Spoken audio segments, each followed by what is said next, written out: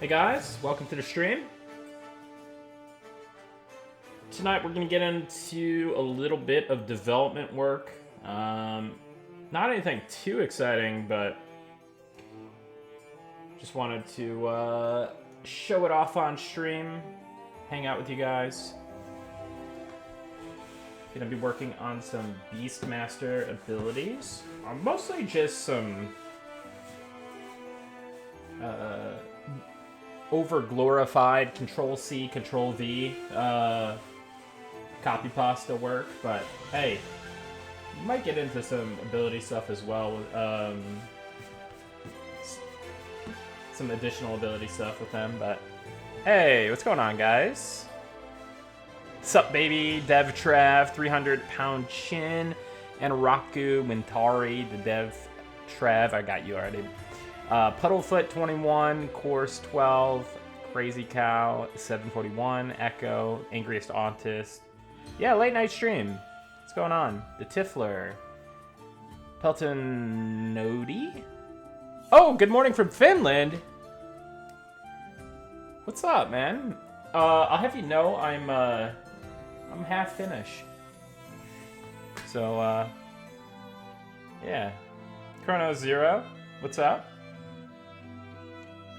Tank tops are nasty. Derp Alert 5040. How's it going? Hope you're doing well. Surprised to see me here. Oh, thank you.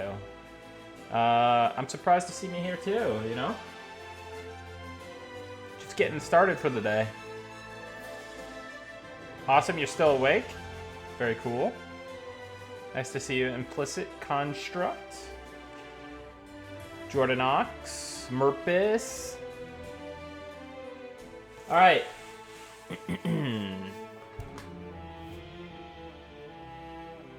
Yeah, half Finn. I'm half Finn.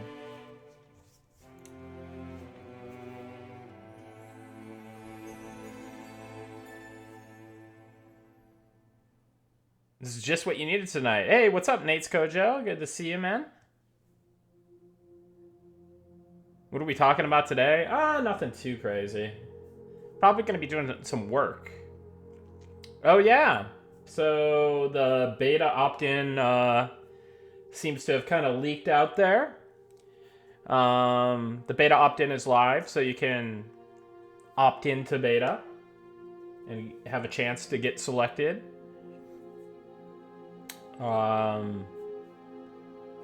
But yeah, give it a go. See if you get lucky. I'll probably still do some alpha key giveaways a little bit later. And yeah. Also, just a note, if you have like reached out to me about the guild beta, it would be cool if you could also have all of your people sign up on the beta opt-in. And if you are one of the guild leaders, please note that you're guild leader of X guild, and probably have your people maybe say they're part of. I don't think you need to do that, but I would say specifically you are the leader of X guild, and yeah, we may be doing those guild invites through the opt-in setup that we have, because there will be a invite a friend system, and then we can better kind of track what's going on with that. So that may be occurring, but it's still beta isn't like imminent, but it is coming soon. You stop watching a soap opera to watch me? Oh, derp alert. You know that won't last.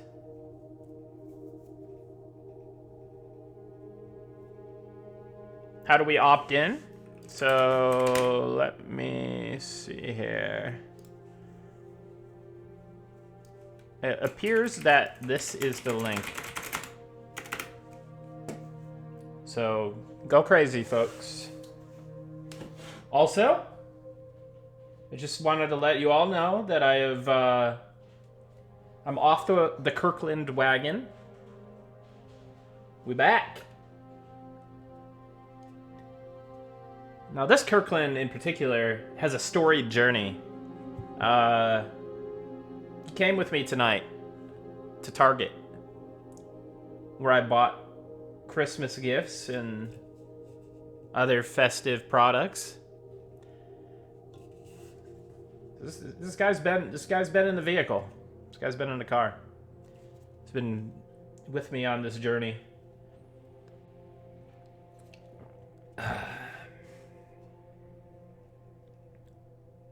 What's up, Yazan?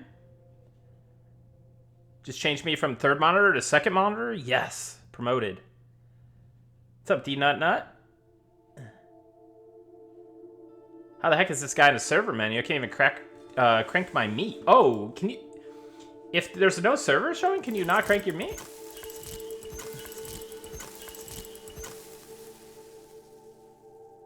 Yes, I got all the stuff that you needed and more, Derp Alert.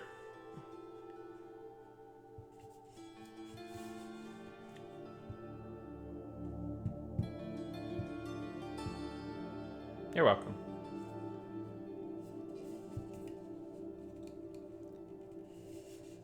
Yes, Chaos Flux, that is indeed what they call it. You gotta keep cranking that meat. But crank respectively. Respectfully.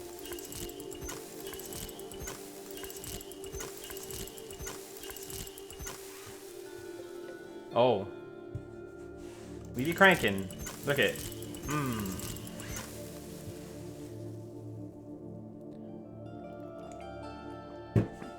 And respectively, yes. Respectfully and respectively. Alright. So, do I actually work on something? I think yes. I couldn't tell the difference, Chaos Flux. I thought that was the same website. I'm gonna go blind? Yeah. What if... Honestly, wouldn't that be hilarious if you cranked the meat too many times and then we like hit you with the blind effect? That'd be pretty sick. Not gonna lie. See, this is the kind of like open development that we need, is like figuring these types of things out. You wish we'd changed the meat. But look at it. It's got like little prototype things on it. I mean, that's pretty much the whole game, Derp Alert, let's be honest. But I'm sure we'll... I mean, the Campfire got a glow up. I'm sure the meat and the little spit thing will get a glow up.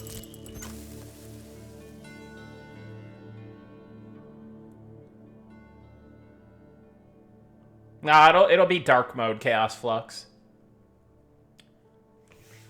Have opt-ins already exceeded the limit of what you are allowing in? Yes, they already have. And that's without announcing anything. I don't think we formally announced anything.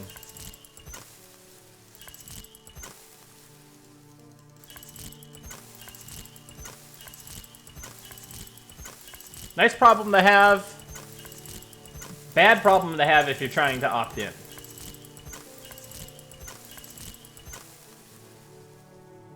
I should just be like the dude who just streamed himself cranking his or her own meat. That should be the whole stream. Can we know the number?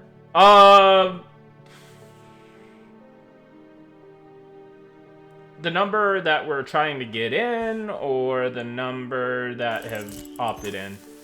I think we'll probably release more info on that at some time. I mean, my idea for it, and this isn't like a hard rule, is like, so we hover around like 150 max CCU per day. But I think easily doubling that, potentially tripling that, would be reasonable. But probably just doubling it to start and then maybe grow over time. Did you have to fire up the stream because of how much you spent at Target? I was planning on streaming before, but then after I got to the register, I was like, yeah, definitely firing up the stream tonight.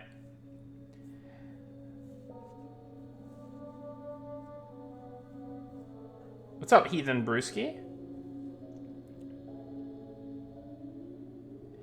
Now, nobody screw up your sleep schedule. You won't be judged if you leave the stream open as you go to sleep.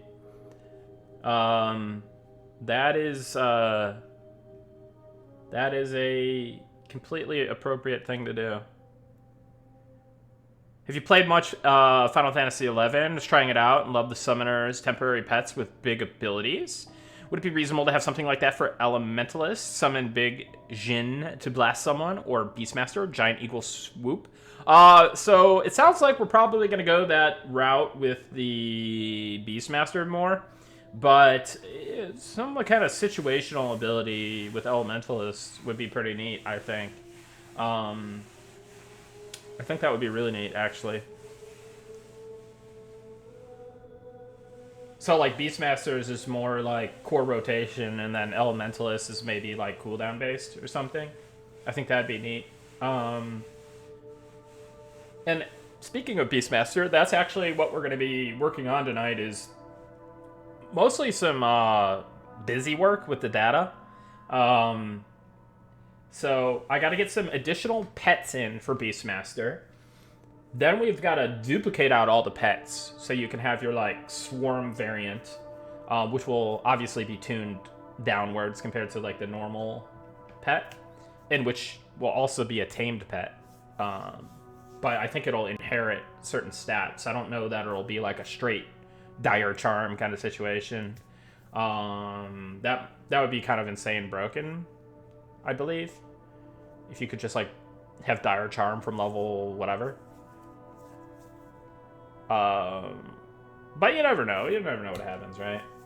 So we're probably gonna just inherit, like, stats from, like, a pet that we have defined in a database, and then there will be, like, some, like, minor pets that you can summon more for, like, a little bit more damage and definitely utility. But they'll be, like, kind of low damage, low health.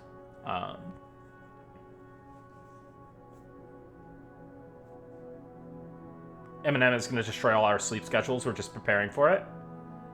Nice. Well, maybe I can interest you in a Kirkland signature cold brew coffee. It's 100% Colombian. 11 fluid ounces, 325 milliliters. I mean, it's got me amped. I'm not going to lie to you. If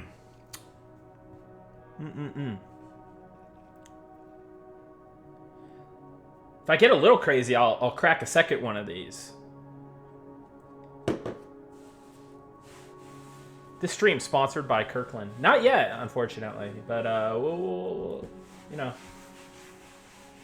got my cell phone standing by. You know, I just, you know, got everybody on speed dial. Like, I got Jeff Keighley on speed dial. You know, we're in the talks, and you got some other high profile people that we're, you know, talking to.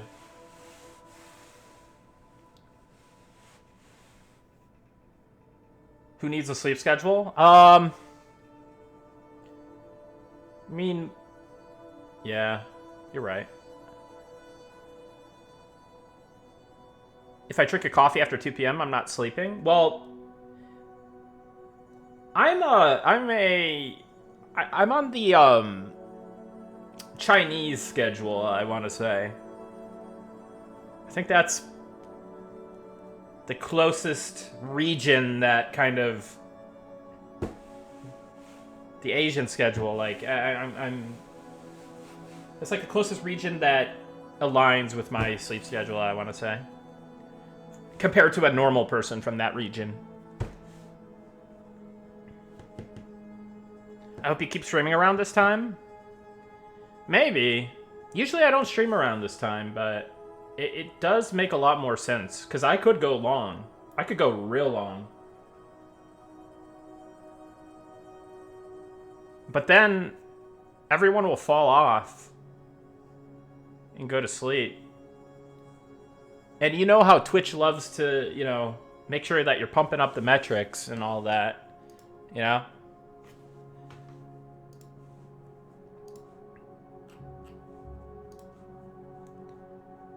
Perfect time for a Nick stream, 4 p.m.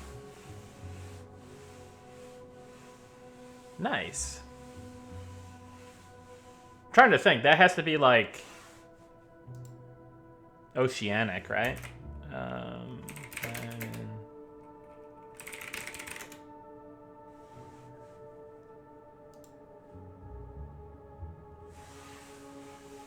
That's right.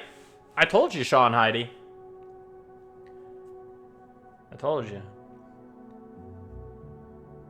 You're in Korea. Nice.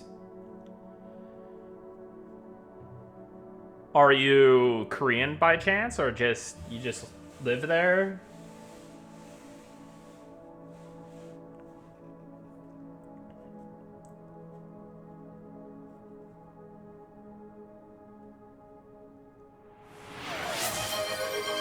Chaos Flux, thank you for the 10 tier 1 gift subs. Man, that's so generous of you. Thank you, thank you. Wow, that was really generous of you. Thank you so much. I really, really do appreciate it. Take that, Target, for taking all my money. No, but it feels good, right? Like getting Christmas gifts for people. Like I don't mind that at all.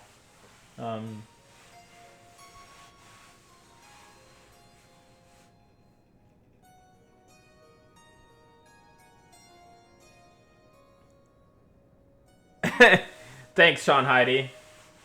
Yeah, now I don't have to live in a cardboard box on the street. Like, oh my god, the Kirkland was almost... There was almost a party foul, guys. The Kirkland was almost knocked over, but saved. Hashtag saved. Whew. All right, we're gonna have to... See, I'm getting all jittery. I'm getting all, you know, getting a little crazy over here. Are there planned in-lore holidays post 1.0 launch? I don't know that we have them like planned per se. I mean, we've talked about them, and we've talked about like the virtues of like doing like an in-world holiday versus real-world holidays and such. But I don't think we've come to any like firm determination on whether or not we're gonna do either one. But we're likely to do one, you know, one of the two, right? It's just, and it could come before 1.0. You know, early access will be a journey, and it depends on, you know, some things like. There's definitely going to be some stuff coming online on EA early access, right? I mean, tons of content, like features, systems, stuff like that. Will there ever be floating combat text in game? I don't want to say there won't ever be, or there won't be an attempt to do something like it, but for right now, it is not a priority, and it is kind of contradictory to our kind of philosophy on game aesthetics and UI. We're really big proponents of not having a lot of like kind of UI within the game view. So that means like targeting rings and nameplates, and when I say nameplates, I mean kind of like the health bars. So yeah. Now, if we ever do like a version of Monsters and Memories down the line, like, hey, this is, you know, our RuneScape 3 to our old school RuneScape, then I think that it makes a lot more sense. And a number of features and quality of life things, I think, make a lot more sense for something like that. But that is really far off if we even choose to do that. But it's things that I think about. It's like, hey, if we have like a really solid old school classic product, like, is there anything else that we can do? Anything else that we could feature to like kind of broaden our audience a bit, without ruining the core game or the core experience. But I feel like even especially early on, like during early access and like 1.0 launch, like I feel like just the existence of that would damage the core experience, right? Because people are then having to choose, like, oh, do I play the quality of life edition or I play the classic edition, right? It makes a lot more sense for games like EverQuest, right? Because EverQuest has been out for 26 years, or whatever, and like, so people are like, hey, I want to play P99, or hey, I want to play Quarm, or hey, I want to play EverQuest Live or EverQuest TLP. Like, that really works.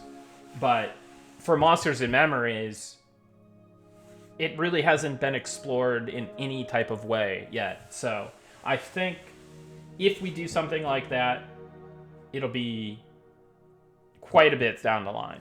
But really long answer for something you probably didn't ask or care for. Robot loves that question. Yeah. 14 stream watch streak, one more to 15. Dude, I always feel bad when my streak gets broken, because I don't know, man. There's like a couple streamers that I watch on the regular, and I feel bad whenever they get broken. But sometimes you just gotta do the work, you know? Kids, the Twitch community paid for this Mini Cooper. I don't know if I would go the Mini Cooper route, but thank you. That would be funny.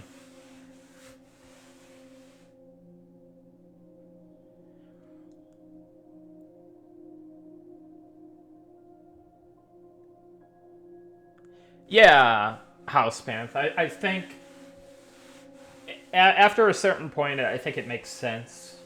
I mean, I think it makes sense right now, but I feel like it would take away from the core experience, because then people are like, oh, do I have to play on the quality of life server so I can be the world first and do all this, or do I have to play on here, and like, do I never get the experience of just being like forced to play the game how it was meant to be played?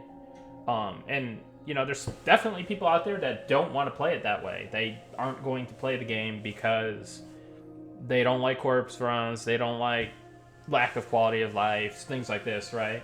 And it would be nice to have that option, but at the same time, having that option kind of makes it kind of weird for the people that want to play the classic game. So we're gonna go very classic for quite some time, and then in the future, if we're afforded the opportunity and it feels like the right time, then now, and don't take this as any official thing. This is kind of just my musing. I mean, I've talked about it with Sean and Ali, but it's not anything that we're doing anytime soon. But yeah.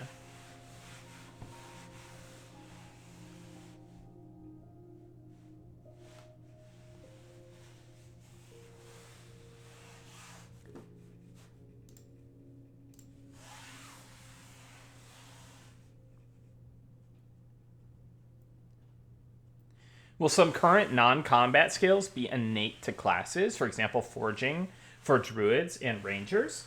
Yeah. So internally, we've been calling them like clashals. Like, instead of racials, it's clashals. It's like, it's a really stupid term that I made up. Yeah. I really, because that's on our list for our kind of beta milestone. And it's one of the things that we really need to, well, I need to really kind of lock in, so to say. Now, there's some of them been going in, right? Like, stuff like berserking for fighter and you know, like sneak on, I guess, monk, right? You know, so there's definitely going to be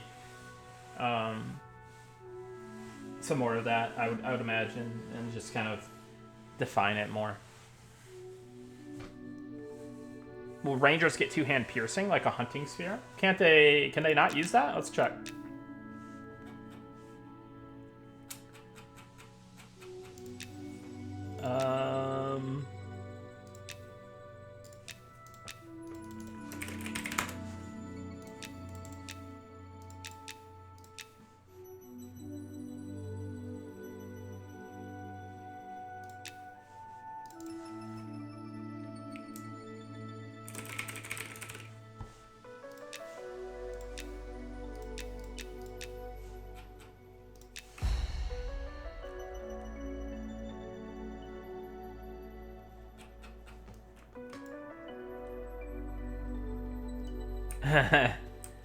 This guy has a 6 stash, doesn't he? That's not new. This has been here for a while.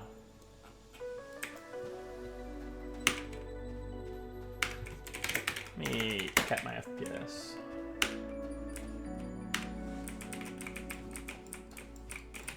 It's getting a little bit of stuttering there. I don't know if that's just a coincidence or something's happened.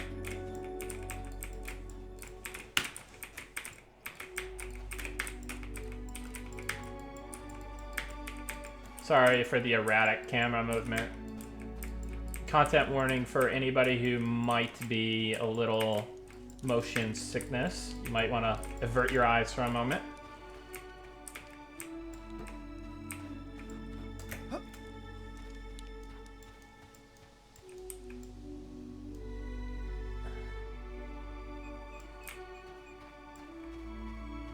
Ooh, that's really hard to see at a certain time of day.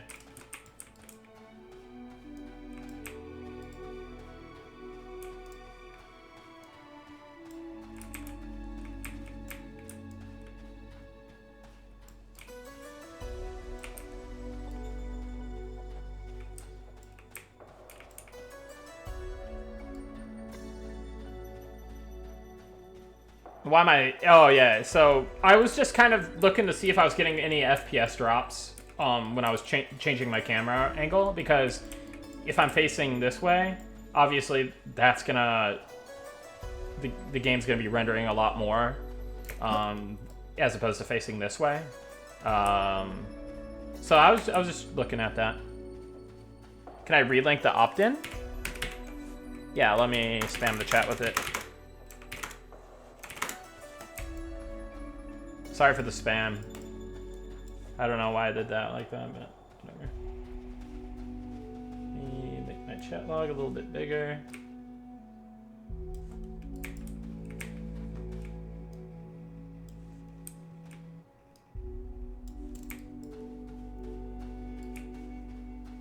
I convinced my wife, a gaming noob, to try Monsters and Memories. Boys, I'm so excited. Dude, that's really exciting. Happy for you guys. Hopefully she enjoys it. You know, it's all about playing with people that you enjoy. MMOs are 10 times better if you have somebody that you enjoy playing with. I feel like M&M could be more casual friendly than retail WoW because of how chill and relaxing it can be comparatively. Yeah, no, it is. So, well, that's a tough one because Monsters and Memories is more casual friendly in a lot of ways than retail is, but retail has a more casual learning curve and kind of ramp up. Like, it is really easy to get started in retail, but then it becomes one of the hardest and most, I want to say, toxic. I hate just saying like, hey, the game is toxic, but if you've played World of Warcraft, you know what I mean, right? Like retail, like And it's also very lonely. Like, if you're not playing in a guild, or even if you are playing in a guild, like, it can be a very lonely experience. Like, it's, because you're kind of playing for yourself in retail WoW a lot of times. Like, I mean, you could play for a guild, sure, but it's all about how am I doing? There's a lot of, like, hey, parse culture, and what's my IO this season? Did I break 3k IO? Did I break, you know, like, did I get all my, I don't know, rewards for the season? Did I? And then the content is challenging for sure, at least on the harder difficulties. So it is a very kind of hardcore, twitchy experience long term. But I think Monsters and Memories is very casual from the start, but at the same time, it's also kind of hardcore from the start because you have corpse runs and you're not handheld. But if people kind of just gave it a chance and they stopped worrying about, like, hey, oh, I can't like min-max, I can't be super efficient right away because there's like a learning curve, then I think that more people would enjoy a game like Monsters and Memories. People just, I think, play games a certain way, and then if there's a roadblock from them playing the game a certain way, or a perceived roadblock, I should say, because, yeah, then I think people kind of check out. Are guild invites going out before beta invites? No. Guild invites will go out whenever we do beta. You like doing that in WoW, though? Yeah, no, there is nothing wrong with doing that in WoW. Sup, baby? There's nothing wrong with that at all. I think... And I see this mentality a lot in the... Okay, that is... Okay. That was just client crash right there. If I've ever seen one myself. Let's get the crash jump on that, boys. Let's get the crash jump on that. That was peculiar. Yeah, too much meat cranking. So what I was going to say was,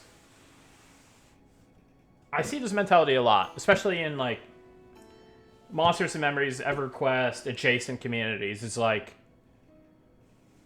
WoW is a shit game. And everyone's entitled to their own opinion. But I think what it comes down to is WoW is a different game. EverQuest is a different game. Monsters and Memories is a different game. It's good that these games are different. Because then you get different varied gameplay experiences by choosing a different game. Look at all the WoW clones that kind of fell off after WoW came out, right? They were kind of just trying to check off a lot of the boxes that WoW did. And in turn, they really didn't differentiate themselves a lot. And these WoW clones were becoming a dime a dozen, right? Obviously, there's been really standout ones. Final Fantasy XIV. I mean, I guess Guild Wars 2 isn't really exactly a WoW clone, but, you know, it's kind of its own thing. WildStar. Well, WildStar, yeah. Yeah, no, I'm not saying that Guild Wars 2 or Final Fantasy XIV fell off. I'm saying that they're examples of good MMOs that are out. But they differentiated, right? Like, they cater to specific audiences and whatnot. They weren't just like, hey, let's make a WoW clone PvE straight. 14 was actually an EQ1 clone when it came out? Yeah, so pre Realm Reborn was... I don't know too much about it, but... Yeah, Warhammer Online is unfortunate. I enjoyed Warhammer Online, but it did have its issues, right? Like, performance-wise, then it went up against Wrath of the Lich King, which was like the pinnacle of WoW in the early days. And what else? I think graphically WoW was just better to look at. Had better design, better world building, pretty much better everything, right? So that was kind of tough for them. And Warhammer and Warcraft being so similar as well. They need to make a StarCraft MMO? Yeah, I mean, I wish Blizzard would... I mean, Blizzard is not the same company as it was, right? Like, comparing 2004 Blizzard to 2025 Blizzard is just... It's not even in the same realm of anything, right? It's just different people. It's different goals. So I'd be worried about what a StarCraft MMO would be like. Because it's just a different time.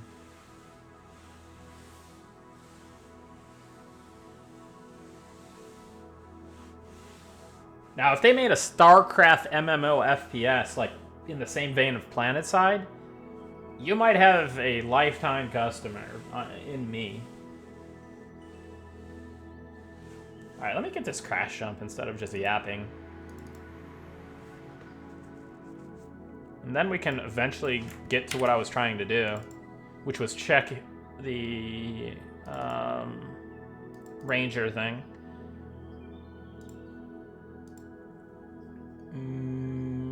Okay, so this is my log file. Let's...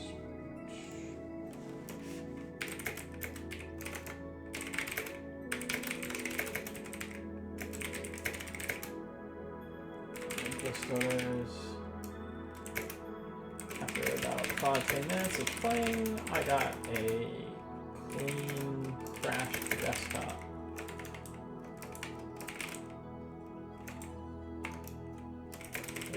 Log here.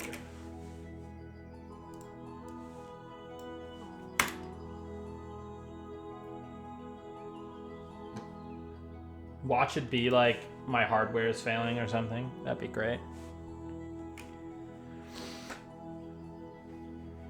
Wasn't that what Overwatch was kind of supposed to be? No, Overwatch, to my understanding, Overwatch was so Project Titan, as it was called, was supposed to be a kind of like weird like thing where you like set up a store during the day and then at nighttime you're basically like a superhero who like shoots people in matches or something. I don't know. Imagine like Overwatch with like a life sim game attached to it or something. Like I don't know exactly what it was. But that's what it sounded like it was, based on reports and things that I've heard. Yamamushi, thank you for the Prime.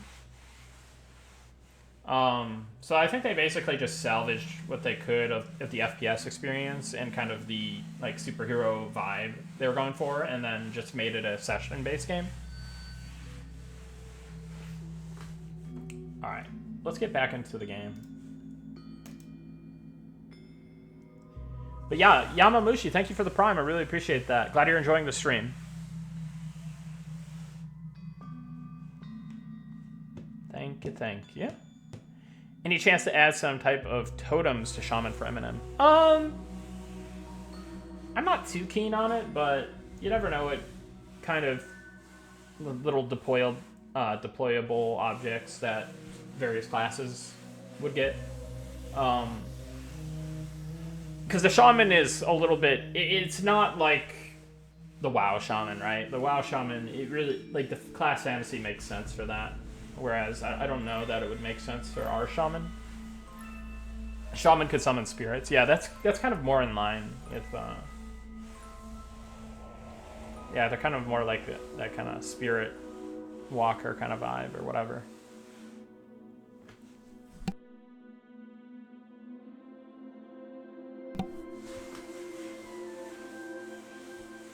All right, let's get in the game.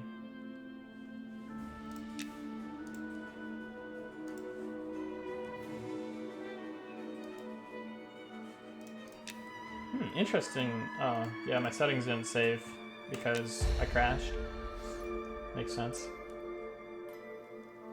Am I rubbing a giant cat on the side? I am actually, yeah. No, I'm rubbing my mouse pad. I do that for some reason. It's like a nervous twitch. All right. Anyways, let's just find out what's going on with the.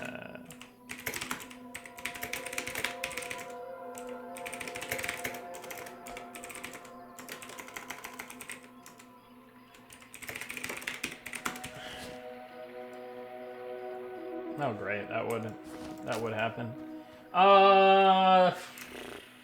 Let me just look it up in the database, guys.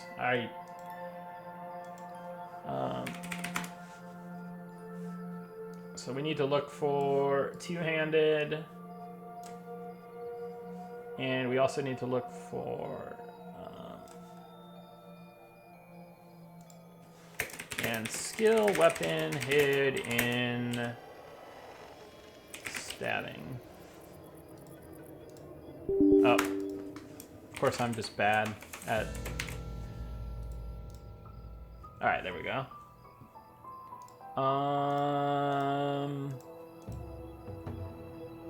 Oh, okay. PH two-handed spear. Let me look at that. PH two-handed spear.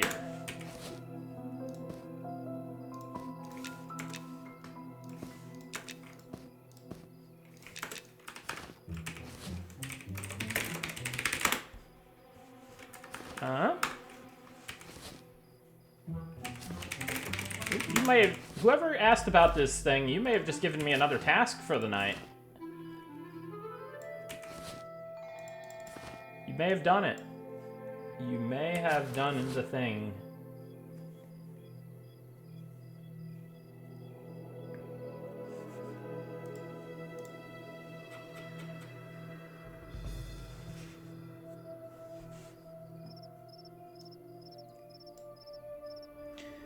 Hey Nick, do you have the tech to see how many people have signed up for the closed beta in these first 12 hours? I'm curious. Yes, yes we do, and it's, the numbers are promising considering we haven't officially announced anything. It's definitely more than we're gonna let in, and we haven't even announced yet, so, as far as I know. But as far as like numbers go, expected numbers and actual signups go, we'll probably talk about that later. Where can we sign up? There, I posted the link in chat. So make sure you opt in to beta, guys. And if you're one of the guild leaders who've reached out to me, note that you're a leader of that guild or whatever, and have all your people that are on your guild invite list opt in as well. Because we do have a friend invite system, and we'll probably be granting friend invites to the guild leaders, or that's one of the proposed ideas, at least.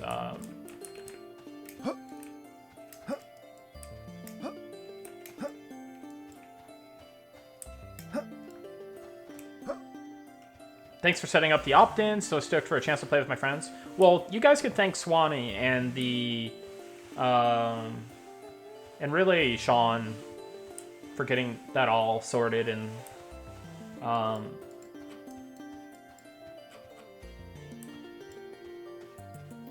if it were up to me, you guys would have been coming to the streams. You know? But hey, speaking of coming to the streams, why don't we do a good old-fashioned giveaway before they go the way of the dodo bird?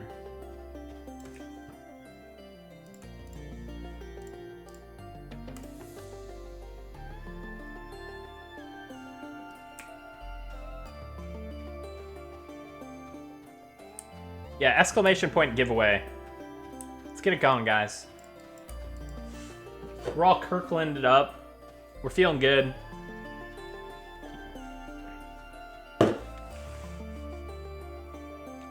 You guys are going to be nostalgic for these days. Eventually. I'm already nostalgic for like early Monsters and Memories development. It's kind of funny how that works.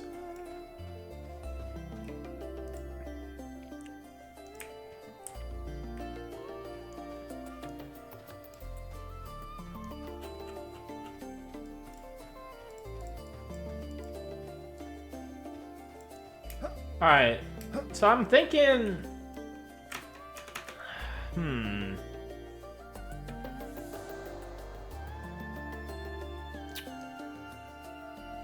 I think we could do...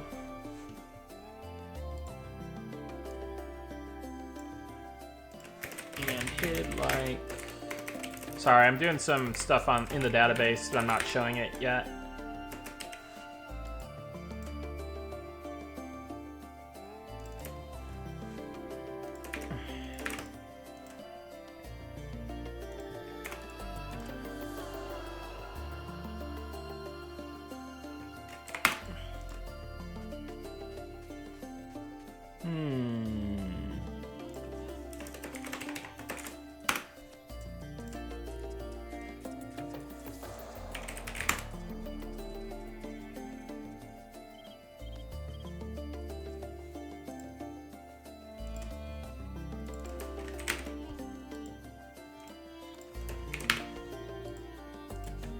Alright, here we go.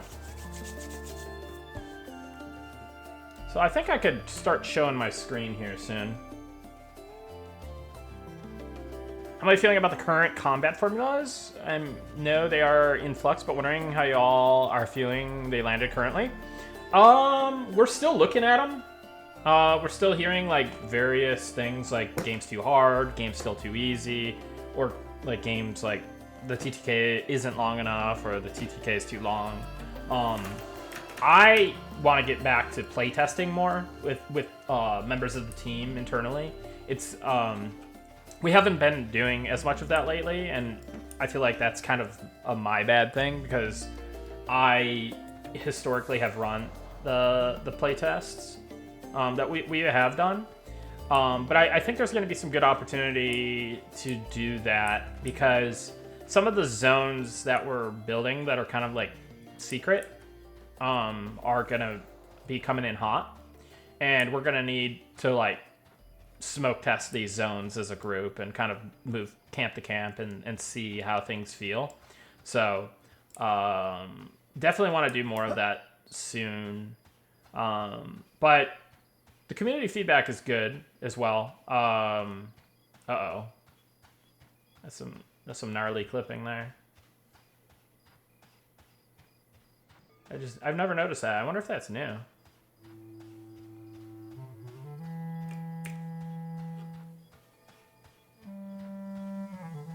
Weird.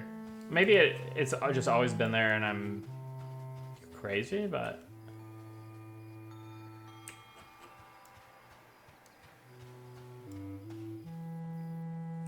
Oh, the game just crashed again.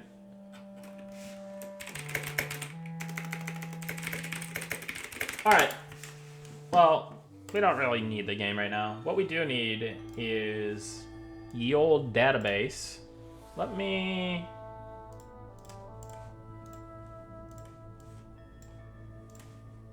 get some of this stuff here. Alright, I'll pull up the database for you guys. Okay, Notepad++. Alright, let's see what else we got here.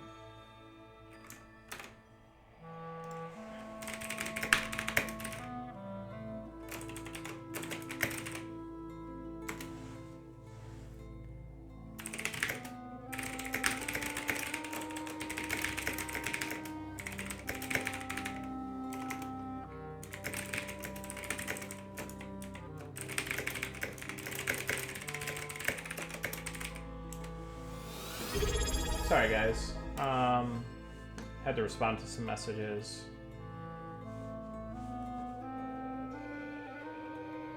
Alright, let's pull that stuff up. Mischief Maker, thank you for the Prime. Glad you're enjoying the stream as I just randomly answer messages and completely lose focus.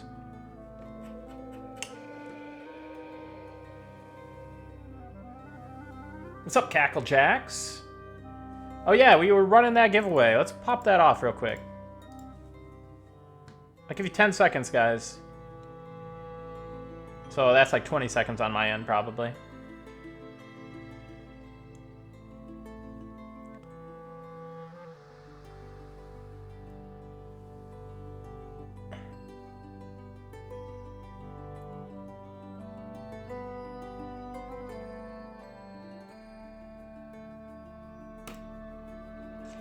Biscuit NA. Biscuit NA. Please whisper me your M&M account email and Discord.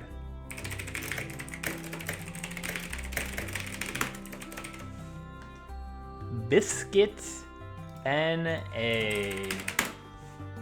Congrats.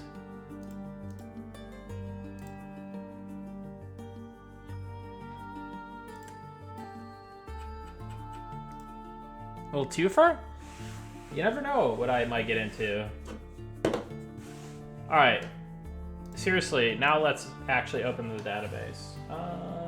Display capture.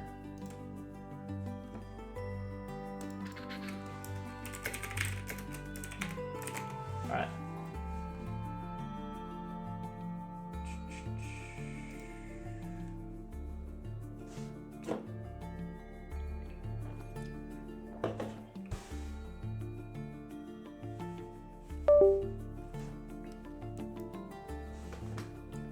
Two Kirklands? Yeah, that's definitely gonna be getting into more giveaways if it's a two Kirkland kind of night. Probably be waking up like in the middle of the night with like panic attacks and heart palpitations if I drank two Kirklands though. Alright. Hopefully I'm not spoiling anything, but hey, we're gonna... Whoever it was who asked about the two-handed spear, let's get that going. So we're gonna insert a ton of new items to the database. 22 new items to be exact.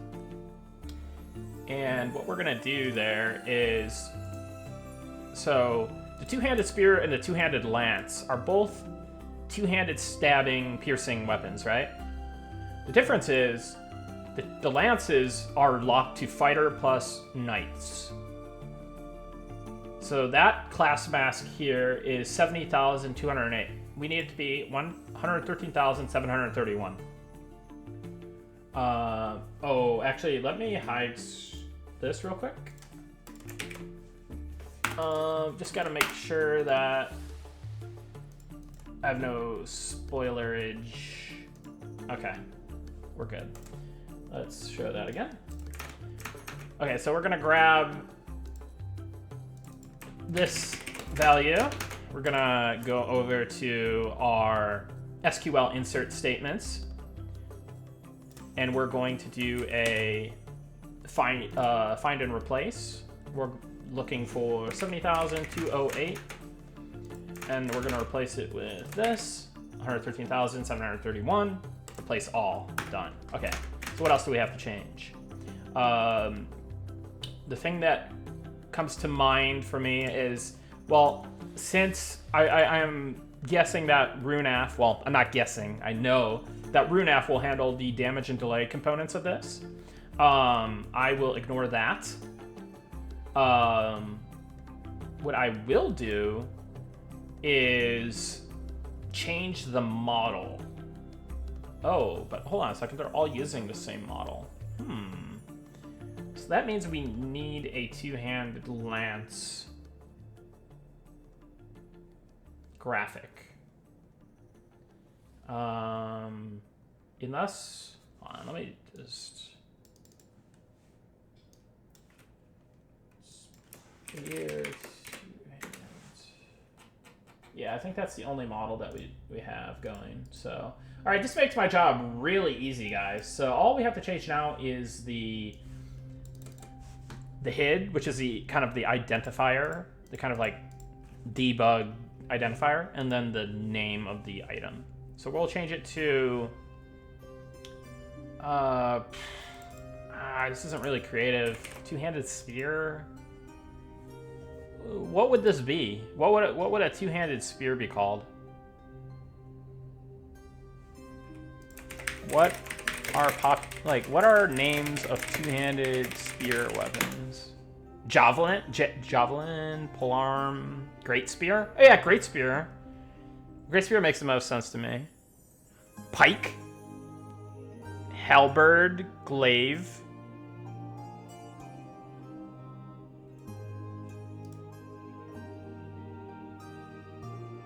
Lance. Well, we have lance. So lance is the kind of like knight and fighter version.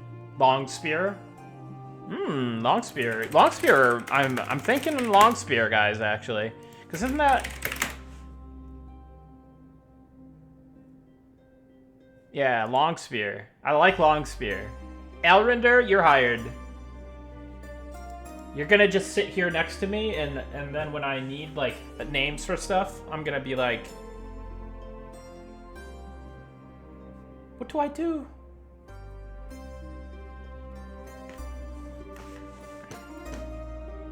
War Spear? War Spear is pretty cool. I think I'm gonna go Long Spear, though, guys. I'm gonna be honest.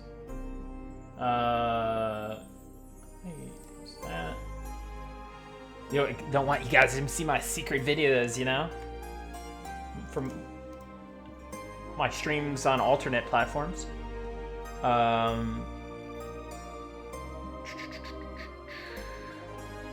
Big Spear?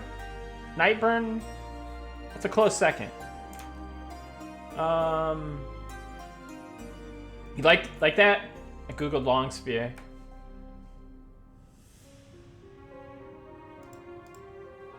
Let me close some of this stuff. All right. Actually, pull that back up. All right, guys. Let me.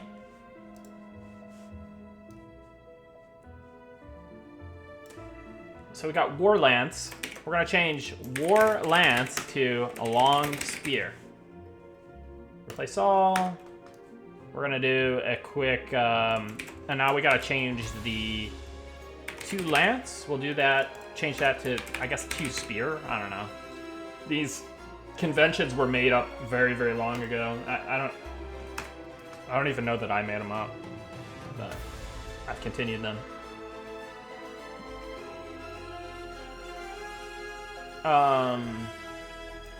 Because in the past, these HIDs used to be a lot more restrictive. Now we allow more characters there, which is probably like unoptimized or something. But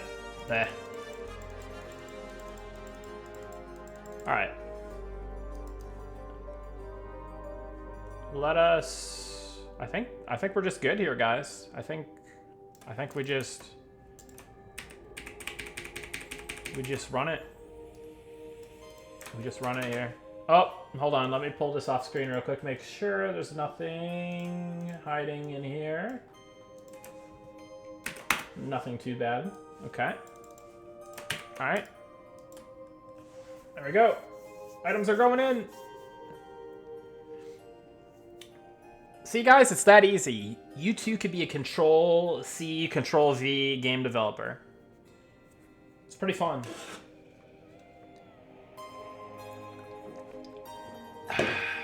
Just sit here, sipping Kirklands, copy pasting.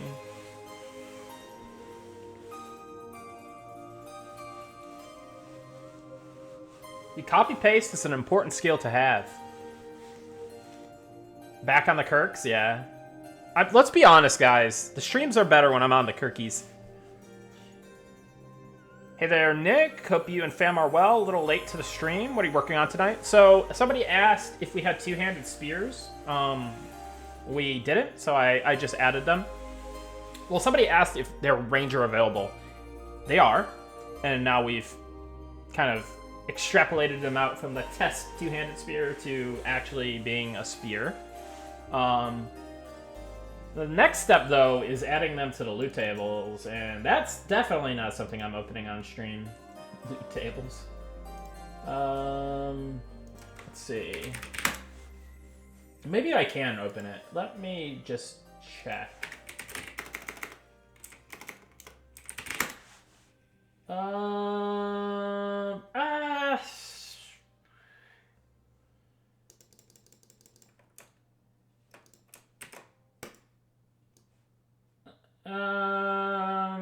I think we can...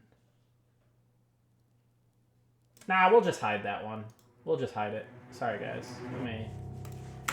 It's nothing really groundbreaking. I'm just gonna do another find and replace for 2 lance to 2 spear. And then we're gonna just put that in the DB. It's just some minor information that I might not want to give away, but I don't even know if you'd be able to discern what I'm hiding, so... Not to say that you guys aren't smart. You guys are probably copy-pasting every screenshot of me opening the database and stuff, so... yeah. Alright, looks like we're good here. Oh, I just leaked it anyways. Well, that's fun. What a nerd, dude.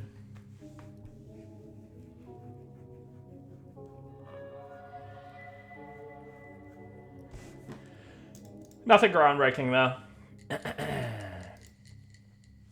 All right.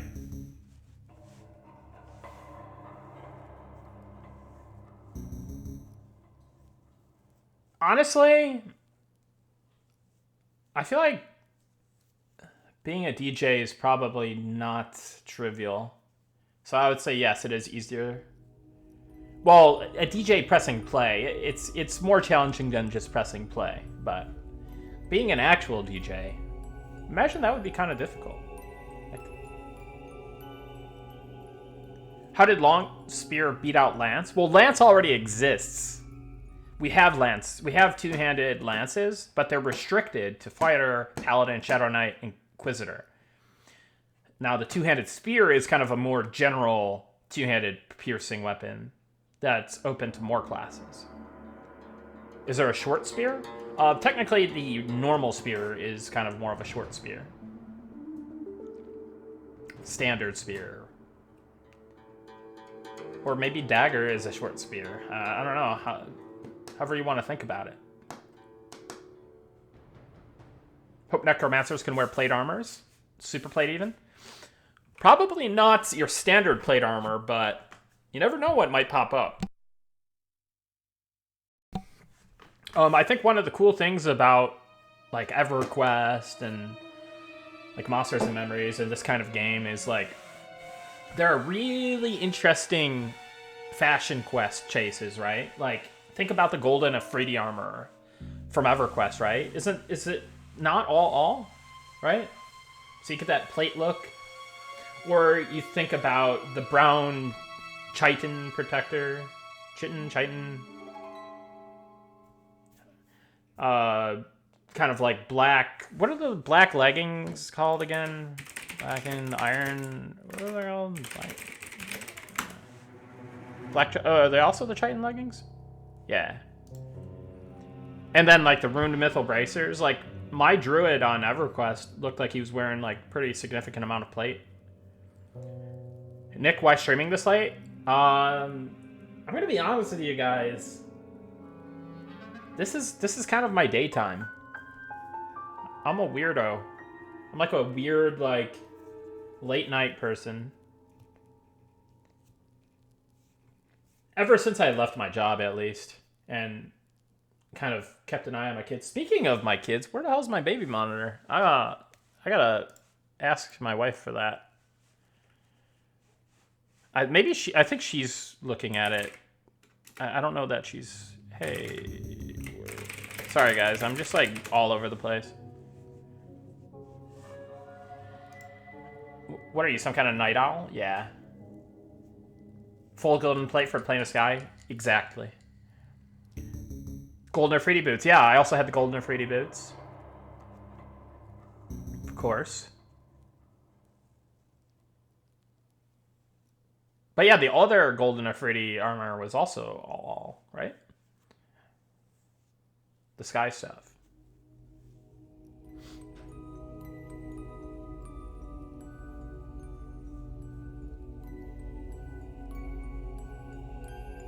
Yeah, degen hours can be helpful, right? Because you got a lot of time to kind of just concentrate on what you need to do. All right, let us pull up display capture again. Okay. So I think... Oh, here, actually. This. Then do this. And then do this. Okay. Now let us pull up what we were trying to work on for this evening.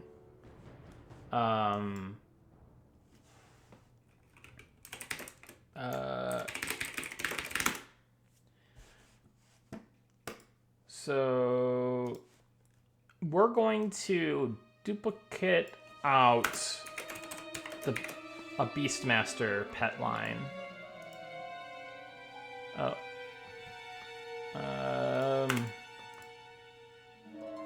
Oh, whoops. Okay. So we're gonna add a couple new pets.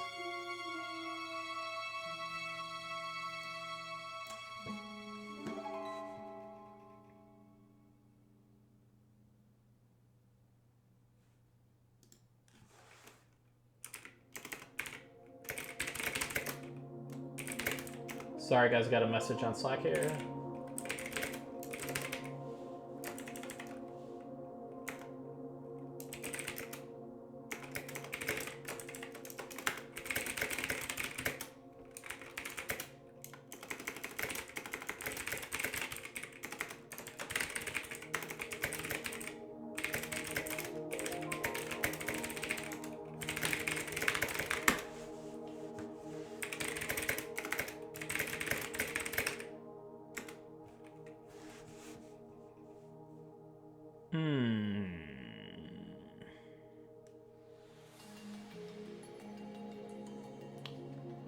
Beta opt-in is...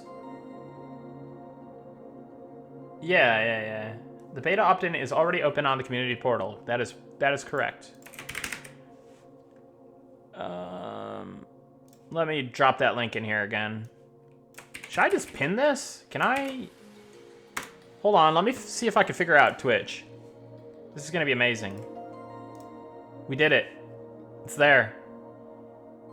Unpin after stream.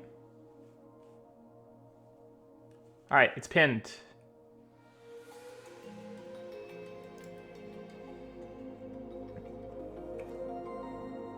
Can't wait for the day to put retail WoW on the back burner and spend my time in M&M. That's an interesting replacement, Anne Rothan. Going from retail WoW to Monsters and Memories. But I guess you might just be the kind of like one MMO type of person, or... Because to me... Like, those are two different kind of games, so... I would want to be able to experience both. But I can definitely understand wanting to focus on one game. When I finish raid logging, I could come chill on M&M. That's a good plan. Yeah, you gotta have a raid log game. If you're a raid logger, you need a raid log game. Now, back in the day, like the old school WoW Classic days, Dota All Stars was definitely a raid log game. I remember that. And then I remember like TBC era. It was Call of Duty 4. Call of Duty 4. I remember that. Because Call of Duty started, like, officially popping off with Call of Duty 4. And, that was a big game at the time. Because that really kind of was the foundation of modern Call of Duty. Warcraft 3 Customs, Dota, and Tower Defense. Yep. Anything you excited for, Nick, in coming beta? Just having more of the game done. COD 4 and League, decent raid log games. Well, this was a couple years before League, but yeah, League is definitely a good raid log game.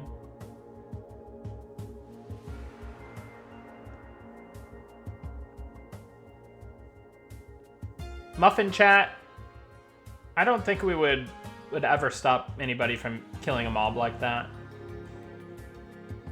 I know certain companies may have, but...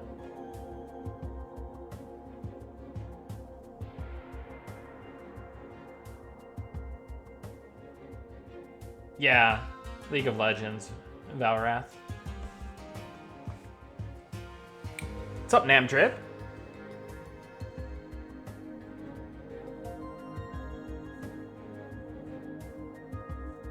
Yeah, I'm over the seasonal gameplay loop of what retail WoW has become.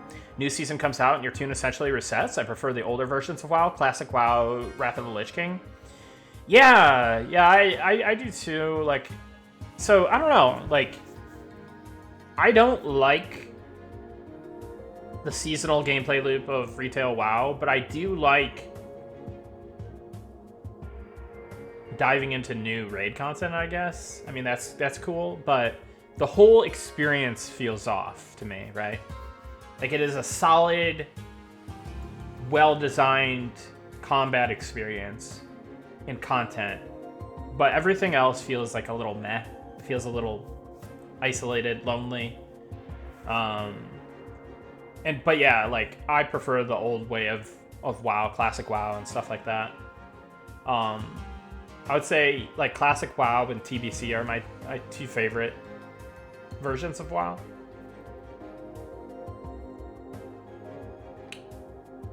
Will I be showcasing anything Spellblade after the Beastmaster work? At the rate that I'm working, hopefully we could even get through the Beastmaster stuff.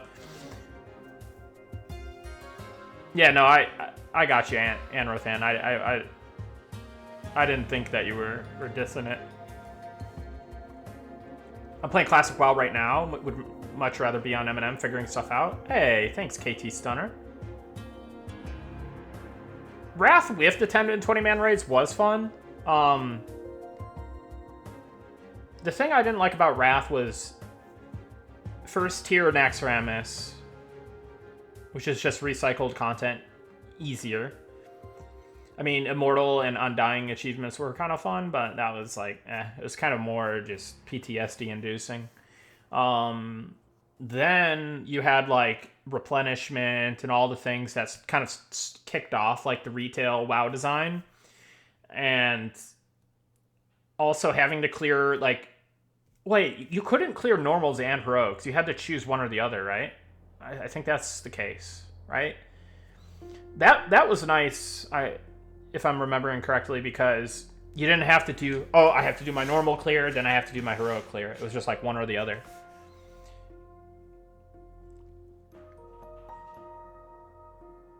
Sarth 10 man was satisfying. Yeah. Yeah, there were things I really did like about Wrath. But that was when it started moving in a direction that I was like,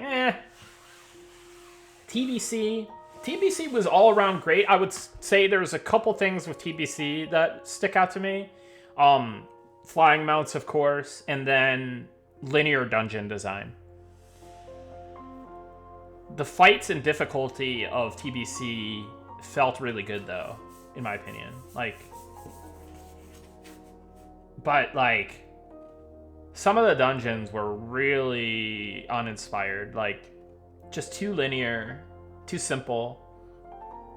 Like, imagine if TBC had a Blackrock Depths kind of zone, or a Blackrock Spire type of zone, or pretty much anything classic.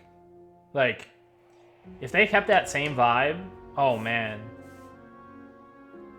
And they didn't do any dungeons for the Blood Elves or Draenei. If they did some, like, addition... See, that's I think a misstep on their part. If they did at least a dungeon for each of those... I mean, I guess they added Magister's Terrace later, but that's, like, ultra endgame, like, 5-man, right? It was, like, the 5-man... Endgame 5-man.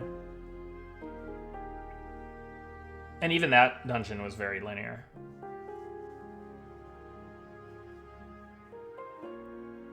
But yeah, I think if they redid TBC, I would say maybe reconsider Flying Mounts. Like, obviously it was like a big deal at the time. Not do linear dungeon design and add at least one low-level dungeon for the Draenei and the Blood Elf. Like, say, like, a Dead Mines or, I don't know, something. Like, it doesn't have to be, like, like the Dead Mines equivalent. It could be, you know? But that would be a pretty sick story arc for the starting area. Because I think it makes sense, right? The Blood Elf and Draenei starting areas only went up to, like, level 20-ish, maybe? 15? I can't remember. So it probably would have actually made sense.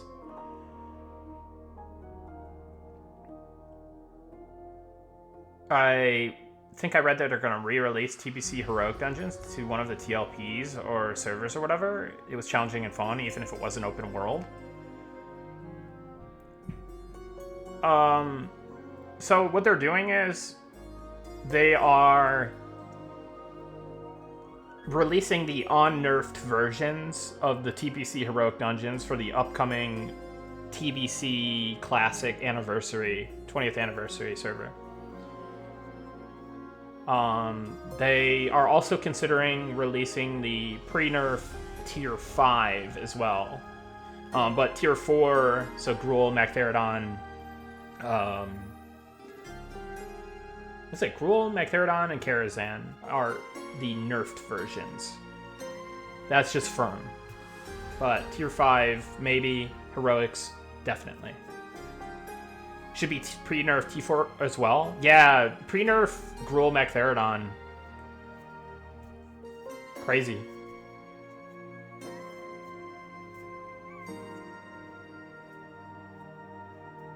Or Nightbane, yeah. Nightbane.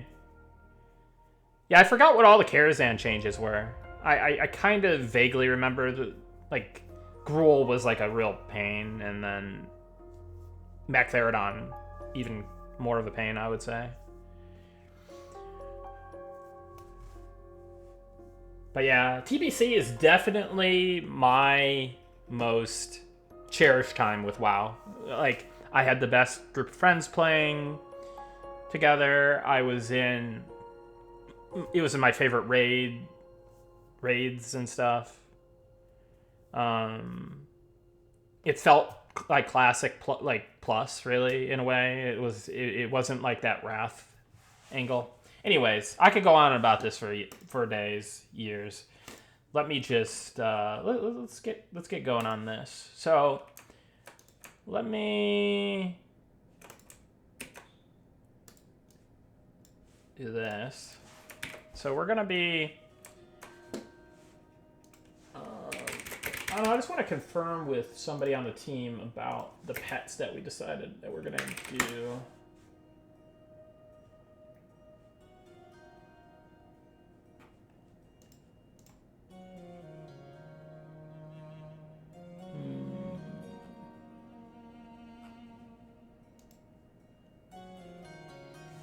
Because we've got, so what do we have? We've got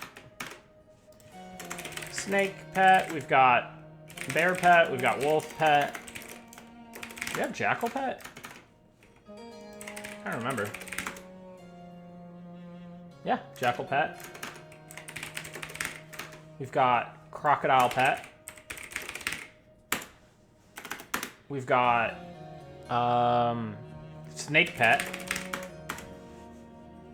We've got What about a flying pet? I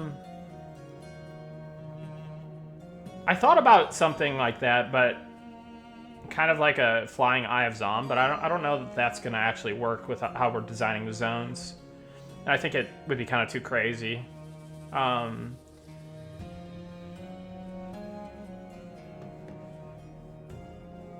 Boar. Well, we gotta stick with models that we do have. Scaled wolf pet for lizardmen eventually. That's a little on the nose, but yeah. Spider pet. Oh yeah, so I think the ones that we're gonna add were spider pet, wasp pet, and maybe beetle pet? I'm trying to remember. Let me look at something.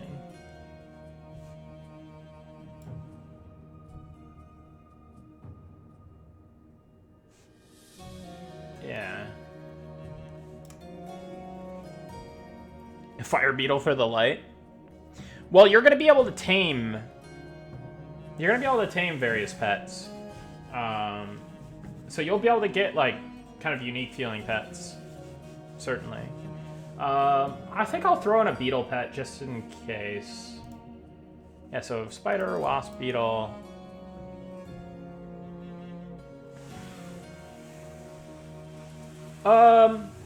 Shark pet. That'll be a tough one to take out of the water. Oh, rat pet. We have rat. Let me add that to the list. So rat pet.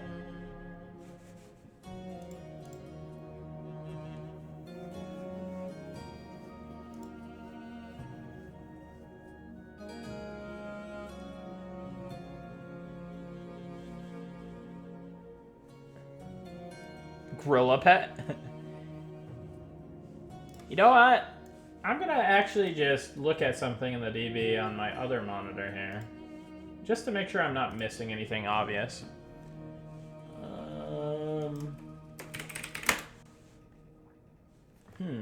Okay, so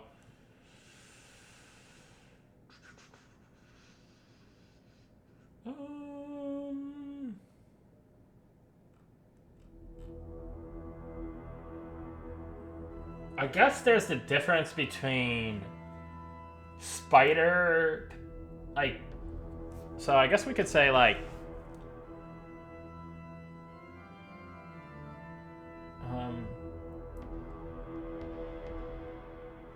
the Black Widow versus the tarantula.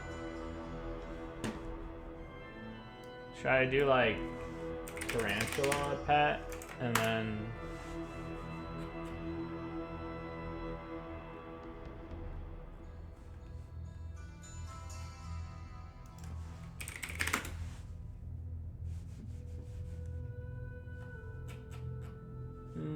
Let me see something.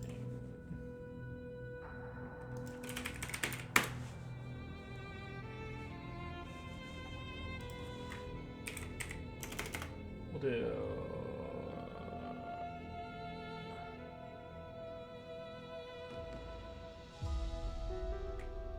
Widow pet? I don't know.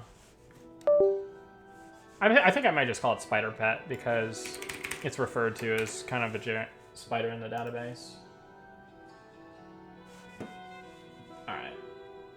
So we'll add those. Let me...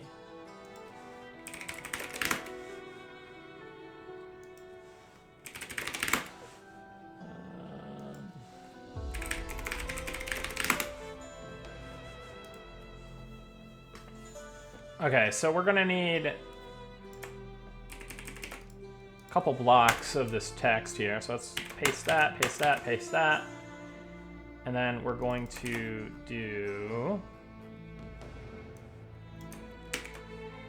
replace crocodile pet, tarantula pet. Replace crocodile with, well, actually, hold on. Let's do crocodile, spider, and then let's do crocodile, spider.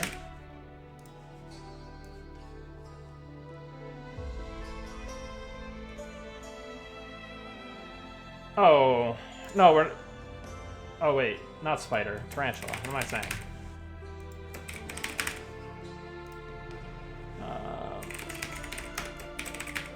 Wait. What am I doing? Tarantula. Tarantula. Yeah.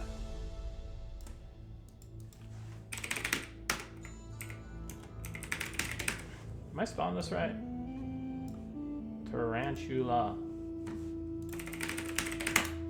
Yeah. Alright. So... I'm gonna have to update the tooltips eventually when the abilities are decided on. But let's just get the abilities in. So next we need Spider. Nick at Night. What's up, Spooey? Hello, I heard some rumors regarding the possibility that everyone will have more than 10 spell slots available. What blasphemy? There will be some abilities flagged that you can drag to the hotbar, yeah. Namely, like really long cooldown abilities. Not your short-term or medium-term cooldowns, but your very long-term cooldowns. We're thinking. And then definitely stuff like throw and shoot arrow, right? Because those should just always be known. And in fact, there'll probably be default abilities that you won't even have to get the scrolls for anymore. So it'll clean up some of the starting character inventory, and it'll also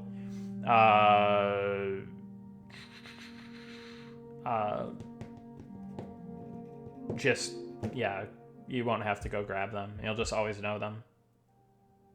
And they won't compete for slots on your what you would call it, ability bar.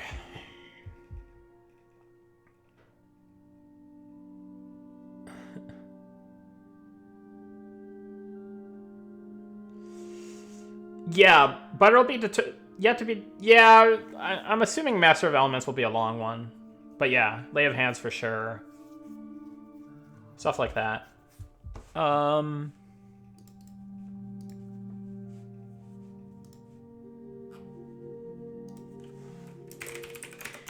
hold on. I gotta ban some crypto bot from Discord. Do that. Banned.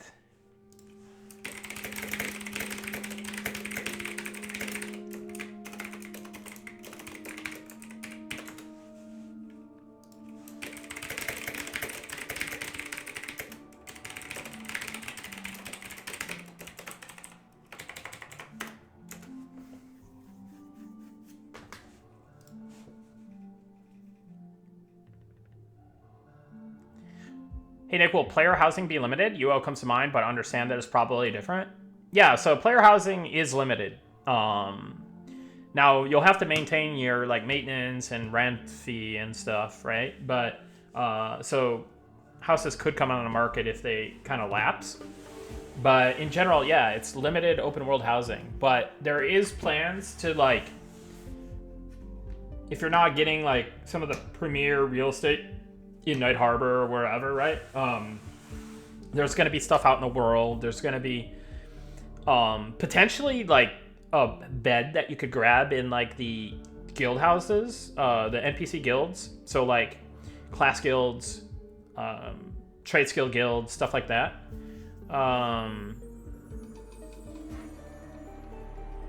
So there'll be a decent opportunity to get some of the benefits of housing without like being like getting that like prime real estate.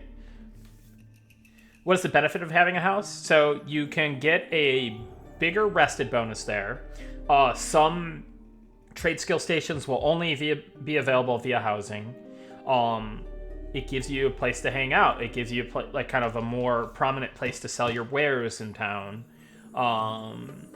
And it's just cool, right? It's just cool owning real estate. Mount storage, additional storage other than your bank. House parties, exactly, Zeno. Thank you.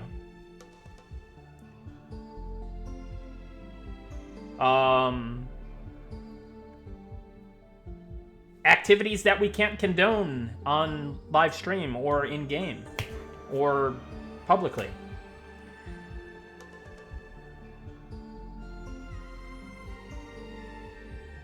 Role-playing, exactly. Role-playing. Speaking of that, how do the stalls work in Night Market? I bought one of the few tests ago. I couldn't figure it out.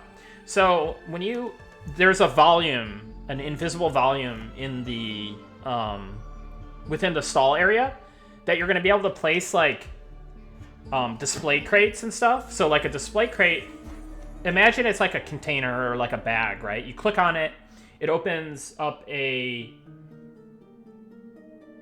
like the little bag screen UI element. So if you're like a customer looking at somebody's items, you click on their display crate, then you can see what's in there, and then you can also leave a note item within there that has like the prices on it and stuff. So there's like a full like way of just like browsing items without having to like go through like the trade process.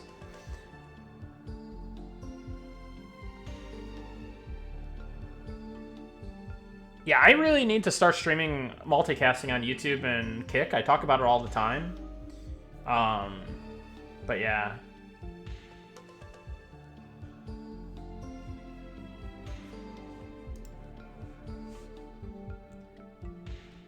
Ads do be that way.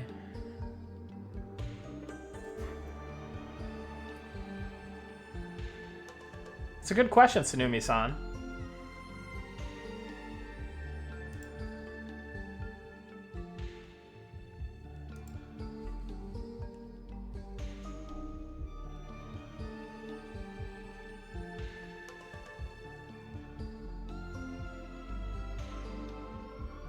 Alright, so let's continue on with the work while the ads are running.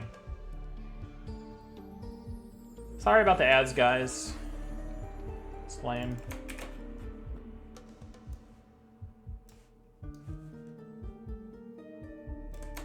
Alright. Crocodile. Do spider. Crocodile, spider.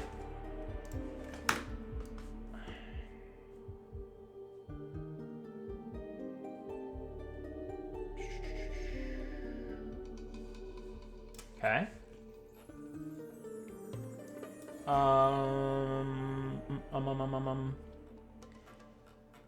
Okay, we'll do the wasp next. So we're changing it from crocodile to wasp.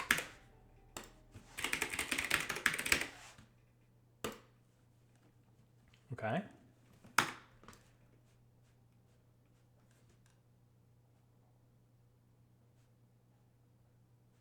We can change this to bite and provoke to... Because I know I want to do a sting for that. And then I guess... That's a bite. Bite makes sense. Probably differentiate it even more though.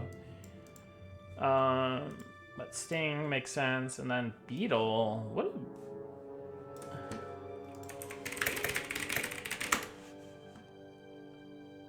I guess they bite.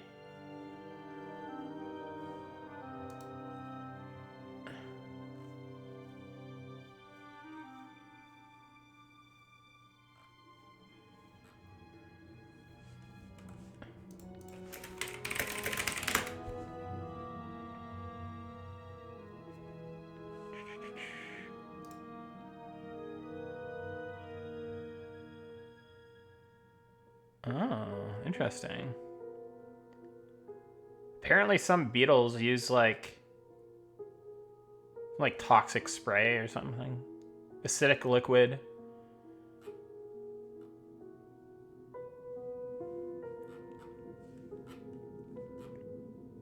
But yeah, if anyone has any questions about the housing, if they missed it because of ads, feel free to ask again. I'm an open book on anything. You can ask me pretty much anything, even unrelated to the game.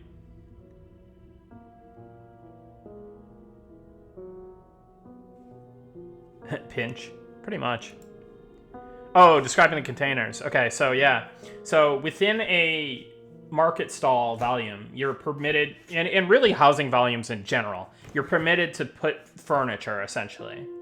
And one piece of furniture specifically for the market stalls is the display crate.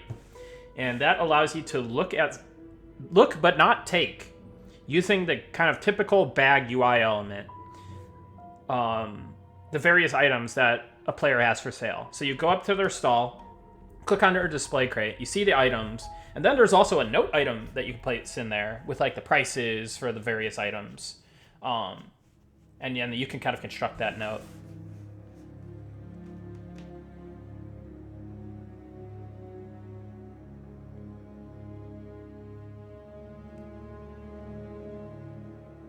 Were you hiding Goblin Spellblade?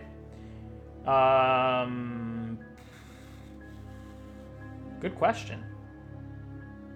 You guys have to find that out for yourself. House items, furniture, and such, are they in game yet from vendors, or are they player crafted? They'll be part of the what's it called? Not construction, carpentry trade skill. Now, some of this stuff may have kind of trickled in there. I'm not 100% sure, but some of the carpentry stuff is being worked on, to my knowledge. And, yeah. But some of the systems involving that will still need to be fleshed out. Like, for example, kind of like comfort level. So, within your house, you'll be able to have like a certain like comfort level. Like think Valheim, right? Like if you have like a really nice bed and like it's heated room and everything, like you're gonna get top tier rested status or comforts, and it's gonna enhance your rested status. And it's gonna enhance your rested status by giving you a longer duration of rested. So instead of like so like you could rent an inn room and maybe you get like an hour or two out of it. But if you have like a primo top of the line house with like all the furnishings and all the great stuff, then maybe you get like 6 hours of rested experience, right? Now, if you die out in the field and you get rezzed, you're going to lose that rested experience. But then you can rely on the campfire, which is only a 20-minute max duration.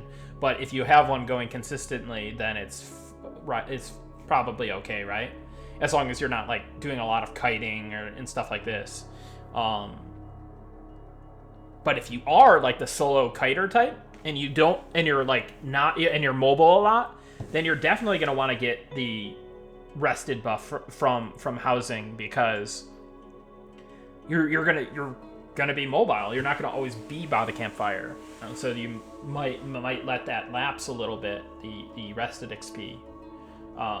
So yeah, I think it's just going to be handy to have it, period, right? Like, say you don't have, like, supplies for campfire, or you're kind of just messing around doing different stuff. Like, I think that rested bonus is going to be really nice, and it's going to incentivize people to go back to town, use housing, rent in rooms, grab a bed in your guild hall,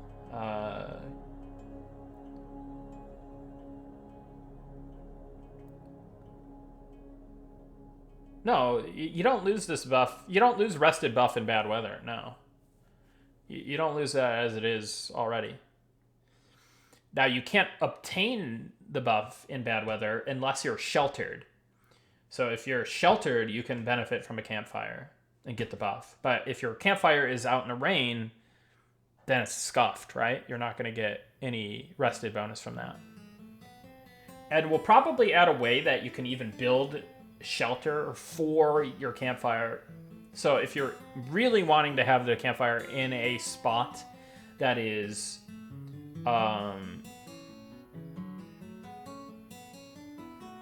like exposed to the elements, then you can build a little shelter over it. What's up, Darkest Road? Camping tents? Yeah. It'd be really cool to like be able to build like your own little camp. Yeah, campfires must be strategically placed for the shelter thing at the moment. Yeah, and I kind of like that. You know, if the shelter is too trivial to make, that's what I'm worried about, is if the shelter is too trivial to make, then there's no strategic planning for the campfire. Or there's a mitigated amount of strategic planning, right? So I feel like it should be a little bit costly to make a shelter, maybe, or, like, inconvenient. I don't know. But I feel like after a certain point, everything just becomes so, like, because the economy just gets so, like, or the game economy matures, and, like, your character's wealth matures, and then it's just kind of like a throwaway thing, right? But maybe, I don't know, maybe you need to, like, carry something heavy to do it. Make it a high-level trade skill. Yeah, it'd have to be, like, a really maxed out, I think. Late game survival. Yeah. Most builds fires everywhere, and when it rains, they sad face. Yeah, so that's one thing that I was doing when I was doing a lot of... I don't know if you guys remember, old Nicky himself was on the Poop Sockers list during the public test, and what I would do is I would place like a line of campfires in that little, like, in the boneyard in Fallen Pass, because I was just sitting there fear kiting. So I wasn't always in the same spot. So I would go to, like, a different campfire and sit there, get rested. And so it would have been really convenient for me to have the longer duration rested buff.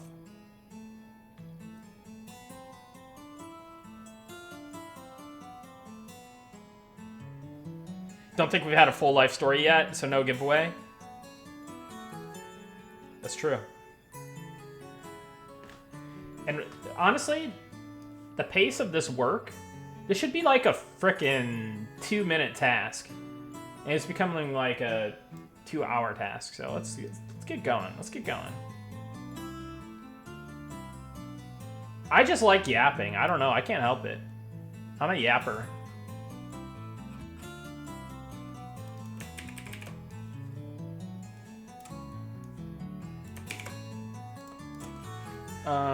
Crocodile beetle.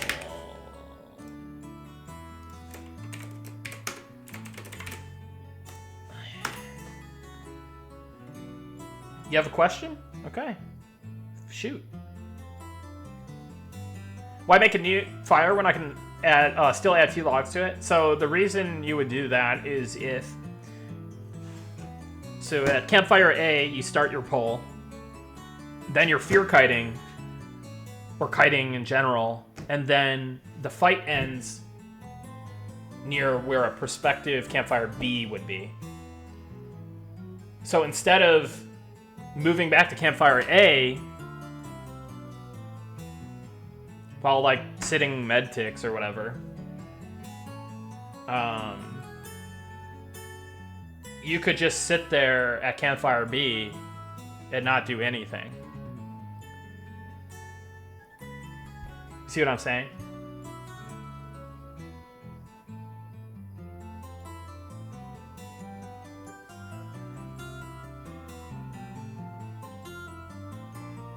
Any chance of moving fires? Fire wagons? I think that would be a safety code violation.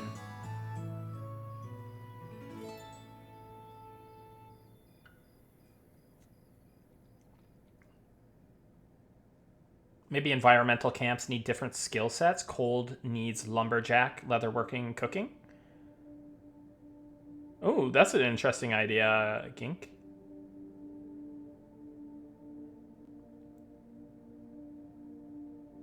You're not the Gink from Sol and Zek, are you?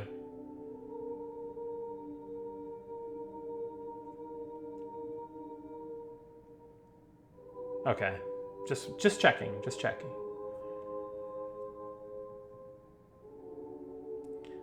Yeah, I seem to remember there was a Froglock Paladin named Gink on Sulan Zek on the good team. I think I do recall that being a thing. But I could be wrong.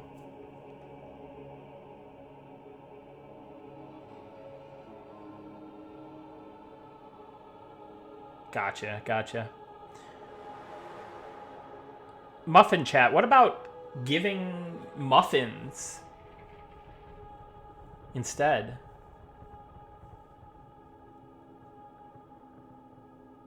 The Wraith, yeah.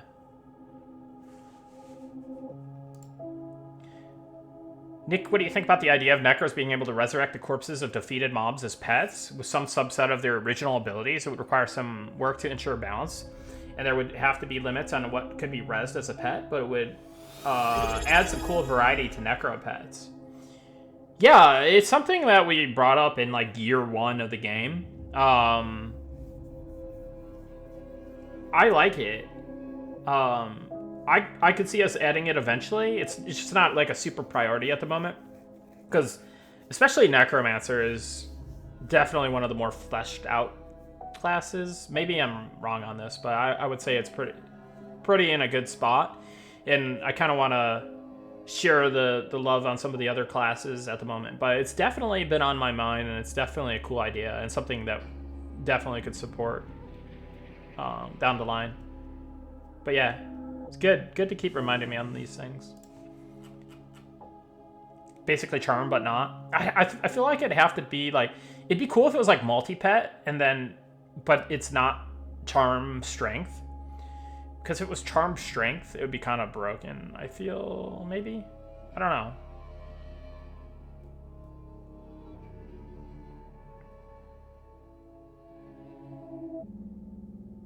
Undead Army. Yeah, bone, what is it called? Bone Dancer? Or was it Bone Dancer Daok? That was a cool class.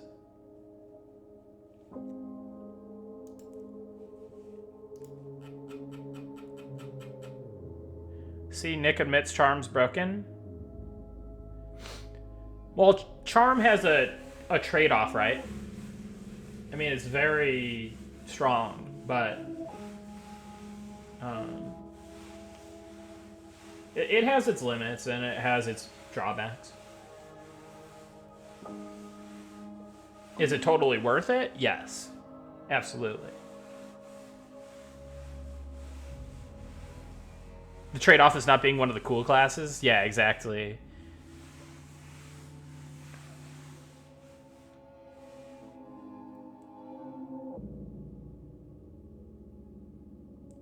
Xeno!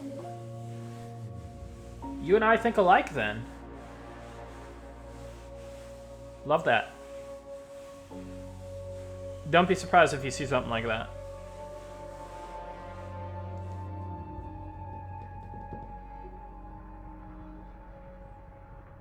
Yeah, how is Charm balanced at the moment, guys? Like, obviously, the pets themselves are strong, but, like, how have they been holding for you guys in the alpha and public test? Well, probably alpha is the information to get, because that's more recent. Has anyone been charming in the latest alpha patch? Charm feels OP in PvP.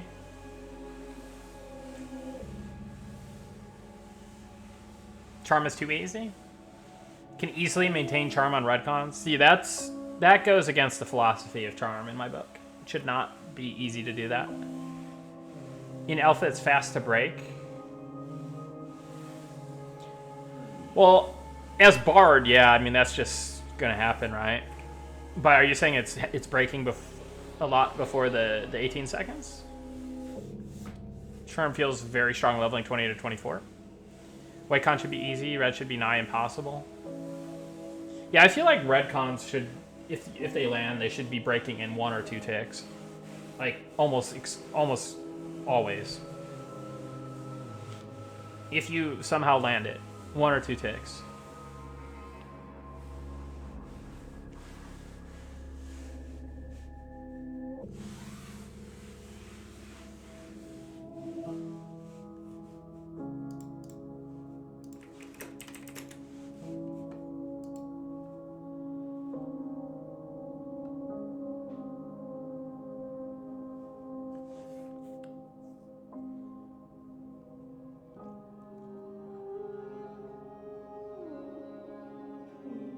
Yeah, I mean, even if you have, like, really good charisma for your level, I don't know that red should be charmable. Like, I feel like if you were, like... whatever this, I guess, soft cap. I don't know if that's how it works, but if you're like the soft cap for your level, I feel like 1 to 2 ticks for a red. Like, that's it. But generally, they should just be resists or 1 or 2 tickers.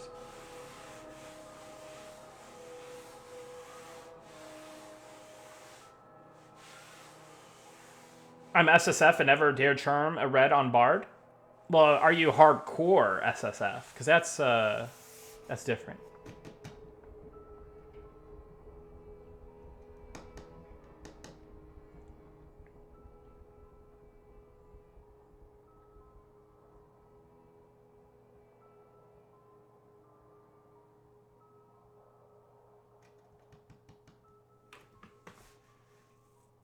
I really should move my camera to where my chat is. I hate not talking to you guys, and I've tried to make it a point to like look at my camera in the past, but since I've just given up on it.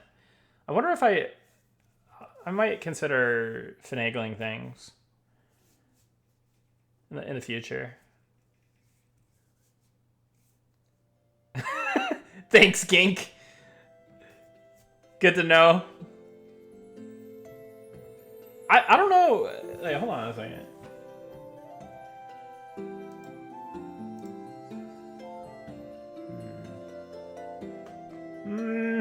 I don't know. It's not that good all around, but I'll take it.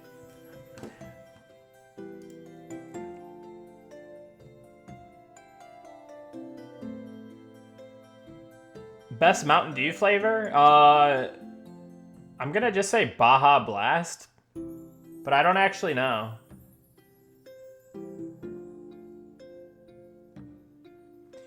Echo, I'd have to do a 180 for that.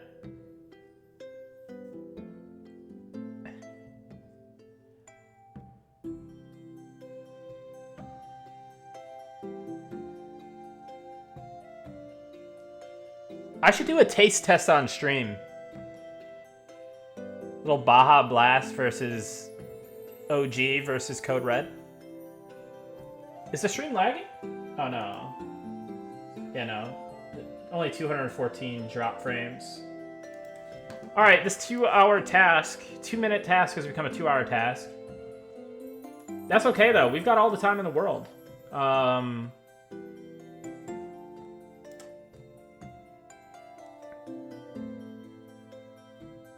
I do kind of want to AFK though. I really want to see what's going on with the baby monitor.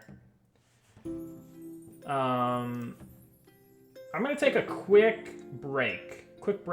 And I will be right back. We'll probably bust a giveaway when I get back. So make sure you get your exclamation point giveaways in. But I'm going to take a quick break just to find out the baby monitor situation and maybe use the bathroom real quick. So yeah, I'll be right back.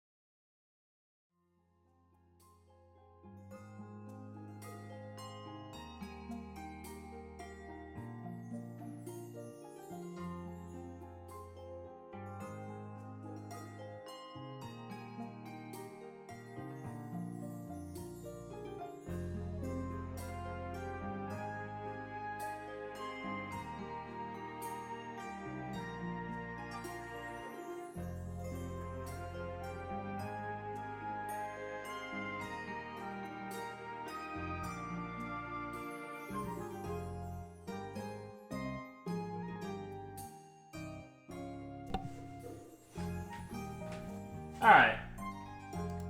Alright. We're back. Baby monitor is secured. Oh, man. Alright. Let's run another key. Did y'all set this database up based on how other MMOs structure their DB? I didn't do the database design for the DB. I just did a lot of the data itself. But I'm sure that we are kind of aware how, like, various games and stuff have done things. So I'd ask... Well, I guess the person that you would ask is not even on the team anymore. I mean, Ollie is, but... I don't know. But yeah, I'm sure it's similar. I'm sure it's similar in ways. But maybe different, or I don't know. Alright, let's choose a winner.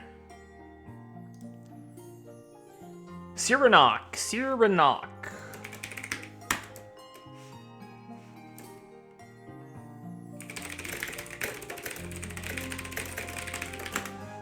Whisper me your M&M account email and Discord. Congrats. Cyranok.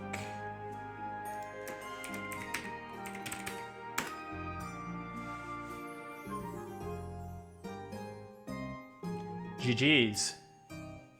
Alright. Alright. Let's kind of work on this task, shall we? I feel like kind of getting distracted here.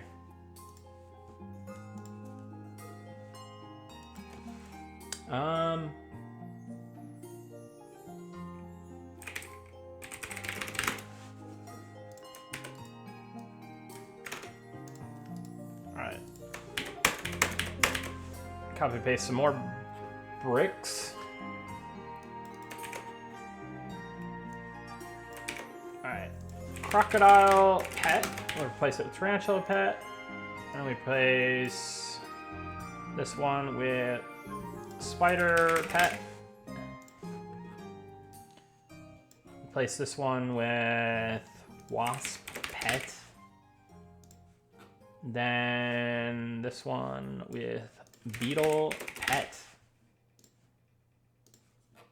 Okay.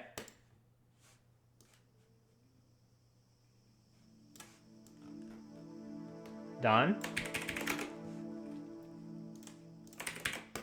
Oh wait, we never ran these. I don't think.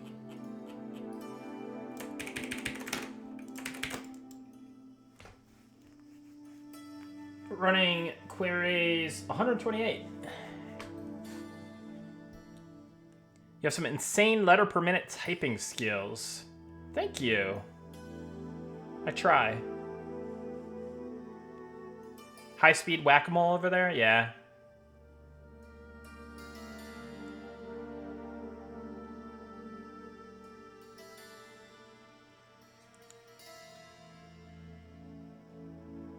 Angriest, is this going too far?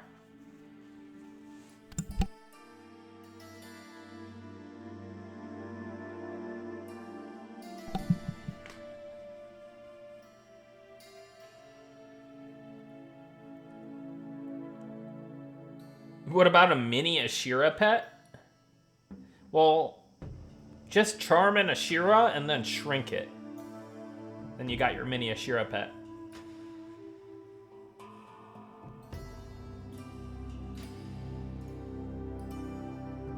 No, it's a huge fantasy vibe. Nice. That's good. Is it Ashira? Ashura? Honestly, Ashura sounds... Hold on. This isn't official by any means, but let's just... Ashira. Oh, sorry guys.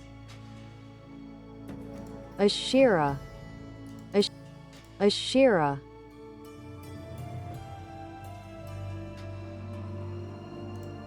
Asira. Ashira. Asira. Ashira.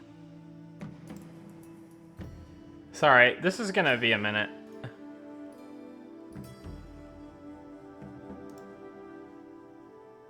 Asira.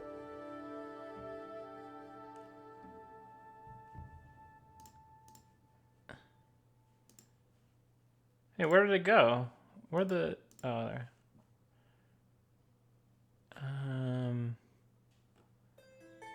Sorry, I entertain myself way too easily. Ashira.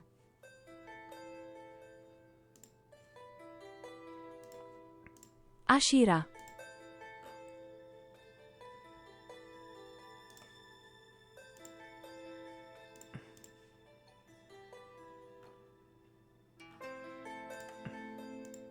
Ashara.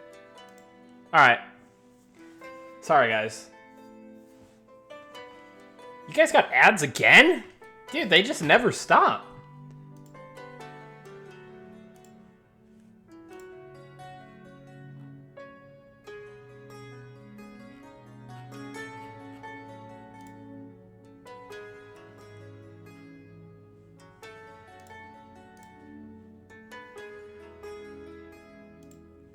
Alright.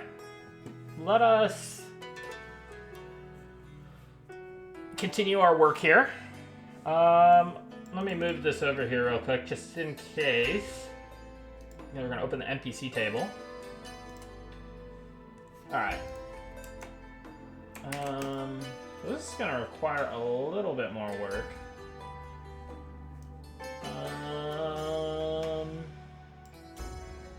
So now that we've done the ability... Well, we gotta actually do the ability class table entry, which is essentially assigning the level. We also have to create the scrolls and assign the scrolls to a vendor. But let us copy in the NPC entries we also need. But I'll do that after I do the other stuff.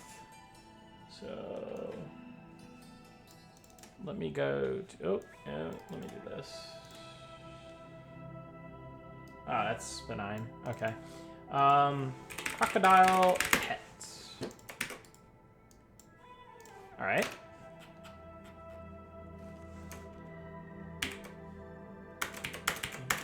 Okay. Okay. Nick, are you US based but internationally awake time-wise? Yes. To put it simply, yes.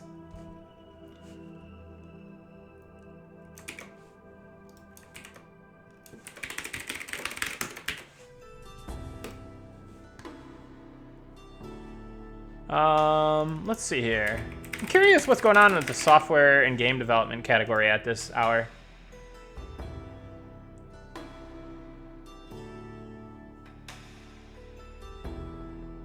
Interesting.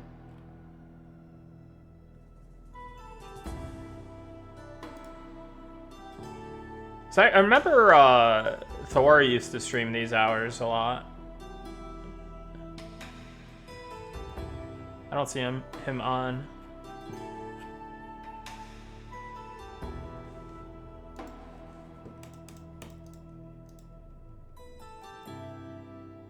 Thanks, Darkest Road. That's nice of you to say. Let me get Cyranok added to the alpha.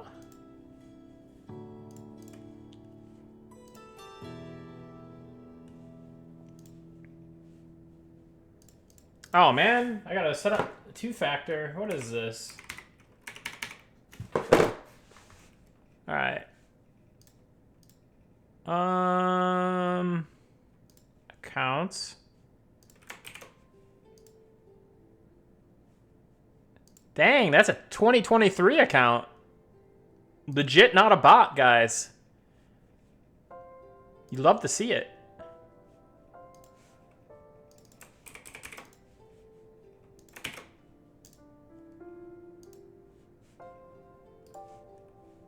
All right. You're in, Cyranoc. Congrats. Welcome. Whoa, mega late night stream? Yeah, it's basically my afternoon. Actually, no. Let's see. Let's do the math on this.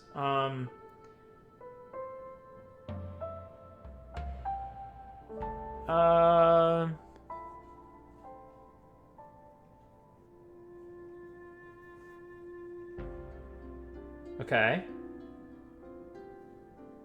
Let's say I'm gonna say this is like my 6 p.m.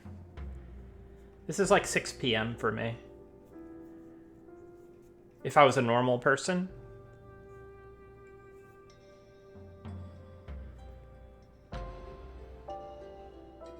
But it's 2:11 a.m., so.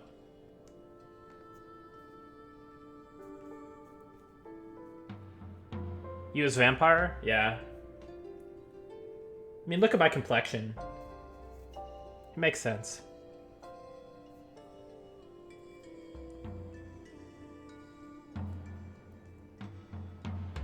CST, baby. That's right.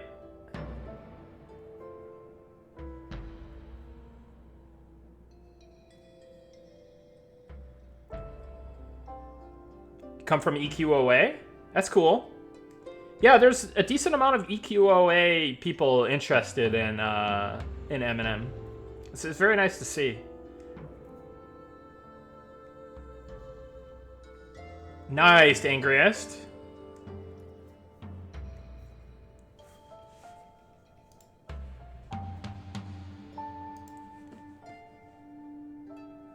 You still remember the one EQOA commercial? Dude, it's a sick commercial. I aspire to be the guy on the beginning in the suit on the skyscraper. It's my favorite.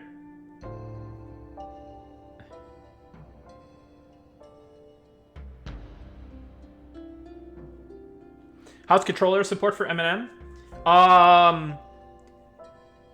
It's not officially supported, but I believe there is a community-created app that really helps support it. So I would search Discord for controller support and controller app or whatever, and then utilize that. But we do have plans to eventually support controllers officially.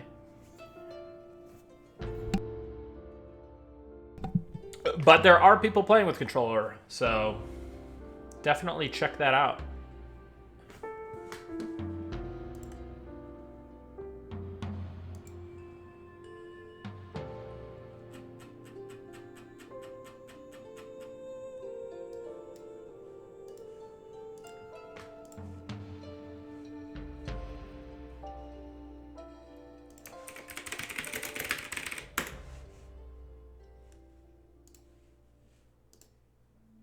Can't imagine being fluent with a controller.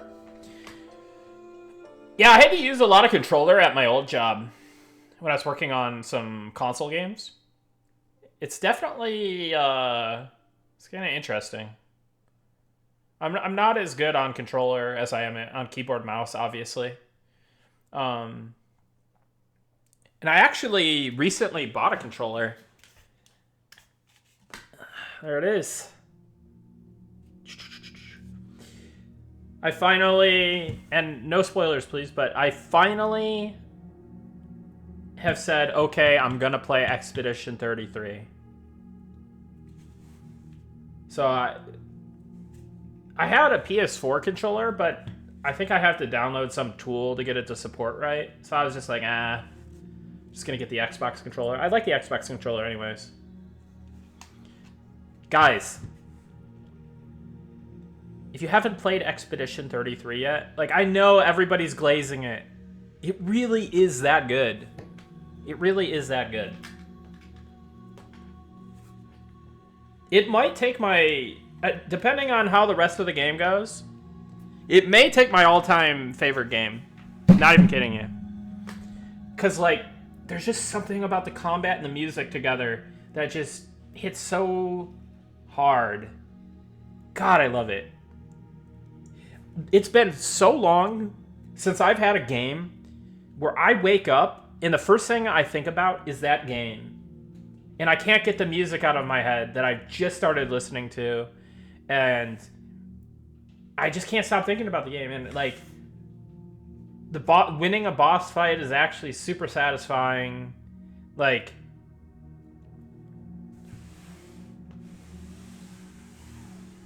I'm glad that you guys feel about Eminem that way.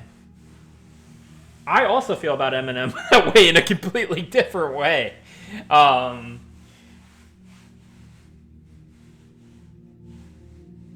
What do you compare it with other games? I would say that it's like it's a darker, more adult Final Fantasy game mixed with Dark Souls inspired combat. It's still turn-based, but it's Dark Souls inspired in that you have to time your dodges, time your parries, time like button presses that coincide with like attacks, heals, etc. And then what else?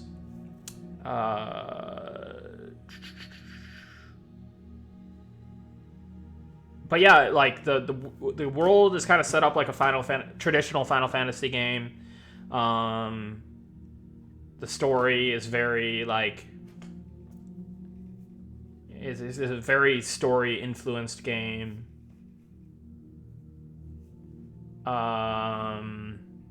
But it like I think it taps maybe I don't play rhythm games, but I feel like it taps into the rhythm game genre a little bit. Because like so you have like visual cues obviously with the attacks in Expedition 33. And sometimes the visual cue is the way to go, but there's also sound cues as well for like dodging an attack.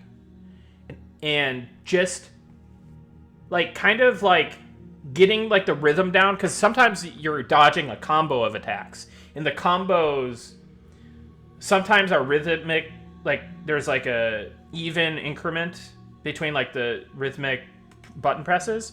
Sometimes they vary a little bit, so you have to like, okay, I know that this one's like fast, fast, fast, fast, slow, slow, slow, slow. Like, I don't know.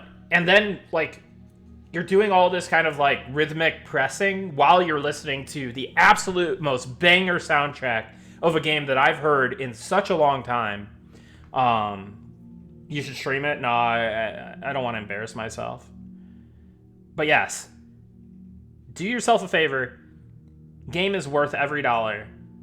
It's only like $40 or $50, right? You watching Jake Paul versus Anthony Joshua on Friday? Is that a boxing match, right? There's a good chance I may watch it, yeah. But I know it's all spectacle at this point, right? But it's fun. Sometimes it's fun to watch the spectacle.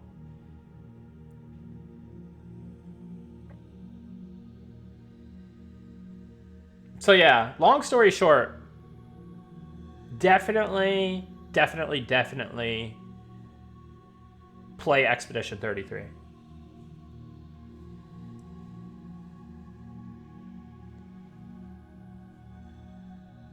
Nice. That's good. It'd be interesting to see him play it. I'm holding off from watching anyone play it because I don't want to get spoiled, and I want to, like... I also want to beat the game without any tips or anything. I just want to beat it natty, and then what I'm probably gonna do is like look up what people do, and then I'm gonna probably try the hard mode natty, and then if I get stuck, I'll probably look up a guide or something. But I don't know, man.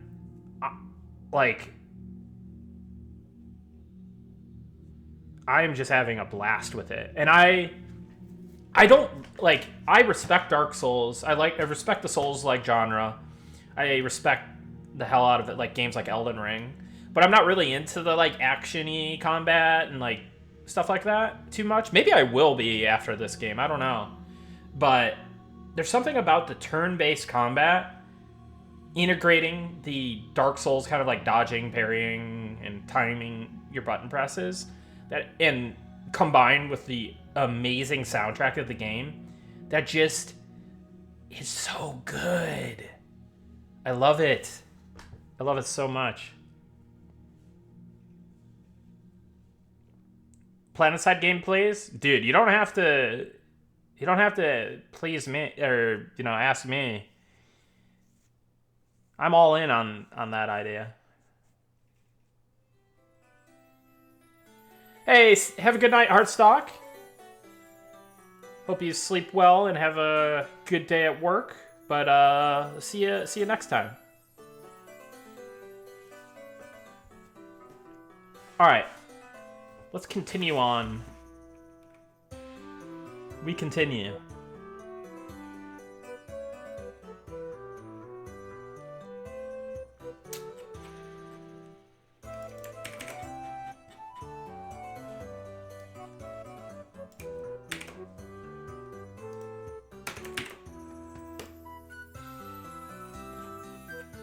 Speaking of banger soundtracks, love me some banker theme.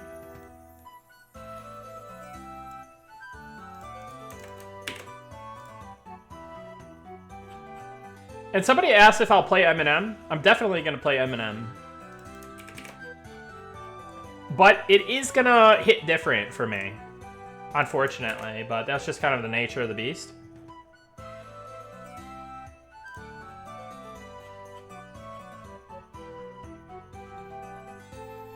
But I'm so... If there's one takeaway from making Monsters and Memories for me, I think the most enjoyment I'm going to derive from the game is probably, well, other than being in the position I am with, the company and the game and the project, is the music, man. Oh my god. This is something that you can't take away from me. You can take away the surprise and the mystery of things, right? Because I have all the information from behind the scenes. But the music is just the music. And being who I am on this project and just being as part of this project from the beginning and seeing it grow, seeing it develop, being part of that. The music, it actually probably hits me harder because I've been part of the team for so long.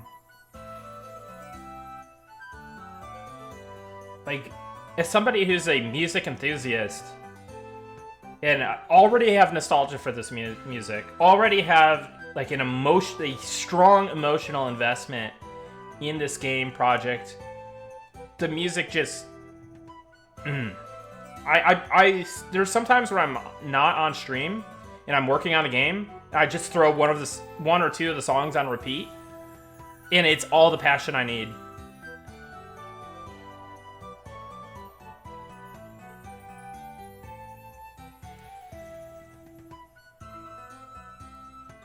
True, Gink, but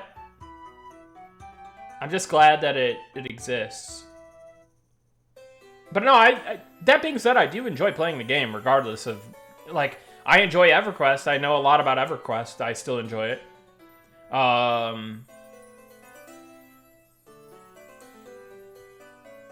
So.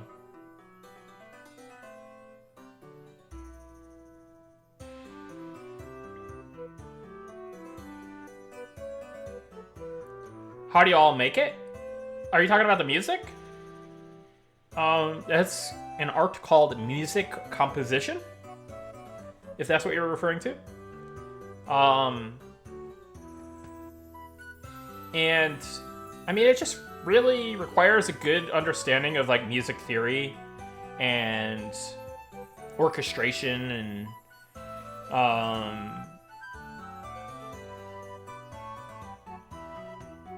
humans versus AI? Well, it's a much more difficult but rewarding process to do it as a human. AI is what it is, right? It doesn't have that human touch. So, yeah. Anyways.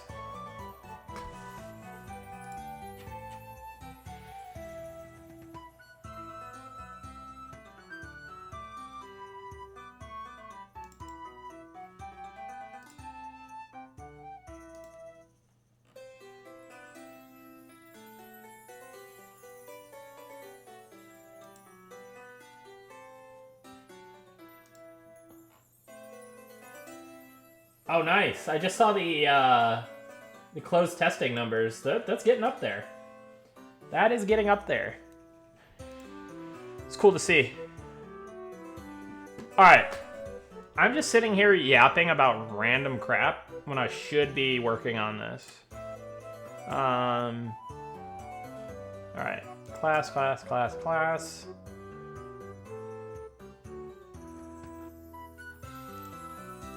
I ought to ask the guys if we're going to reveal it. I'm sure we're going to reveal it at a certain point, but I don't know if that time is yet. I mean, I don't even think we've officially announced it yet.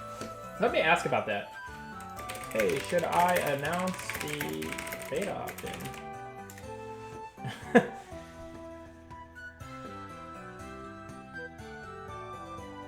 Isn't that funny? Just like, should I announce the thing I just said on live stream?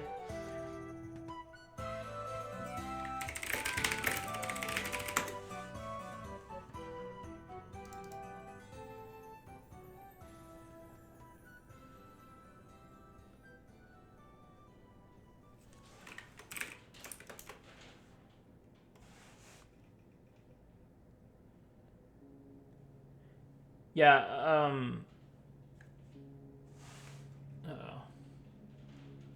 yeah, like, it's definitely gonna be different when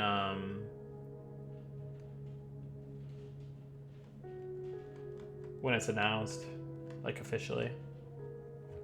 Do clerics get some sort of mana regen love yet? Yeah, so their spell line Supplication.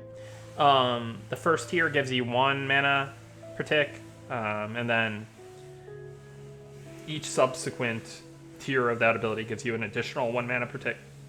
So Supplication 4, which is the highest one, I believe, gives you 4 mana per tick. And that's just passive now. We decided to move away from making that like an active pursuit of getting the fulfillment buff for it through Supplication.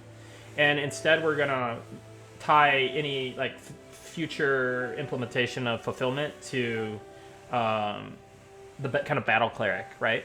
Battle cleric is just going to be its own thing for doing supplementary damage or what have you, right?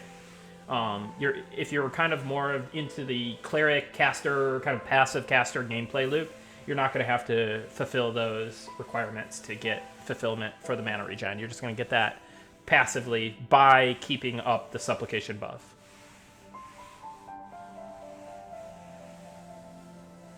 Six seconds for a tick. Warriors just got triple attack, berserk, and crits and crippling blows. So, but in terms of abilities, I'm sure I'll add some new stuff. But it's not currently what we're working on. But some of the stuff that we may work on for other classes could be used, like reactives would be a cool one, like. An ability like Overpower comes to mind in WoW, right?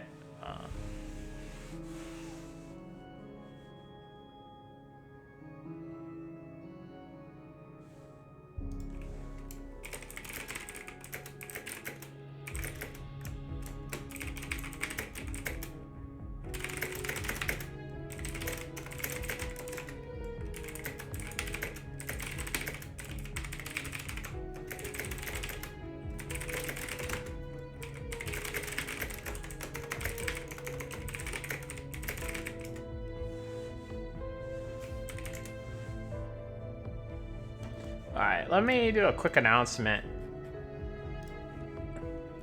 So guys, whenever you see like updates come out at like 2 a.m., 3 a.m., this is the reason why.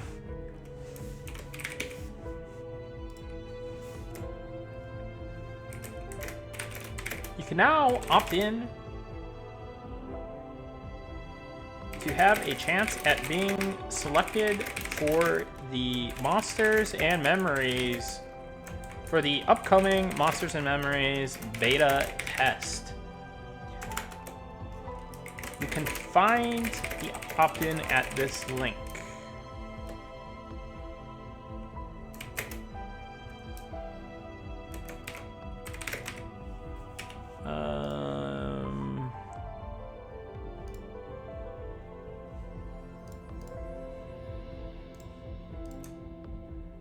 Okay.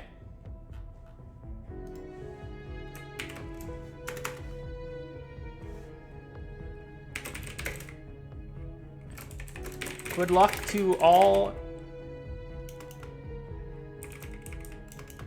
And good luck and thanks for supporting. And thanks for supporting Monsters and Memories. Thank you for supporting Monsters. Alright. News notifications.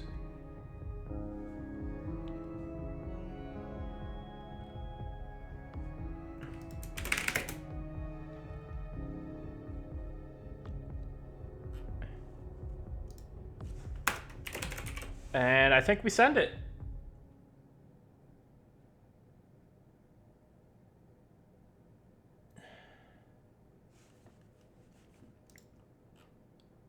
I think we send it.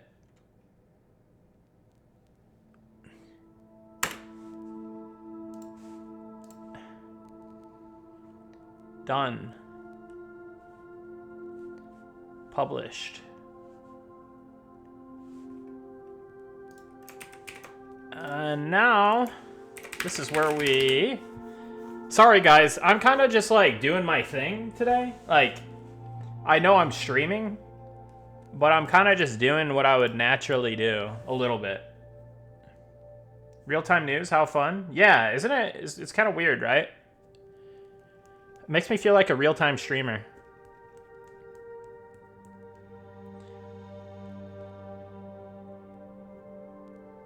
Or a real deal streamer, I should say.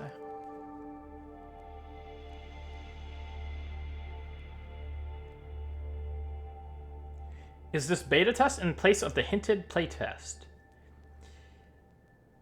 No.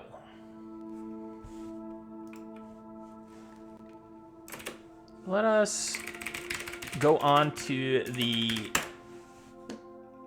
social medium formerly known as Twitter.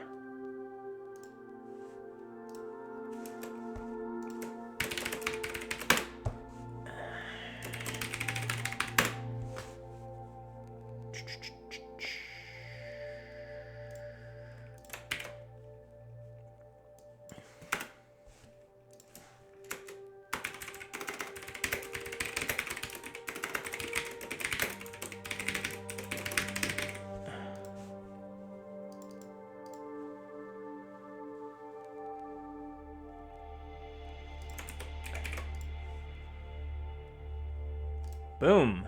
Posted on X. Now let us go over to the Book of Faces.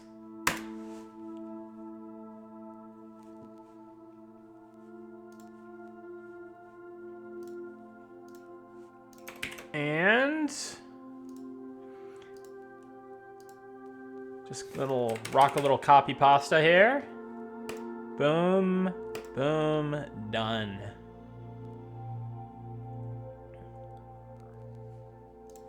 All right, it's that easy. So development, it's copy paste. Posting news is like writing like a short blurb, then copy pasting it to different social mediums. Basically, I just copy paste things, and then that's how it goes. All right. Let's get back to the other important copy-paste work, which is game development. What's my X? Nick Hotz. Okay, so my X is this. And then the Monsters and Memories one is this. Please. Uh-oh. That kid's waking up and stuff.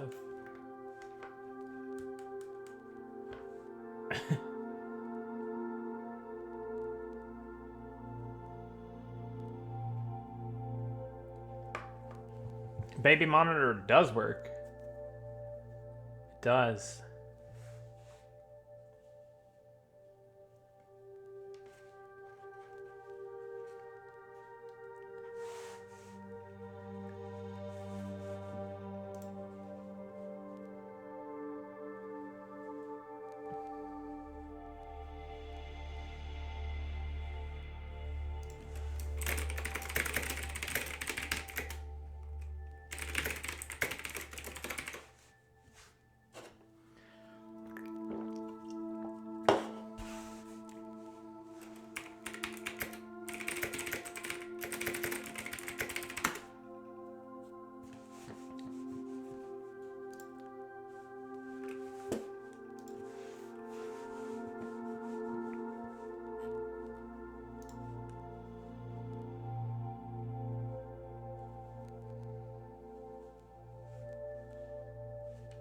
All right.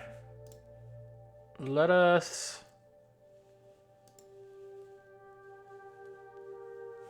continue our work.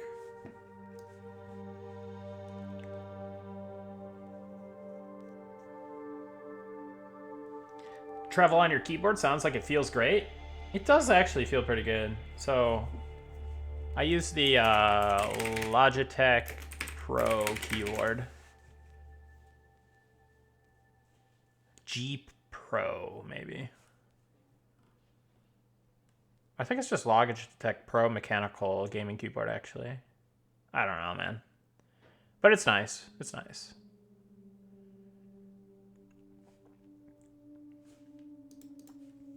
I'm a Logitech stan.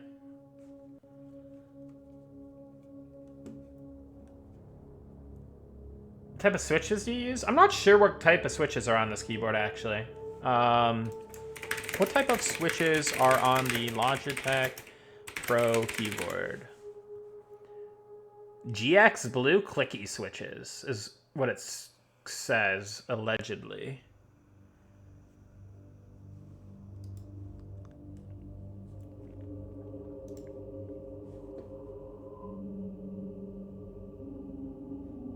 Yeah, I use TKL version, I think. I don't have a numpad. Sensa, if that's what you mean.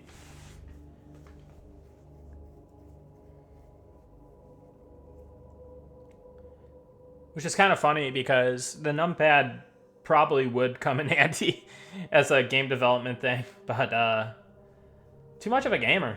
Need that mousepad room, yeah. I typically use like the giant mouse pads that like engulf your whole desk and like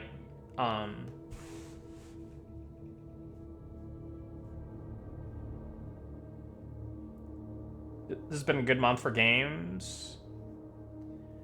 Wanted to be out. Guns the Duel just had their playtest a few days ago, which I got to enjoy, and now we wait for Eminem. Nice. Alright. Let us continue.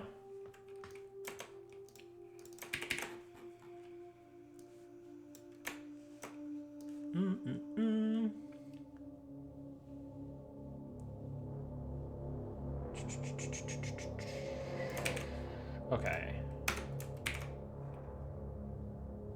I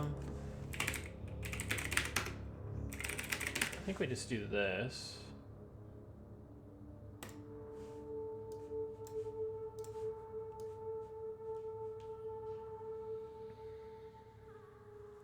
So we're actually going to have to change something here.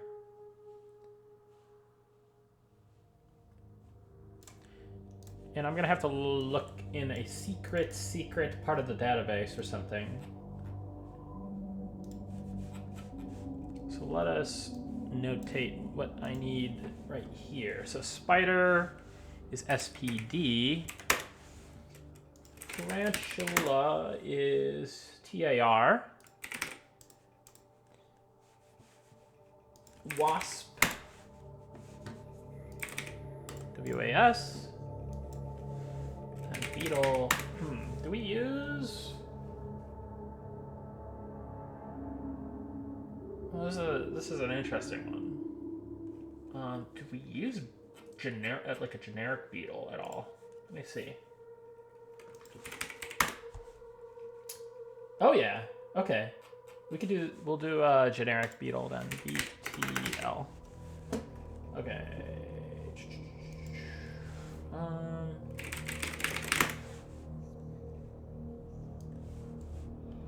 Let's close this again. Alright. So we need to change the race ID in these SQL statements, but let's first just take care of the find and replace for the various like naming. So crocodile will change to spider. Crocodile will change to wasp. Crocodile will change to beetle. Done, done, done, done. Then we'll do a little, all right, so, all right, so we replace the crocodile race ID, which is CRC, with TAR for tarantula. Replace the spider one, replace wasp one, replace beetle one, replace. Done, done, done, done.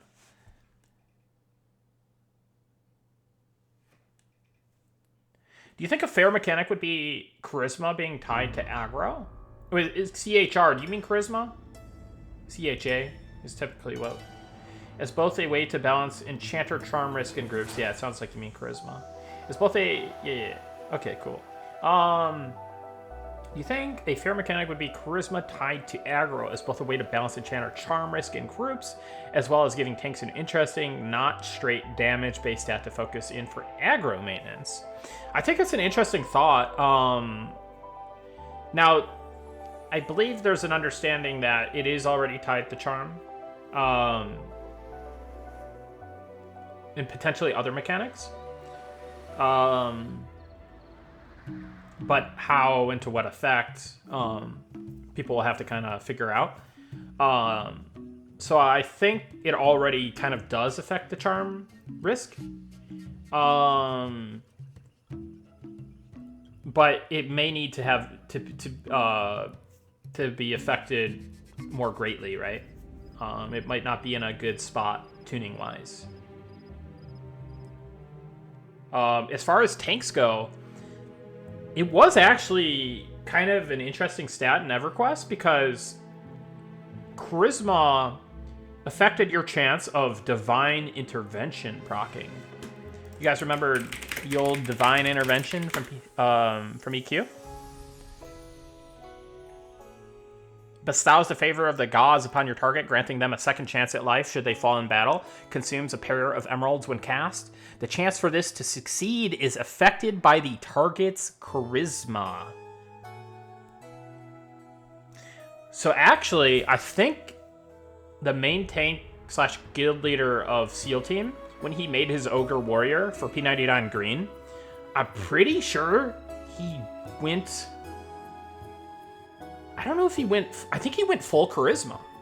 I think he went full charisma because endgame warrior, you're going to be maxed stamina, you're going to be maxed dexterity, you're going to be maxed all your stats. Charisma is going to be the stat that is actually... Smash most pretty ogre? That's right. That's who I'm talking about. Smash. Smash went full charisma. I'm fairly certain.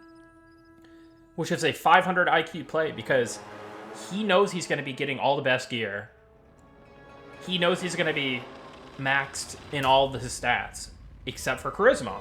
And where does Charisma come into play? Well, think about Avatar of War, right? Like, Warrior has a good chance of getting just destroyed when defensive is down on Avatar of War.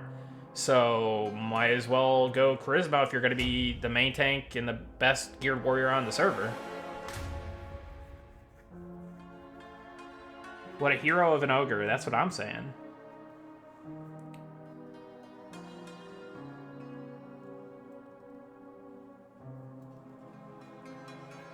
In EverQuest, so you could probably put like 25 points into Charisma as a warrior. On EverQuest. I'm thinking you could put the full 25 in for Ogre Warrior.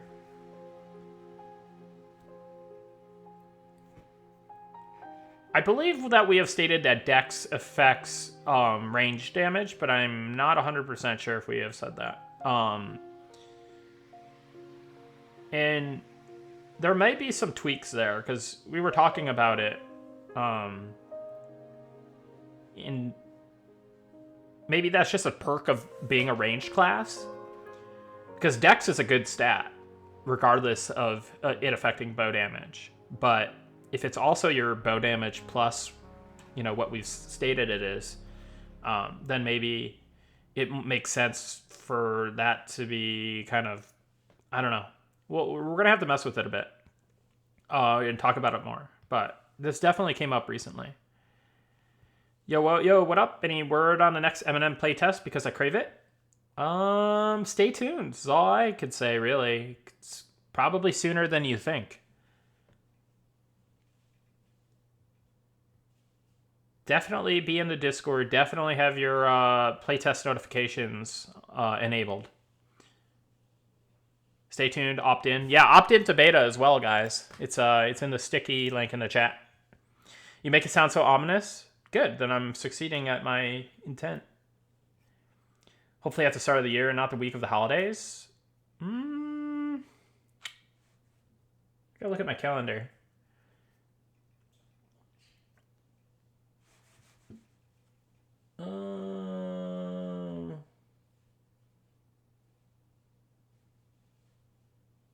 Uh-oh, did the music go away?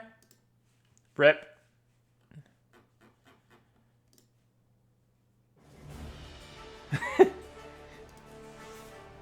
Let's look at my calendar. You ain't gonna see anything too crazy on there. You're gonna be like, Nick watches the kids. Recurring.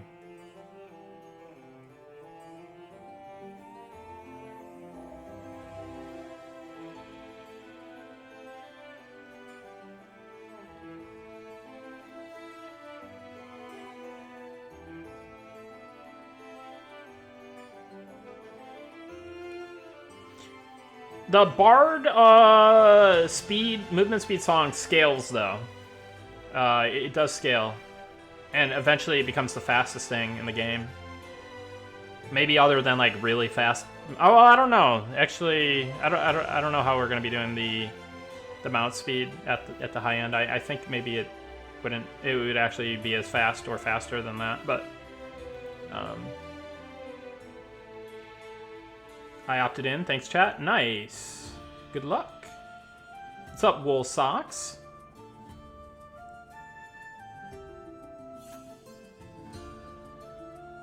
Baby monitor outtakes? Yeah. Put the volume back on low for that. Everything's looking okay in there.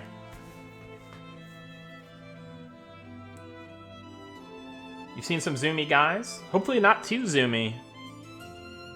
You know? Playing a little New Vegas tonight. Nice! That has to be a Fallout TV show influenced New Vegas run. Right? There's no way it's not.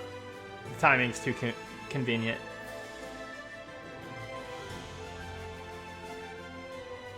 Yeah, no spoilers on that. I've only watched, like, 40 out of the 60 minutes of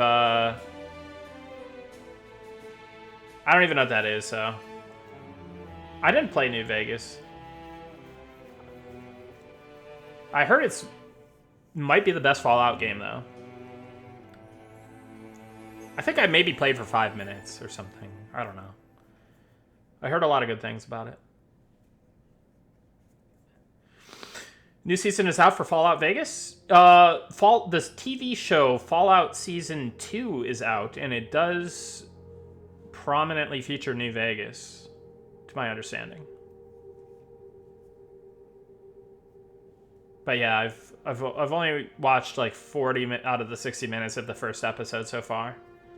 Streamer, Steam procurer of video game entertainment.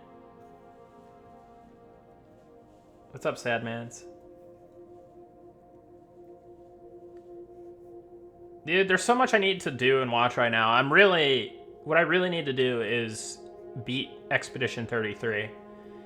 That is like I need, like, I've arbitrarily set end of the year. Like, I need to beat it by the end of the year.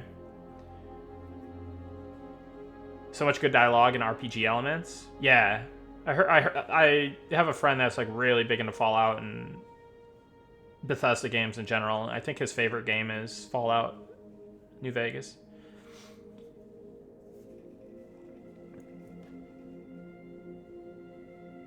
Are we excited for the upcoming Lord of the Rings movies to be released in 2027? I'm cautiously optimistic. I mean, isn't it Peter Jackson doing it? I mean, given he did do the Hobbit trilogy, which honestly, like, say what you will about it, like, definitely no Lord of the Rings, but I had fun. I had fun with it. Yeah, and Fran and Philippa. Yeah. Was Fran not involved in the Hobbit?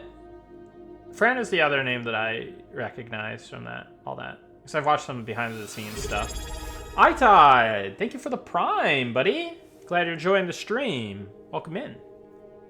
Did you know if you have Amazon Prime, you can subscribe to your favorite Twitch streamer for free using your monthly Twitch Prime subscription? No, I didn't. Can you tell me more?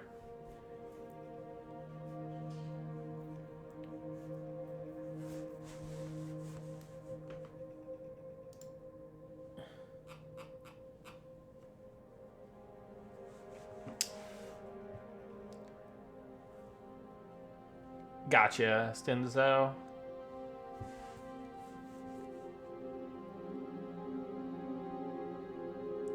KKND. What is KKND?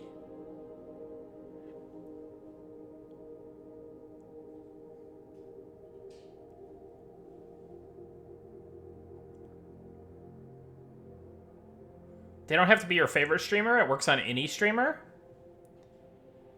That is true. All right. So let us get back to work here.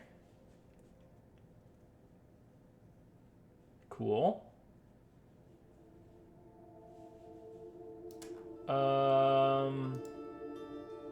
Beetle, wasp, spider, tarantula. All right. I think we did it. We're getting there. The other thing we need are the spell scrolls.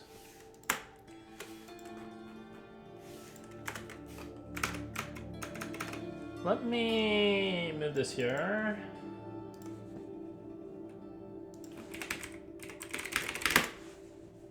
Okay.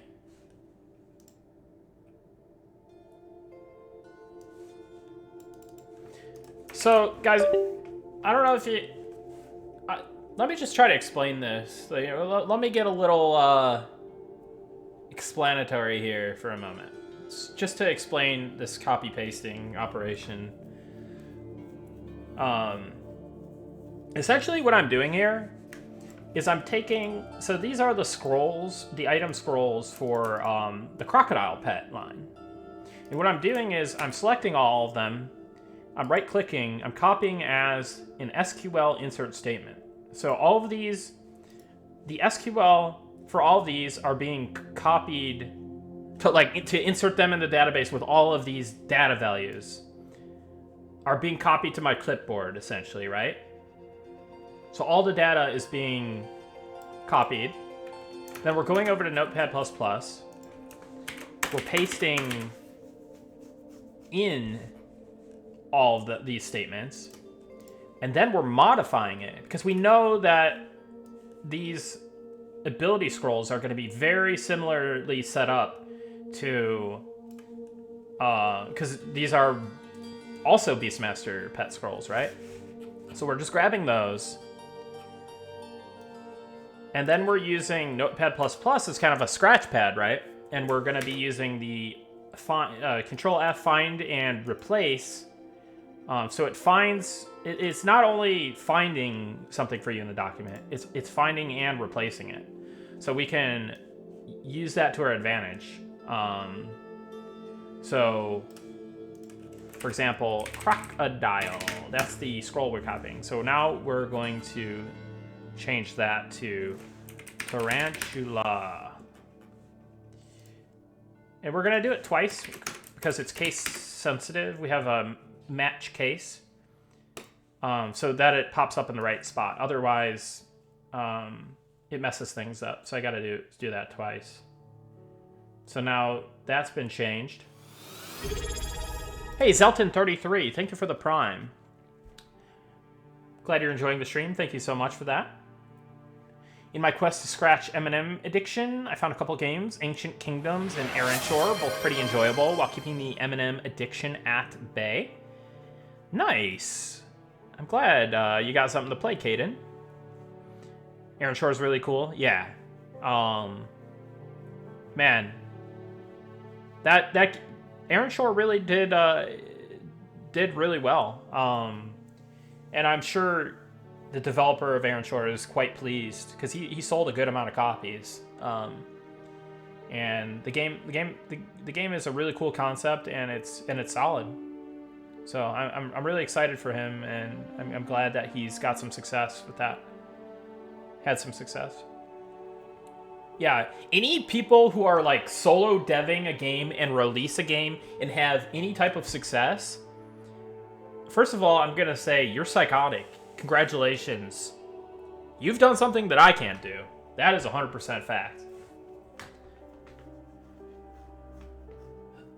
You've got people that are really good at working within a team, and then you've got people that are really good at being the team.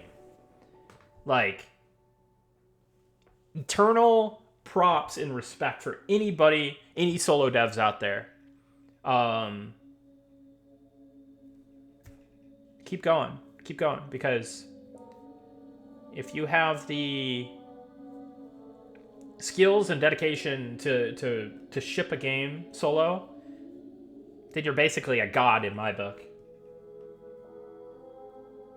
And look at some of the breakout solo dev success. I mean, you've got Notch, you've got Concerned Ape, Minecraft and Stardew Valley, like what amazing games and what successes those have been. Megabonk, Balatro.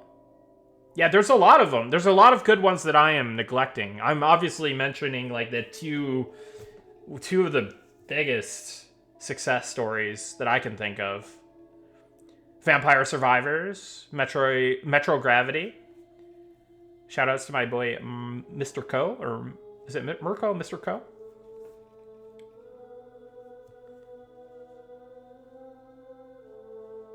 Yeah, I mean, don't get me wrong, like it's a hard road to, find success, but I'm sure the people that had success, it wasn't like, I mean, obviously there's going to be some like freaks of nature where they succeeded on their first try, right? But most successful people had to fail a lot.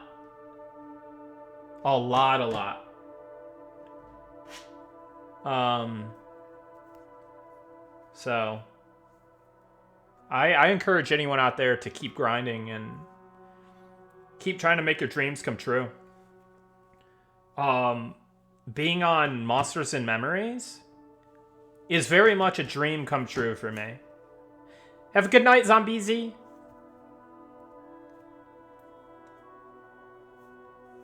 But yeah, me being on Monsters and Memories is the result of me like thinking about this, dreaming about this, wanting to do this for probably decades.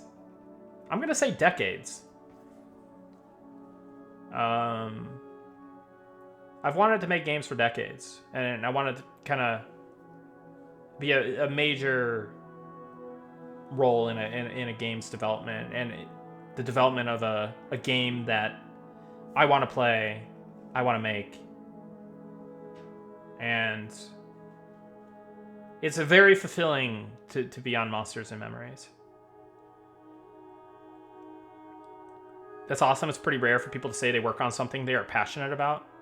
Yeah, I mean, a lot of people are working to make ends meet. They don't have the opportunity or the time to even to get to think about working on something they're passionate about, and it's unfortunate, really, that people kind of get a little bit stifled and they get stuck in things for work that they aren't passionate about.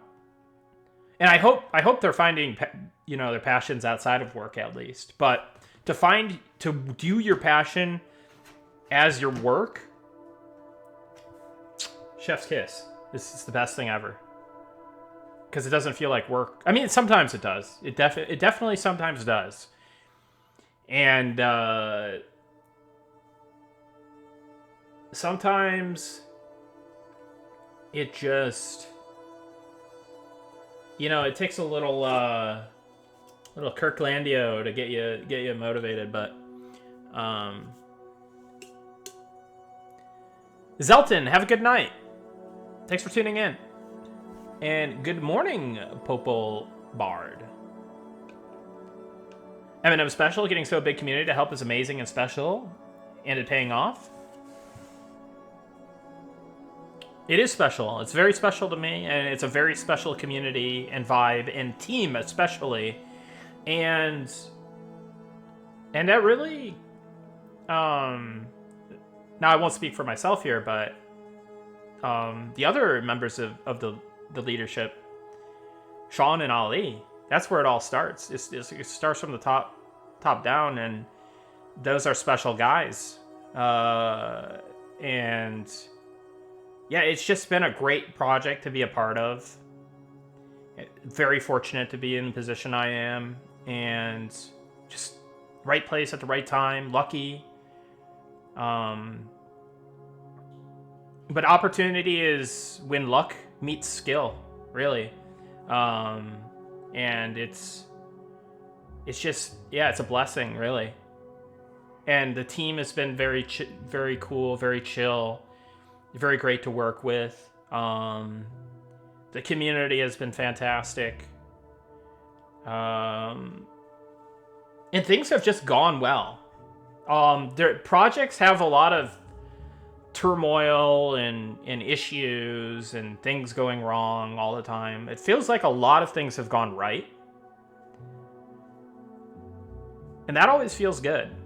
Because I've heard stories. I was just talking to this guy the other day who's trying to start his own. He's been trying to start his own indie game development studio, and he had people like fall off the face of the earth.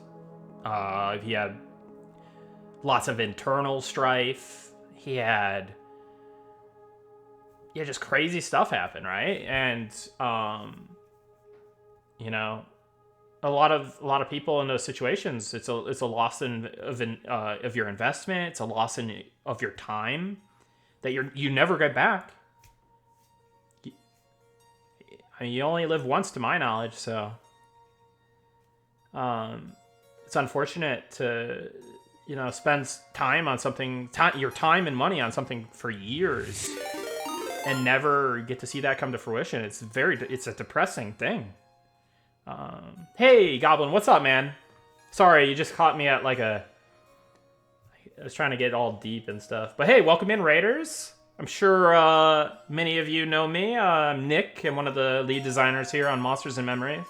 Well, one of the lead yappers, really. Because all I've been doing is yapping and kind of poking at some work here.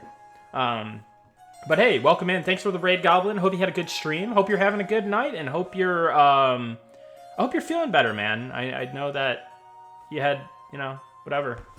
I don't know if you talked about it on stream, but yeah, hope everything is going well for you and you're feeling good, man.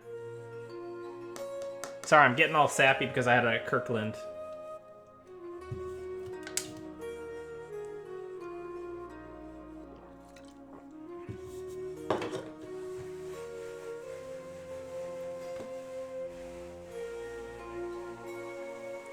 Guys,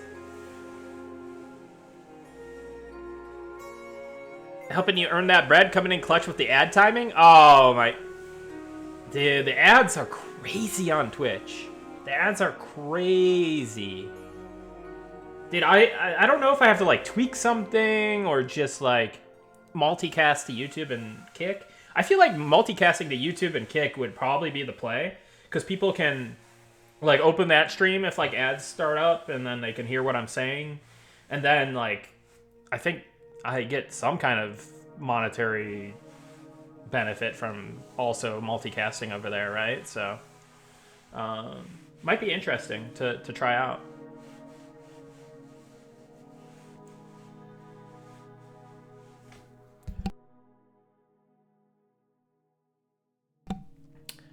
But hey, yeah, thanks again, Goblin, and hope all is well. What was I gonna say now?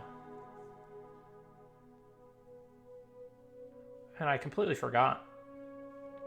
It's going good, man. I was just saying I hope you're doing well. Hope you're feeling good, and yeah, I'm just poking at some work here, but mostly just been vibing.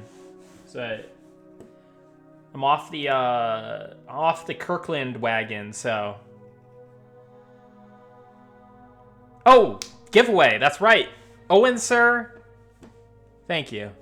Cool. Let's rock a quick giveaway. You know, in honor of the beta opt-in going live. You know, we've done at least 2-3 life stories so far, I feel like. So let's just hit the giveaways.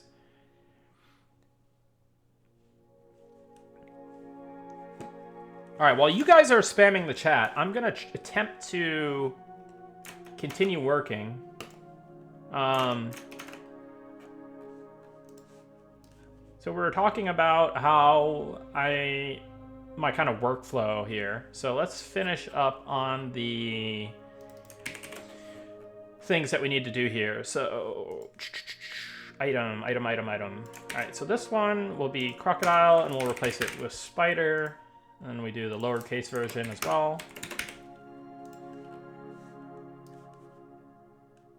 Yep. Things are looking okay. Cool. So we're working on Beastmaster pets. Getting more Beastmaster pets in the game. And then we're probably also going to be duplicating out these Beastmaster pets for the Swarm version of the Beastmaster pets. So, yeah. Let's see here. Crocodile. Just go full Oprah with the giveaways. I mean, we're going to have a larger pool of players in closed testing when beta starts, so, like, I feel like we're still, I'm pretty sure this is cool with the team, but I'll probably still do giveaways, just I'll probably be able to give even more away. I'm trying to keep it low because it's alpha, right? Like, I don't think I'm drastically... Let's just sanity check this, though. So, what's it called? Grafana. That's our stat kind of tracking, server tracking stuff. Okay, public... No, I guess... Okay, last 24 hours... Yeah, okay. So it's alpha's dipped a little bit. Or 24-hour concurrent is only 125 for alpha. So that's not bad. The target has been like 150 and maintaining like a 150. I think a lot of people are waiting for beta. Beta will probably contain a wipe for closed testing, though we're discussing and deliberating a way for players, like alpha players, to be able to... I think we may like merge it at some point so that the alpha players will have their alpha characters back at some point, but we're going to need to test a fresh start scenario within closed testing. It's different servers. So there's only one alpha server, and there would likely only be one beta server, which would also be the alpha server, right? There's only one closed testing server. Now, the thought is we temporarily wipe, and do a fresh start for beta. And then after some amount of time, we potentially merge some of the characters back in from alpha. I believe that's the current thought.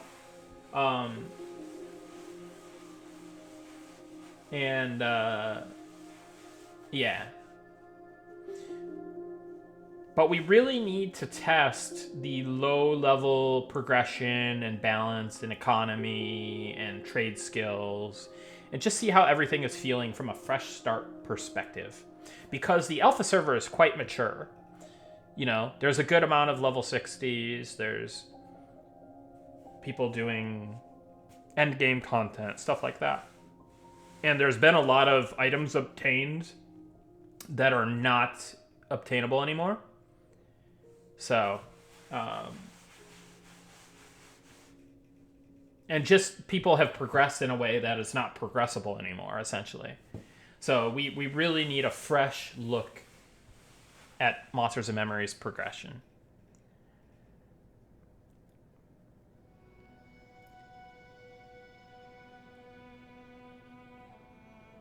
How hard can we really poop sock to 60 in a current fresh state? Yeah, that's another thing is, like, if people poop sock to 60 on a fresh start on a beta, like, that's going to be... those are going to be the heroes in my book, because... but my assumption would be, if we are stating that the beta will merge into the alpha... So alpha would become unavailable, right? The alpha dataset would become unavailable. There would be a fresh dataset for beta, aka a fresh start. And then a while into the beta dataset would merge with the alpha dataset. So then the alpha players would have their characters back, but they would be unavailable for a while. So it's not like a true wipe, but it's like a, hey, if you want to play, you got to start leveling a new character. So if that is how we do it, which I believe that's how we do it, and again, this information will be forthcoming soon, I think that your like level 60 alpha players would probably be like, I'm going to play a bit, maybe I get to like 10, 20, 30 on a new class or something. But then maybe at a certain point, they're like, okay, I've had my fill. I'm going to just maybe play additional alts until the alpha characters get merged back in or whatever, right?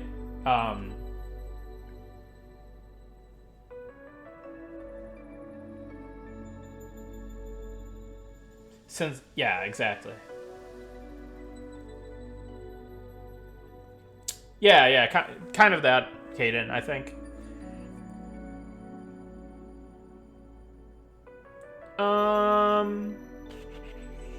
How long have I been streaming? 3 hours, 11 minutes only. Yeah, it definitely feels late because of the late start. But I'm not even tired in the slightest, so. Alright, let's get that key running. Let's get that key giveaway going. I'm gonna press it. Get in those entries. Get them in. Go. 3, 2, 1. Let's roll it. Let's run it. Valarath 02. Valarath 02. Congrats. Whisper me your M&M account, email, and Discord.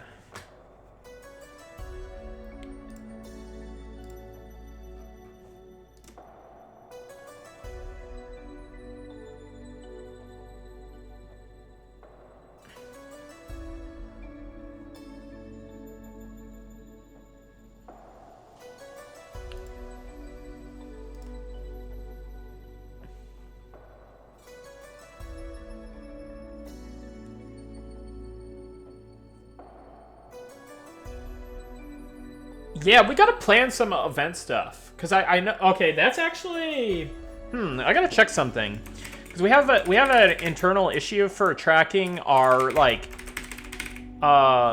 promised early access feature list, right? And now we've tracked all the items from our early access FAQ. But I'm wondering if we've tracked everything from our roadmap. Because we have world events, end of beta. We've got launch events. We've got... Yeah. So let me double check that's part of the issue. It is not. It is not. Let me add that in. So this is an early access issue. So we've got launch events.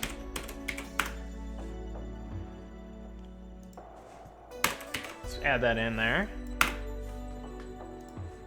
And then let me pull up a conversation I'm having in Slack about beta.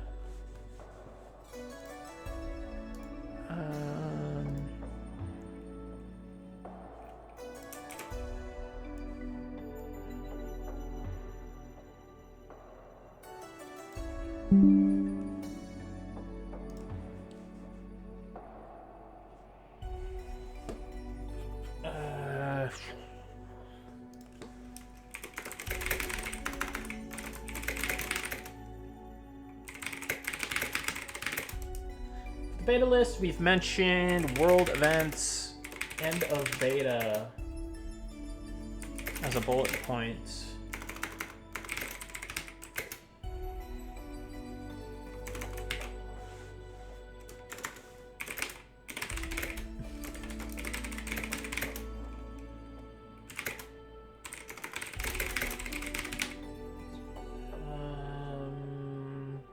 Sorry guys, I'm just randomly just like in my element, work element.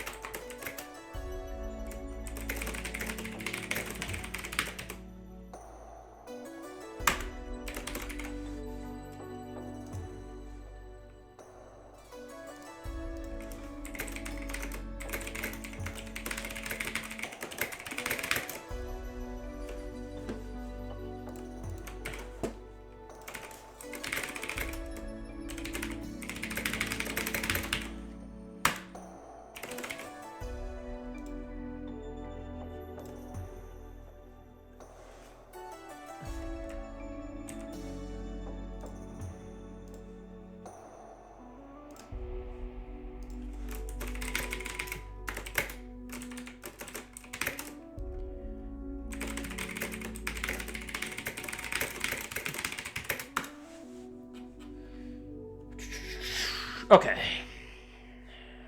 Sorry about that, guys. All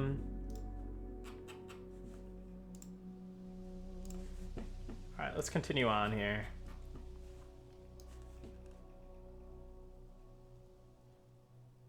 By the way, if you guys have any questions about the game or the project or anything, you know, personal questions, not too personal, but feel free to... Or like project like anything like related to game development. I have some pretty decent experience now in the industry. How big are my feet? Sadmans. You'll have to wait until I release my debut Steam game, if you know what I mean. Hey, Shaky Flow, thank you for the Prime. Glad you're enjoying the stream. Thank you, thank you. What's the thought about GM events? In the early days of EQ, there were lots of GM events, and then they petered out. Personally, I'd like for them to continue on throughout the life of the game as we progress the story of the game, and kind of new content is like ready to like when there's like special new content that reveals itself through development. Like, it would be cool to have events that coincide with that and kind of leading up to that, right? Or maybe even help discover some of that content. So I think kind of more of the story-driven, lore-based events feel really good to me. Because with EverQuest in the early days, it was like, you never knew what was going to happen next. Like, I remember... Do you guys remember the GM event outside Felwith where Furiona V showed up? And you're like, man, I don't know what's going to happen next. Like, what's going to happen in this crazy game and story, right? And then you have the Corona plagues and all this stuff. And, like, I felt like there's so much you could do there. And it really has that, like, D&D-esque feel to it. So I feel like the whole live service GM staff is paramount in this. Yeah.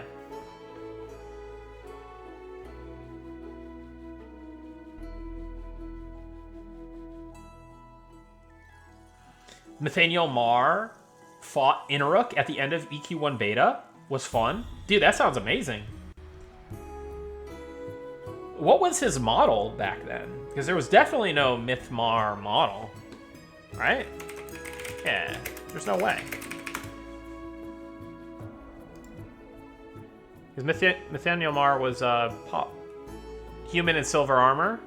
Nice. That's cool. Honestly, not far off from the concept art for him. What weapon did he have? He didn't have like a soulfire or anything, did he? I'm assuming not, but... You know what would have been badass, though? If they gave him a soulfire, but then they tinted the fire of it to blue? That would have been pretty dope.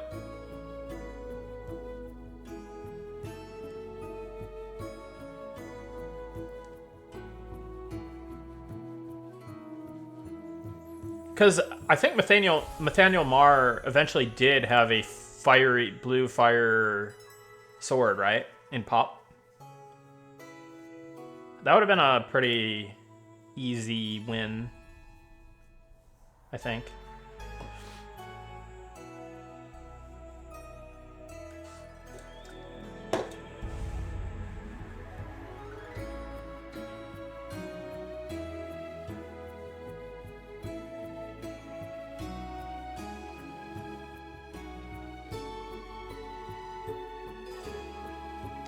Minor flavor question. Will Necromancer have a way to keep their humanoid form during high-level pact spells?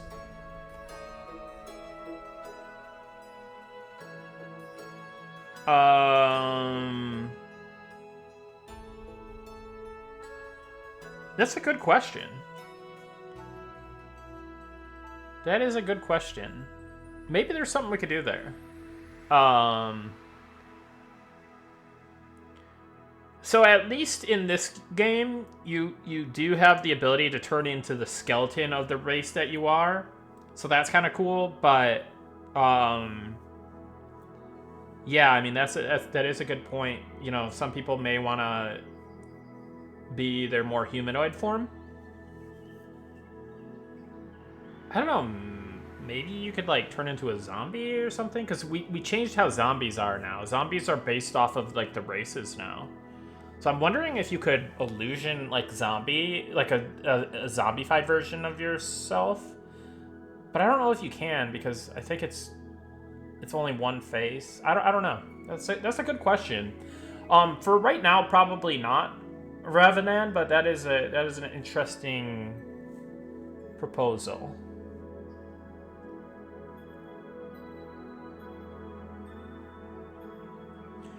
Yeah, you could be Ogre Skeleton, yep.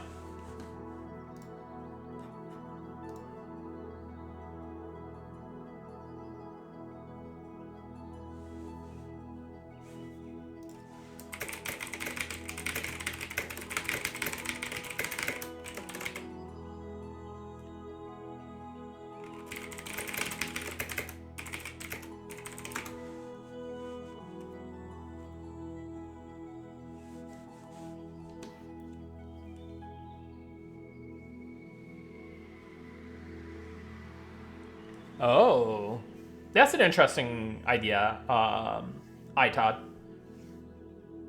That is an interesting idea. And I think that is completely possible in the way we have it set up.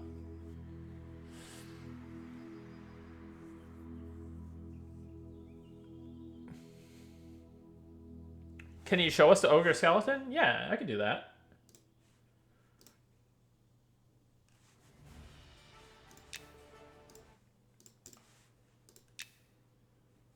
I'm going to go to a zone that is not outside, because it sounds like we know about the crash. And it has to do something with, oh god, it crashed right out the gate. Oh, well. That's not helpful. Alright, let's try to find a zone that's indoors that isn't going to be spoiler heavy.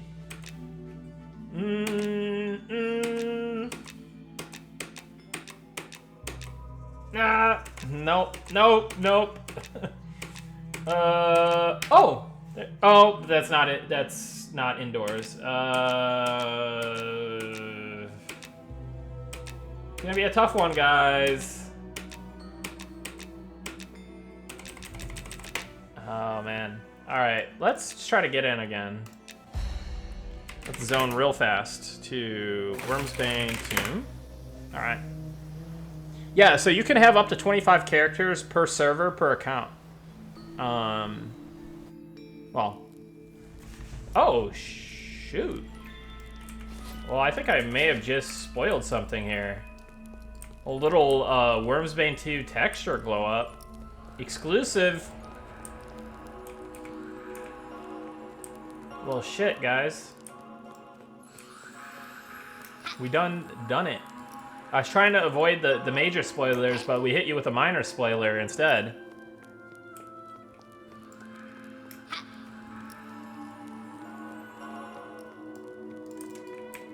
Oh, the VFX are going crazy, by the way. On that. Damn, this actually looks pretty cool. Like, it's pretty much the same vibe. It's like the same texture, but it's just like done over. Oh, and here's some zombies. See, they're the human model now.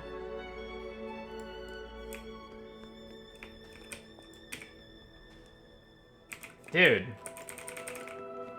Unintended spoiler side quest.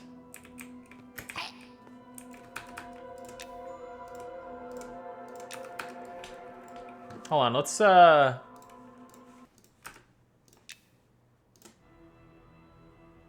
get the full vibe going.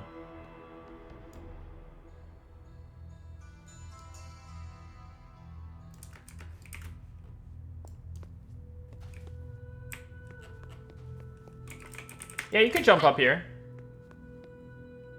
LOS exploit, thank you for showing. No problem. Uh-oh. We failed the jump puzzle. Man, I'm being a huge noob right now. What's going on? It must be all this. I'm gonna blame it on all the Kirkland. There we go.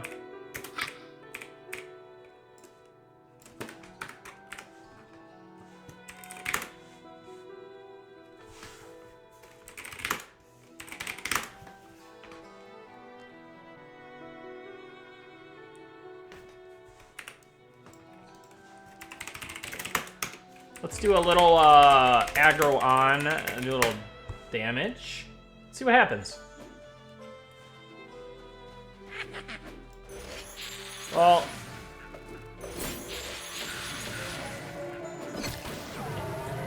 I don't think you guys are going to be exploiting up here much.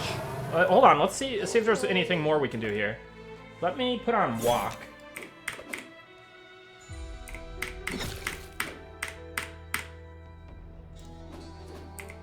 Okay. Battle tested.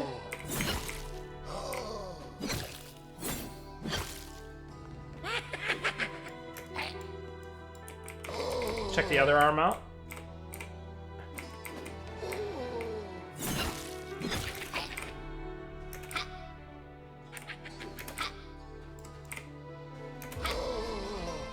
Uh-oh. Uh-oh. Uh-oh. Hold on. Okay, okay. Maybe saved.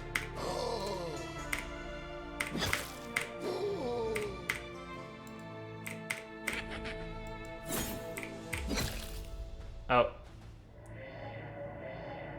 Okay, interesting.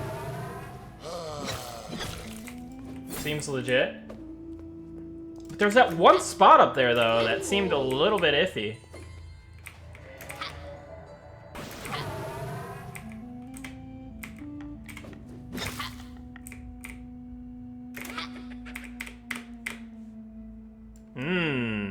See, but then they pop up. Like, there's like a 1 or 2 second time. Let's see if I can mess with it at all.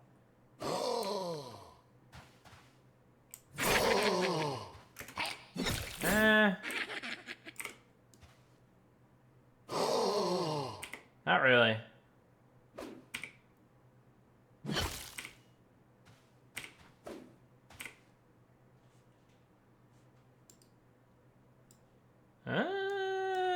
This is kind of sus, guys. I'm not gonna lie.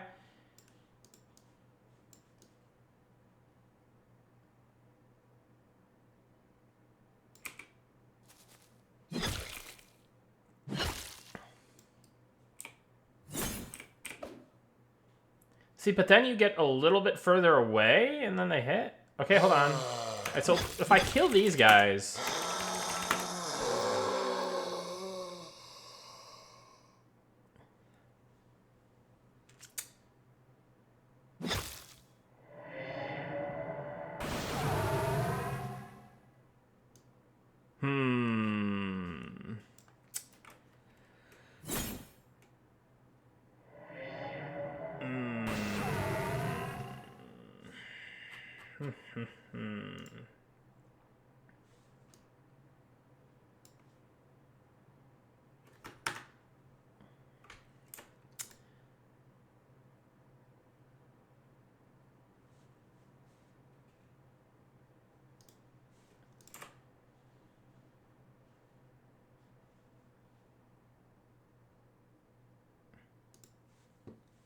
Me. Get a little screenshot here.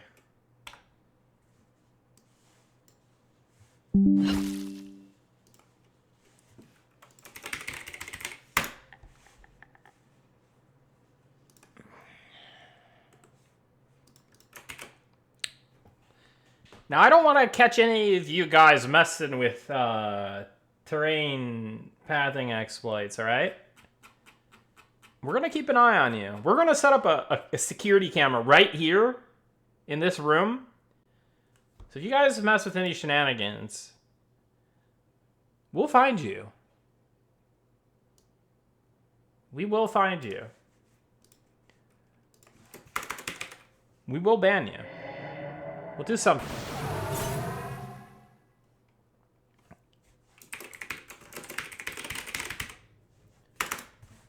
Let's get the location on this.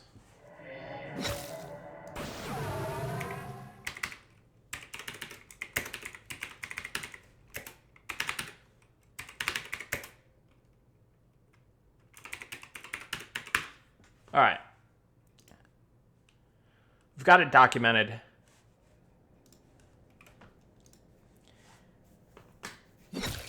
Isn't that part of the job of beta testing? Yes, it is. However, some people think that that is part of the job for their own personal gain and not to report it. But you should absolutely report it. And if you get caught exploiting it, you'll probably get kicked out of beta. You'll probably... And if it's like a live situation, you'll probably get suspended, warned, suspended, or banned, depending on severity, impact, and past transgressions. Let's turn off the aggro. But it's really nice to run around here and with the updated textures. It's looking nice. Like, I mean, it's the same textures. It's just they've been glowed up. Little glow up action. Hold off on the exploits ads? Yeah. Side quest being productive, look at you. Feels nice. Now this has changed too, hasn't it? I don't recall. How long has this art, or how long has it been like this? I wonder. That's a nice touch. I don't remember this. This is also looking more painterly. Good job, team.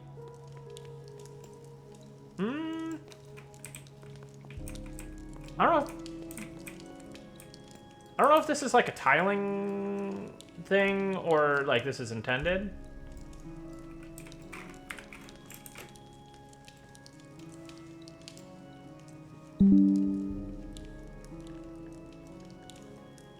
It might just be...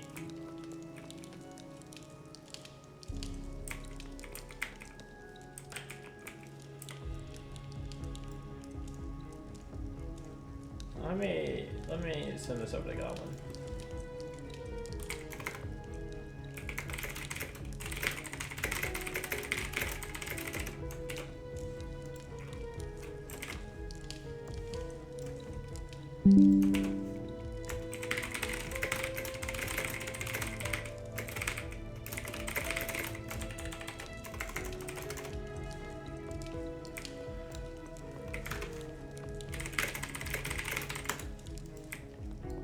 Send that over to Goblin.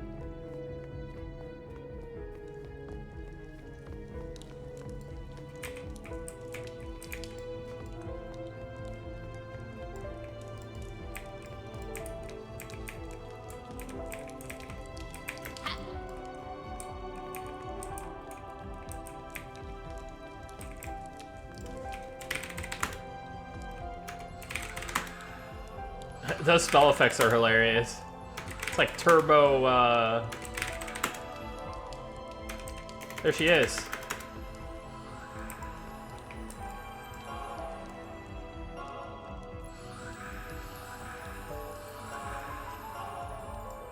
I added her last name. I don't know if I like it or not.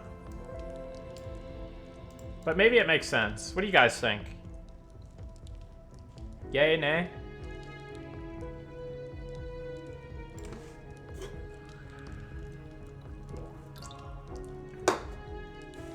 Good for lore, yeah. Just really long. She now also needs a middle name.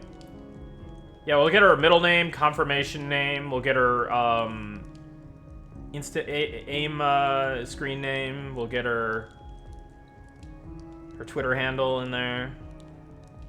Who was she before she died? Well, clearly a high marshal. A member of the Wormsbane, but I don't want to give away too much, but she is a prominent figure. I really just wanted to spawn her so we could see what loot we get, because it's always fun rolling the dice, you know?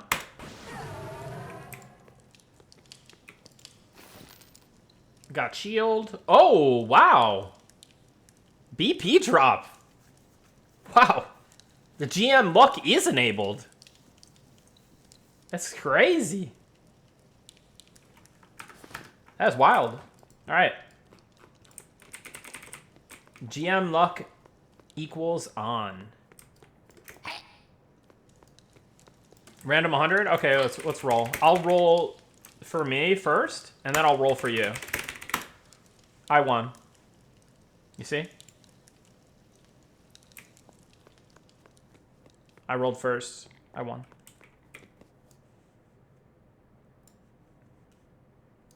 Thank you. I can just spawn myself the item on the test server only. Not in a live environment.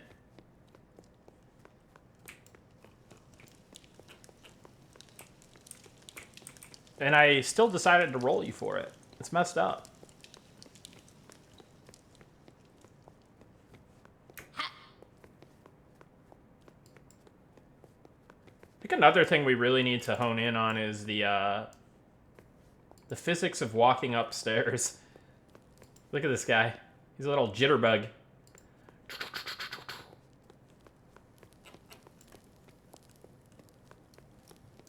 I don't know why, but I feel like giveaway is inbound. It's definitely inbound, and it just the cadence is the question, right?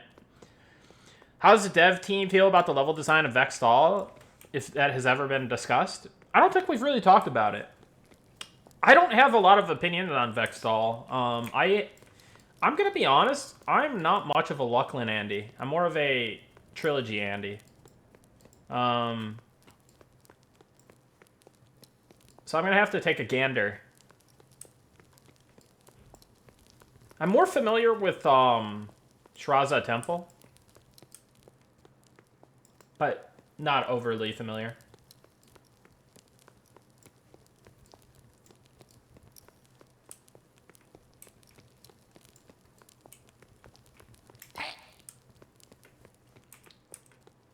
Oh, wait a second. Hold up. Hold up.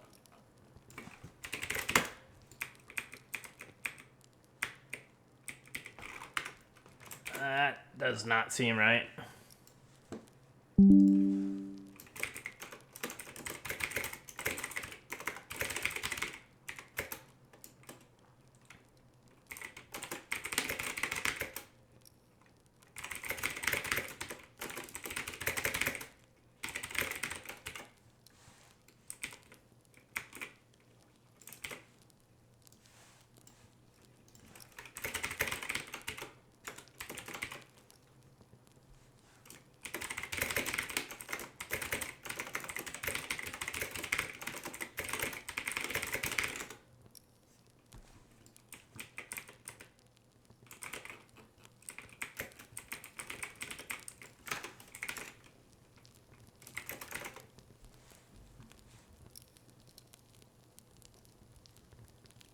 Alright, let me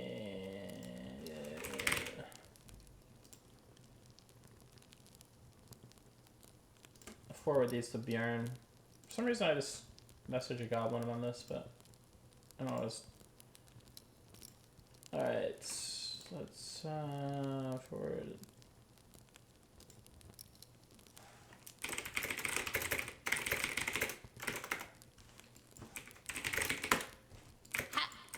Alright. Oh, the ogre skeleton. Yeah. You see how I get on these side quests? There it is. Oh my god, this is funny with the... the breastplate shows up now? That's so cool. Alright, here, I'll take off the gear for a second. If you could see more bones.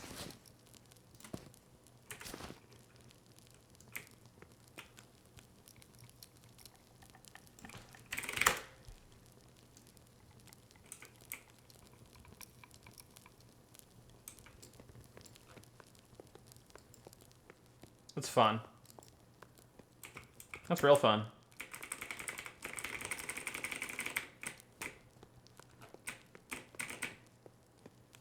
Yeah, the ogre skeletons don't seem to have the upgraded strafe.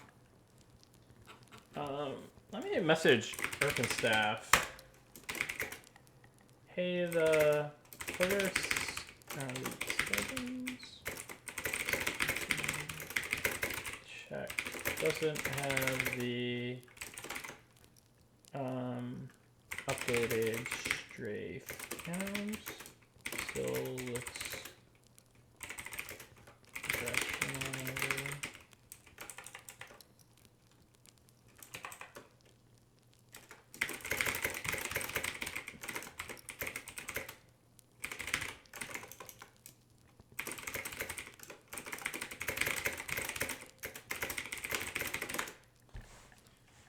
Put in an issue for it.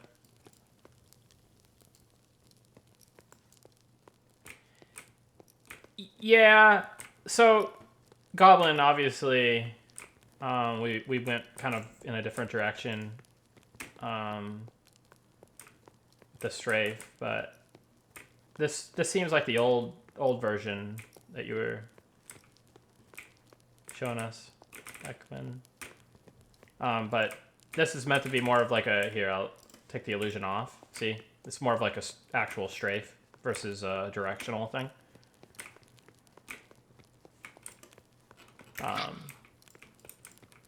But yeah. Here, let me turn the music off again and put the music. Let's restart that song.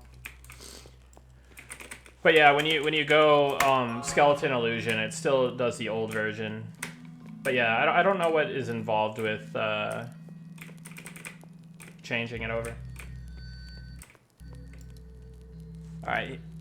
Erkensteph wants a issue for that, so let's put that together real quick. Sorry guys, there's a lot of context switching in my day-to-day on Monsters and Memories. Skeleton illusions do not have the updated strafe animations.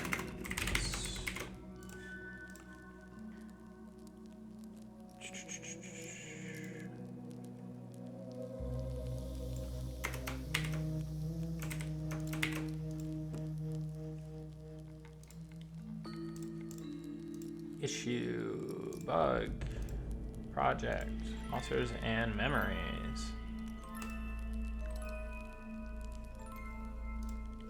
To do. Animation. Art.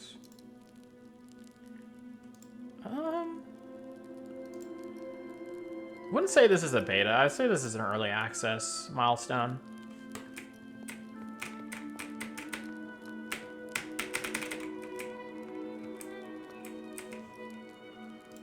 Okay.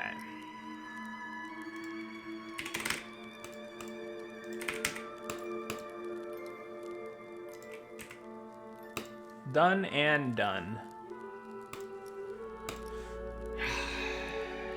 All in a day's work, guys. You know, just doing the QA testing, doing the copy-paste game development, drinking Kirkland's. Oh, God. Probably just doxed myself or something. Alright, let's get this task closed out because this has been taking way too long. Giving out the keys? Yeah, I guess we could, you know, make sure you guys are continuing to enter into the giveaway. We'll do another giveaway here in a little bit. I'm trying not to push it too hard. But we'll do another giveaway for you guys. You know, you guys are real ones for staying up with me this late and hanging out.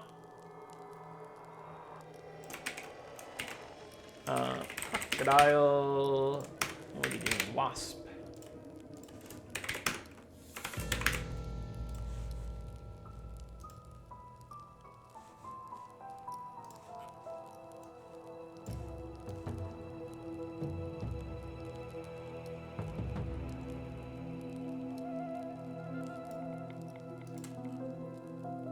And then we'll do the crocodile and the beetle.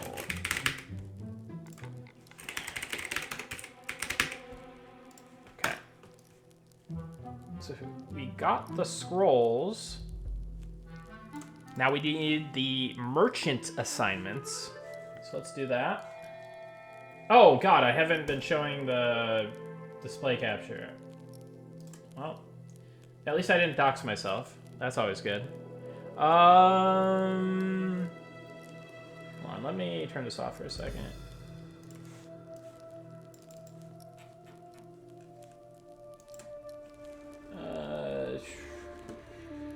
So I gotta open the merchant cell table. Spell merchant beastmaster. Or actually, no, we just do crocodile. Okay. So I'll show you what that looks like. So we have the ID of the merchant, which is spell merch beast. And we've got the item ID. And then we have stuff like price mod, like is it greedy? Is there a condition requirement? Is there a faction requirement? Does the item show if there is, if you don't have the required faction? Stuff like that.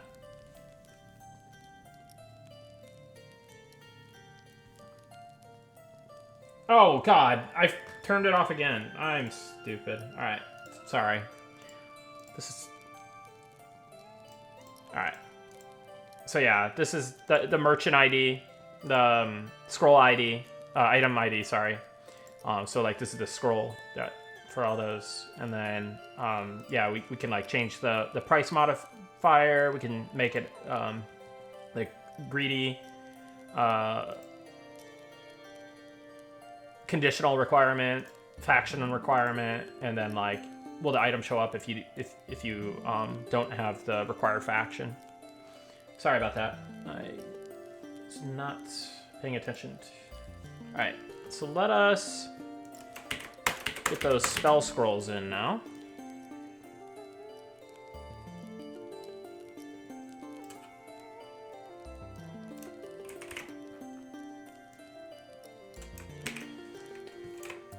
Crocodile pet. Tarantula pet. See the spider pet. Uh-oh. Wait, did I do something? Okay. Crocodile.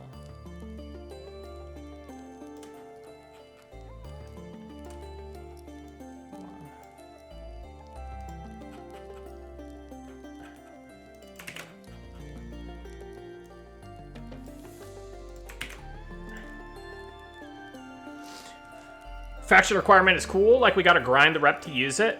I don't know about using it. I think it's for buying it. But the thought is that those items would be no drop, right?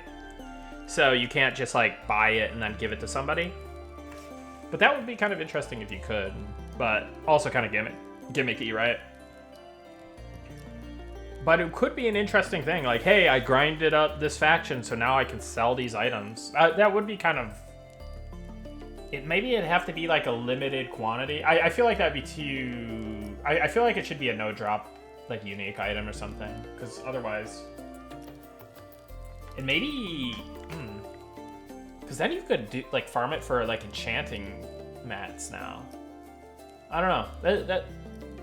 We don't really have many items like that at the moment, but it does bring up some interesting design predicaments, for sure.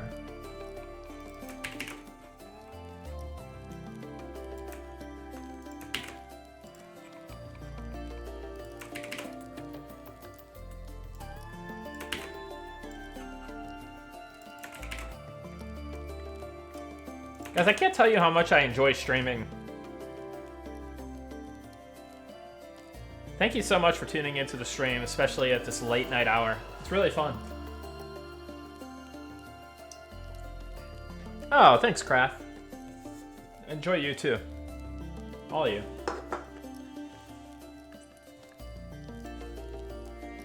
All right. So,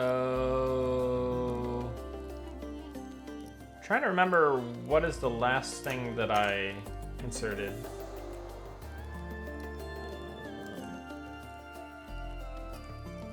ability effect. Alright, hopefully everything goes to plan here. So we gotta copy all of this. And hopefully I didn't mess anything up, because this is 256 queries. Not too big, not too small. Hey, Chaos Flux! Have a good night, man. Thank you so much for tuning in, and thank you so much for the gift subs. I really do appreciate it, man. That's so generous of you. I hope that you have a good night, and yeah, man. It is awesome to stream around this time, and third monitor streamer. Hey, I appreciate it, man. I'm just glad to be on one monitor. Dude, Chaos Flux. Dude, come on. Thank you, man. That's so nice of you. Thank you, thank you. Dude, you didn't have to do that, but I really do appreciate it, man, and I'm glad that you are enjoying the streams, and I'll try to get more streams in these hours if I can.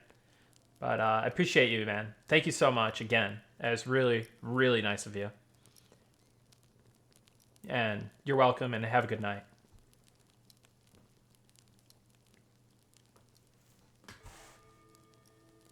Man.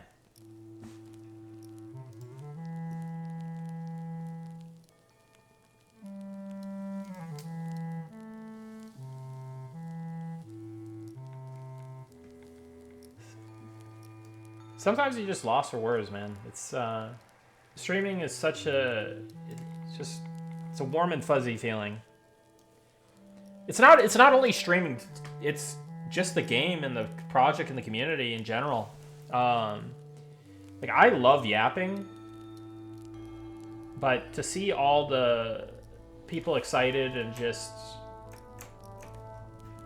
being so supportive and so awesome, so cool, it's yeah.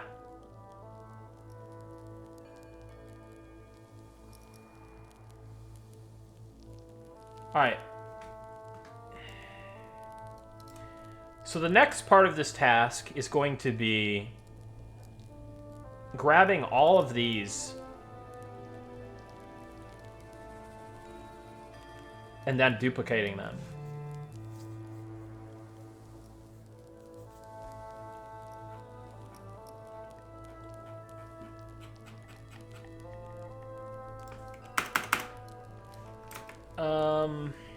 Let's think about this. Let's go back to the ability table.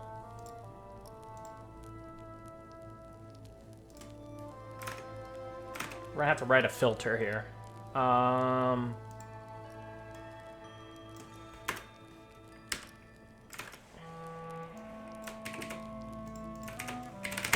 think this is where I just utilize AI because it's faster.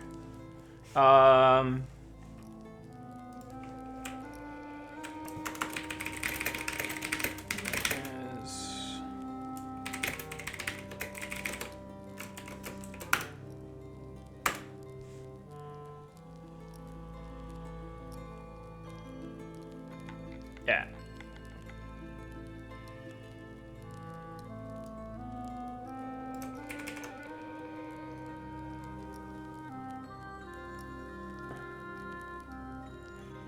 Dude. Okay.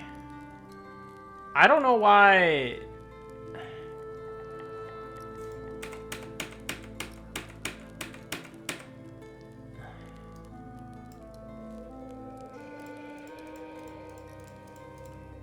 Dude, I swear to God, like, I should have just wrote the filter myself.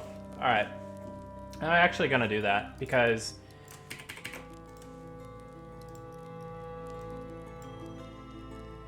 ChatGPT be messing up. That's all I'm gonna say.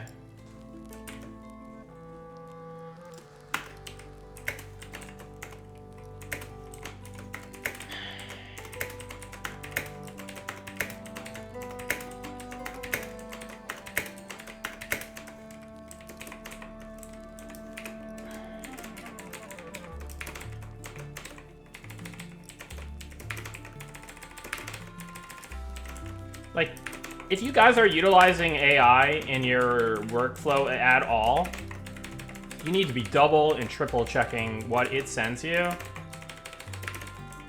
is indeed correct. It just excluded like one of these off of the list for no reason whatsoever. So, I don't even know, man.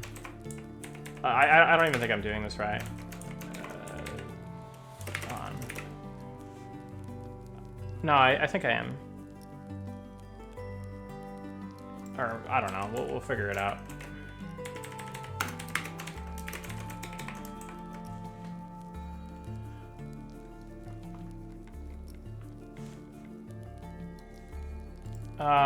No, I don't think that's right. Okay, so it's, oh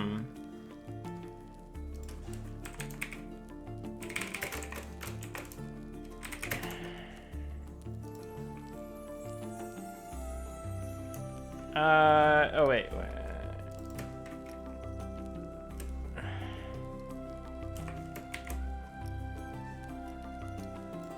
I think this is it. Oh my god.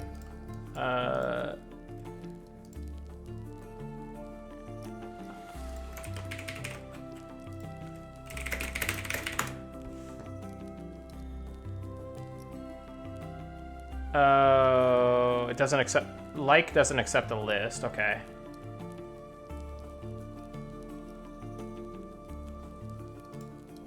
Alright. Great. Alright, let me just, I don't know what I'm doing, man.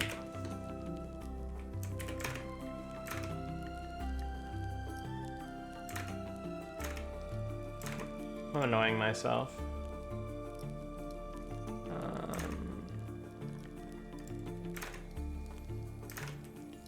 Here, we'll do this.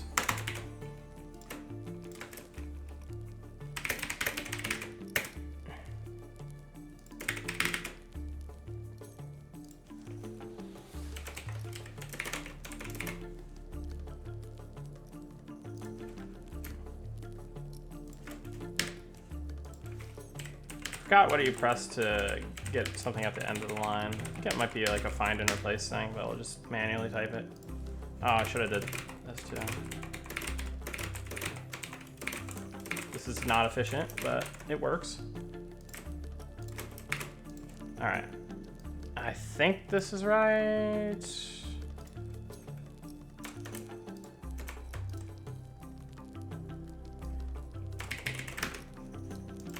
This is a good time to remind you guys that I am self-taught.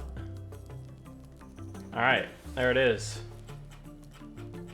Now there is gonna be a couple anomalies in here, like, that I'm gonna have to filter out.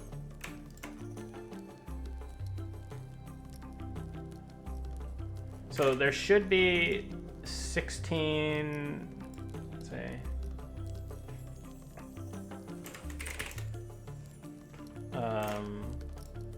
What is it?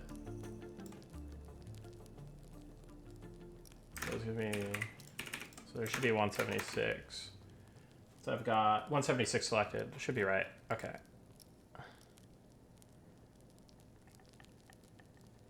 Come on, database. You're chugging.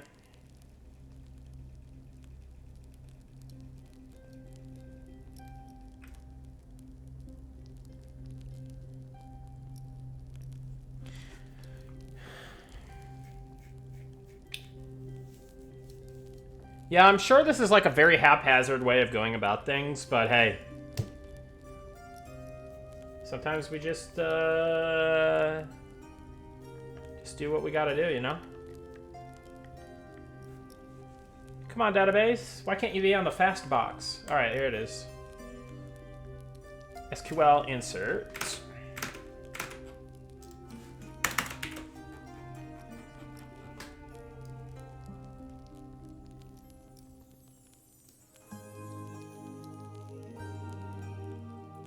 Okay, let me just verify that everything looks good.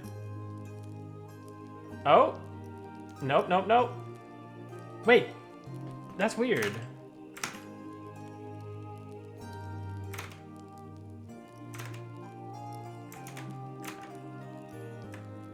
I'm missing something? Or I did my math wrong? I'm very confused.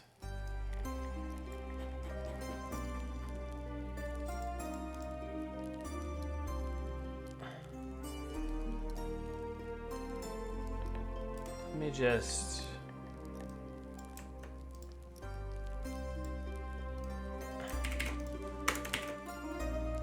sanity check everything, guys. Give me a second. Bear with me.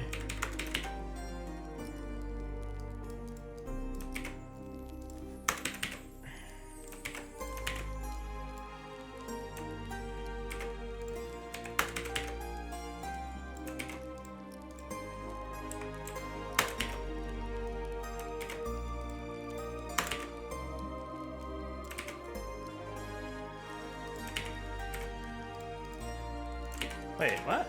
Did I had... Oh, I had Snake Pet twice. Maybe I am worse than AI.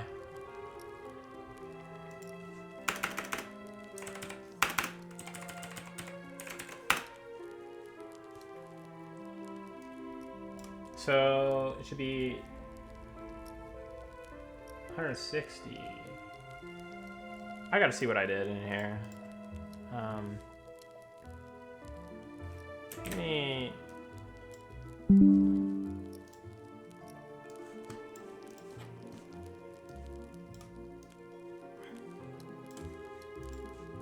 Oh, okay, so I think the 16, the discrepancy of 160 to 116 is the Druid Bear Pet, because there's 8 tiers of that, right? 1, 2, 3, 4, 5, 6, 7, 8. Yeah. And then it's going to be the Spirit Wolf Pet. Okay, that makes sense.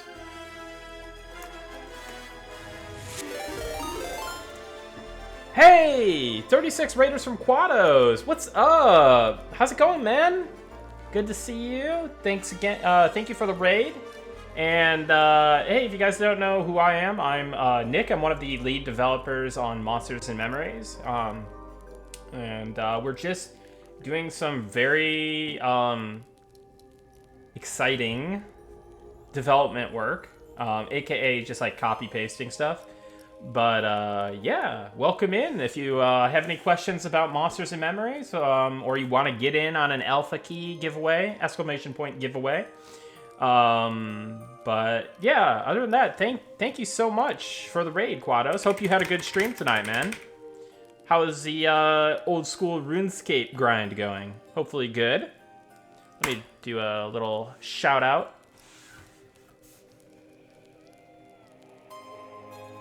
Why am I blitz? Why are you Blitzcrank? I am a robot.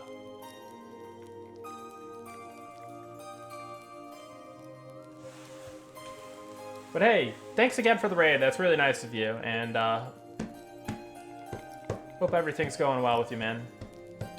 I've been, I haven't been in the last couple streams too much because I've just been super busy with things.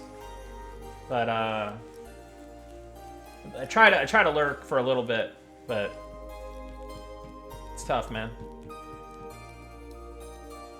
Christmas time, beta time. Oh yeah, by the way, if you just joined the stream, the beta opt-in is now live for Monsters and Memories. So there's a pinned message in the chat about that. But let me get to fixing this.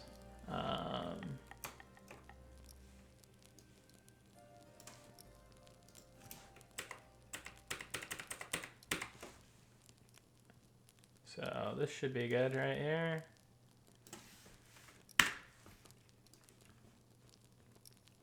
Yes, and then let us also delete this stuff.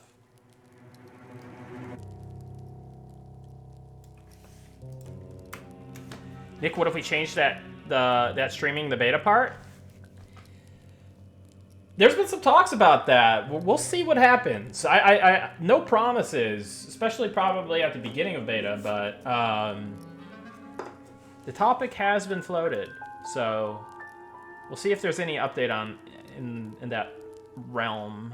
I'm sure you guys would enjoy that, right? All right.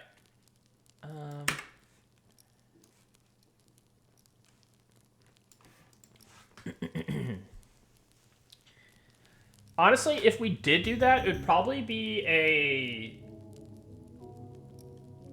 I don't know. That's a tough one, right? Because I'd probably say no video, still, or maintain a video embargo for the alpha. And maybe, I don't know. We'd have to figure out like the details on that one because we still have it for a reason, right? There's still things that we want to keep closer to the chest. But it definitely has come up recently.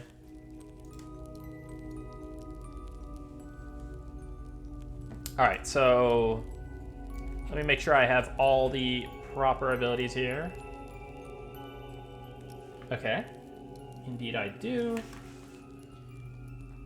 All right, let me just go through the list real quick, just to like double, triple sanity check everything.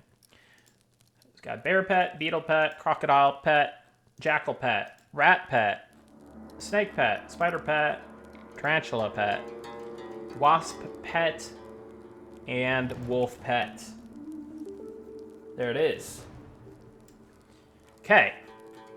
So now how do we want to change this? How do I have the... Let me pull this over to the other monitor real quick. Let's type something in.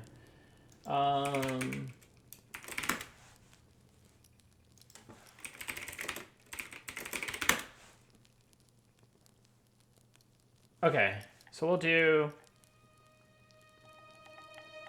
pet swarm. So we're gonna change.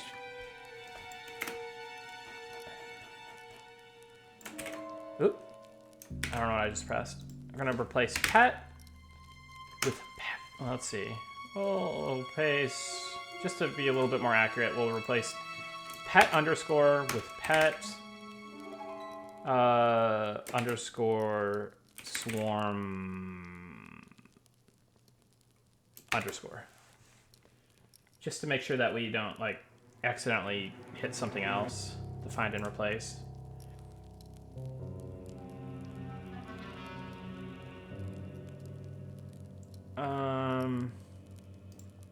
Okay, so bear pet swarm 6. Okay, and now we're also gonna need to there. We'll change pet to swarm pet.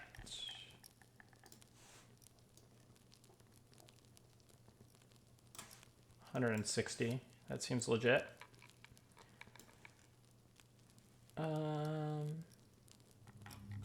Okay. Cool.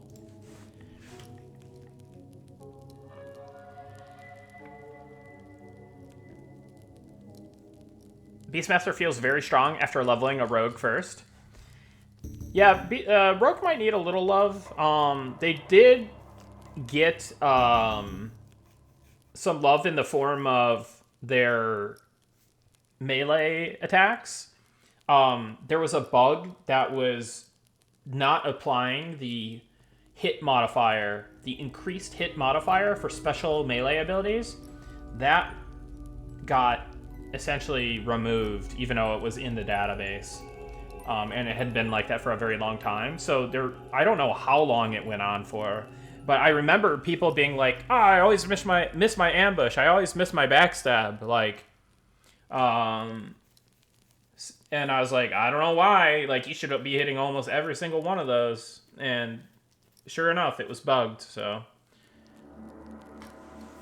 You've been watching like 45 minutes behind? That's hilarious. So, Did you see what I said about the streaming thing on beta?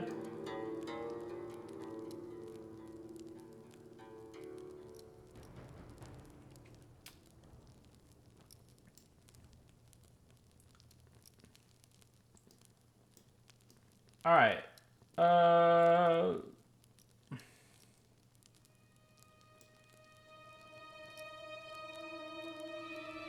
Fight alongside you. Let's change that. Fight alongside you to temporarily fight alongside you.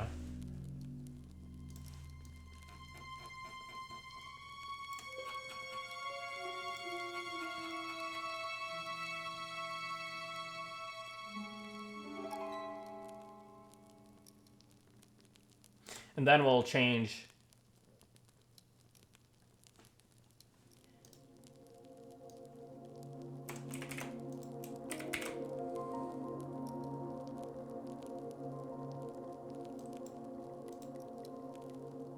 the spell persists until the death of the pet or master. This spell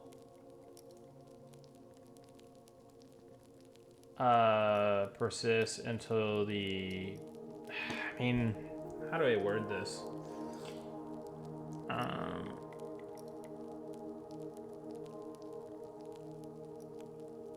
The death of the pet or master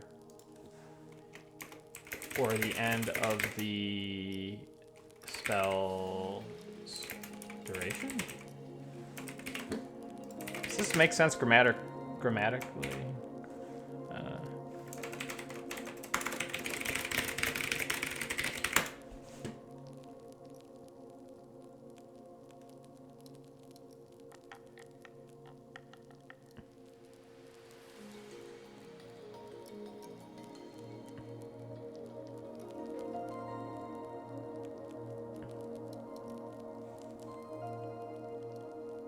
Yeah, that's what I just second monitored, Porkin Boy. But then I feel bad, and then you know what? We have an editor. I can just put in whatever junk that makes sense or not, and then you know, just we've got our editor to rely on, so.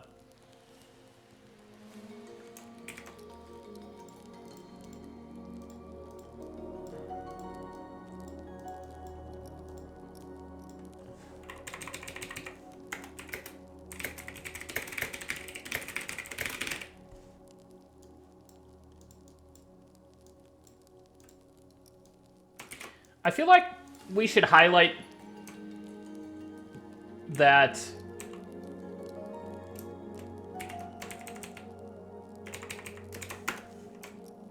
this spell persists until that sounds so weird.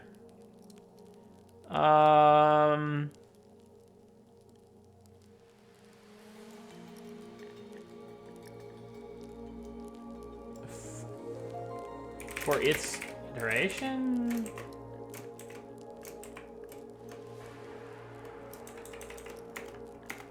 Or until the death of the pet or master. I don't know, man. It's all junk. Here, let me read.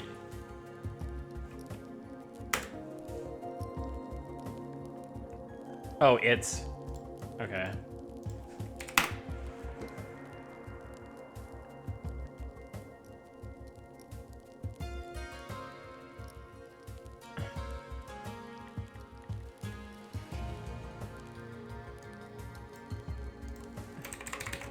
All right.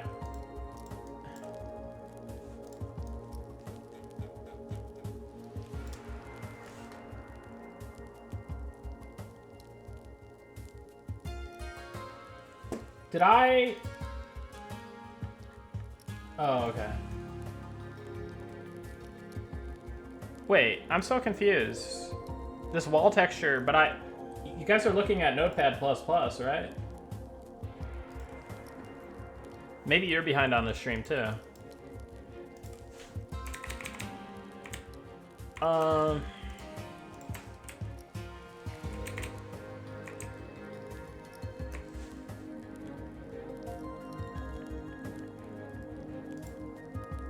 Okay. So we've done that. We've made that change.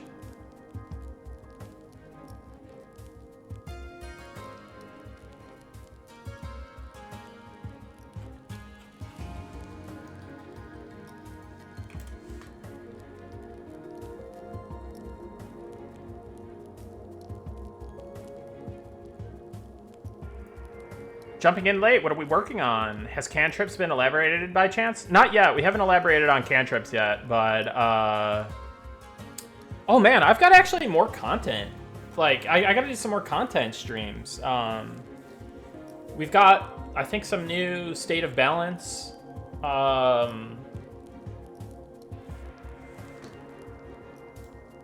New State of Balance notes from Alpha.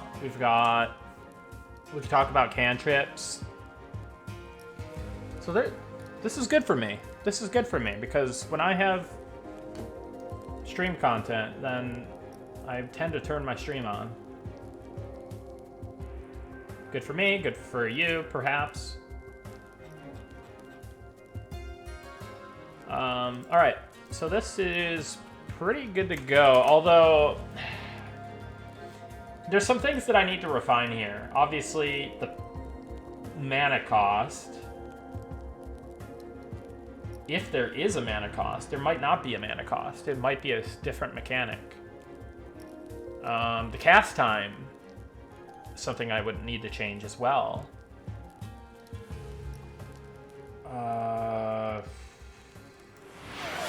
But these are things that I can isolate easier at Hey, Sage Dragon Fox! Thank you so much for the 5 tier 1 gift subs. Thank you, thank you. That's so generous of you. I'm glad you are enjoying the stream, and thank you very much. That's very kind of you. Thank you. Appreciate it. Thank you, thank you. Man. Really do appreciate all the support tonight, guys. It's very kind of you. Alright.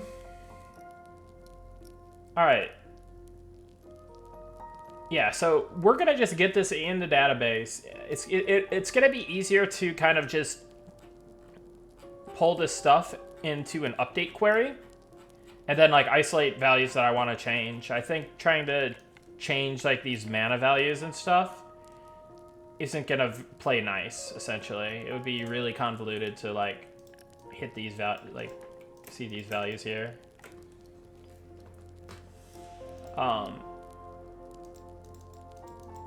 It's much easier to isolate these in an update query.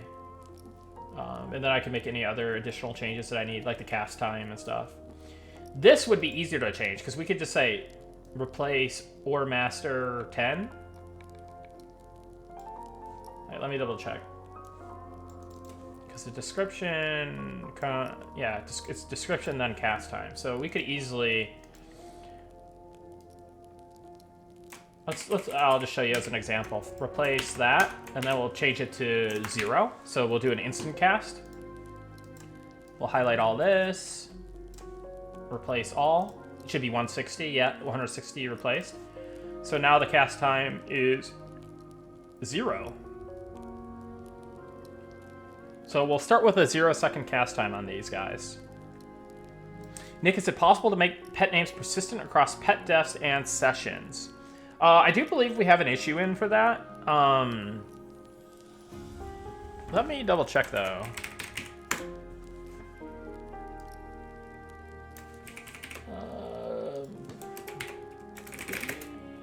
I'm gonna ask Chip about it. Did we work on this? I thought I saw something recently about it. Yeah, because I thought I saw something recently about that. But I'm gonna ask Chip, who's been working on the on Beastmaster. And I'd like to issue a correction and clarification on ability stuff. While it's true that I have been kind of the sole person working on the a majority of like the ability design and class design and stuff, it's more than that, right? There's other additional programmers that help, and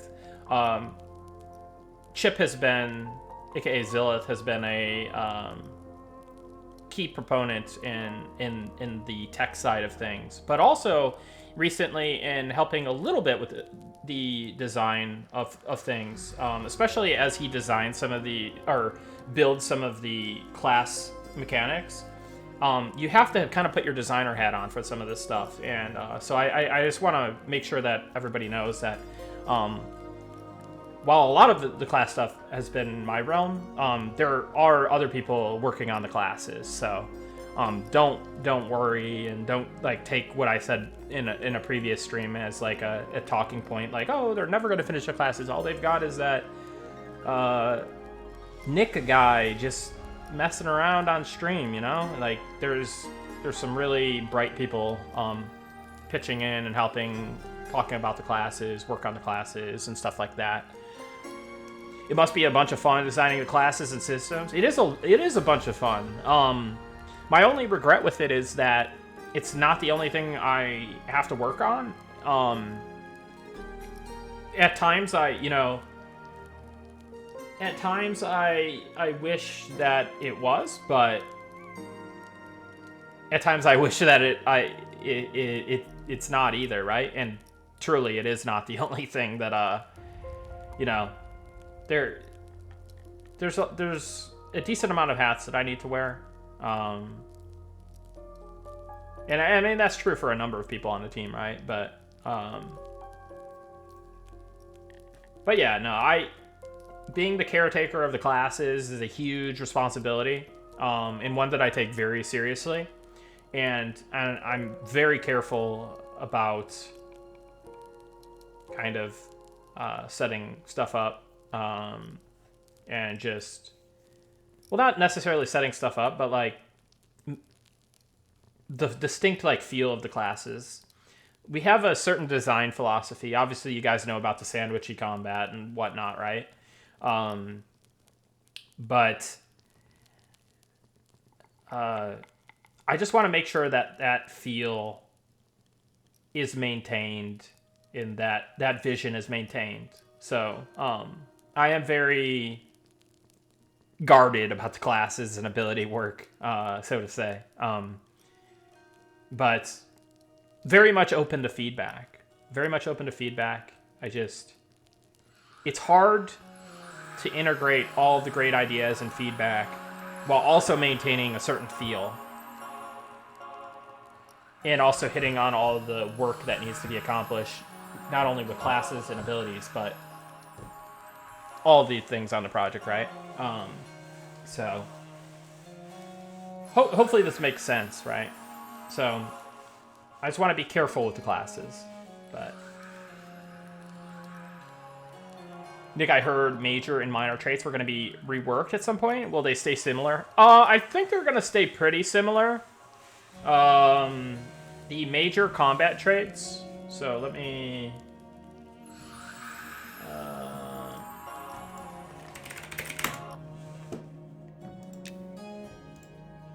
So the ones that did get removed from here are the... oh, wait, hold on. Yeah, no, this is right. So there was like Ogre Smash and what else? The human one and like Bribe and Sneak and all that stuff. Slippery, Stone Form, all those got removed from the major combat traits. And now they're just granted to the races that they're tied to. So now you're free to choose one of the more generic ones, right? The one that is either based off of a stat or the ones that are based off of resist. Now, I could see these getting reworked maybe a little bit. Like some of these are like really like who cares, right? And some of these like they're questionable if they even make sense. Like I'd love to see the numbers on some of these. I'm sure that some of these are very low. But I could also see some of these actually becoming a lot better. Like I heard good things about Agile, to be honest. But that could be a tuning thing. In terms of minor combat traits, these were never meant to be like a min-max type of thing. I mean, there is some min-max to it, right? Your piercing skill increases 25% faster, and that's just always going to be a thing for you. The skill starting at 5 is not a big deal, but it is a nice bonus early on, and it kind of lets you kind of play into the fantasy of who you are, right? I'm this throwing dagger guy. I'm a swordsman. I've got the trainee scimitar. I start with higher slashing skill. So that stuff is temporary, but the slashing skill increase, that is forever. That, at least until you max level and max skill, right? But that will be more relevant for your journey. So these are really not meant to be like too crazy, like a make or break thing for your class, or your character. Major non-combat traits, though, are definitely a little bit more... Okay, so what we decided for now is that the vision types, the racial vision types, will still be part of the major non-combat traits. The reason for this is we don't want to force a vision type on you, right? Because the vision type fundamentally changes how your game looks. And we want people to be able to opt out of that if they want to. So if you are, say you're a dwarf, you can pick infravision, but you have to pick it, right? You don't always have it. Not all dwarfs have infravision. Now, for those that do select infravision, we may provide an ability, or a buff, that maybe gives you like surface dweller like vision, so you get like the human vision in buff form, so that you can take screenshots and videos of the game without that like red tint, or for in the case of ultravision, kind of that bluish tint, right? So yeah. But then there's also, you have the generics, right? You may want to, I don't know, if you like strafe running and jumping a lot, this is a real good one. Forage, this might be moved to like being a class-based thing, I would guess. But yeah, there definitely could use some more stuff in here, for sure. And then again, the minor non-combat traits are really nice for like trade skilling or editing your start. Like maybe you are kind of more of a murder hobo type. So you go for what's it called? Like lumberjack. So you can start getting your wood right away, and you're farming up for campfires and stuff, so that you can continue the grind efficiently and stuff. You get a nice lumberjack axe and lumberjack pouch to go along with this. It's useful. I mean, it's kind of useful, right? Like, it's not a make or break thing. It just kind of adds some flavor and kind of gives you kind of like a... it kind of alters your starting experience a little bit. And it's really fun to just hit if you're like making a character, like especially like an SSF or like hardcore character, and you just kind of want like a random start, it's kind of cool to press this. It might even be fun to have like a randomizer for the race and class. So you could do like a full randomized challenge, like just random stats, random traits, potentially random deity. I don't think... Huh. I mean, you could also randomize your appearance. But yeah, I don't know. As far as there being like a major rework, I don't see it, but I can definitely see there being some like modifications to certain traits and additions to certain categories, certainly.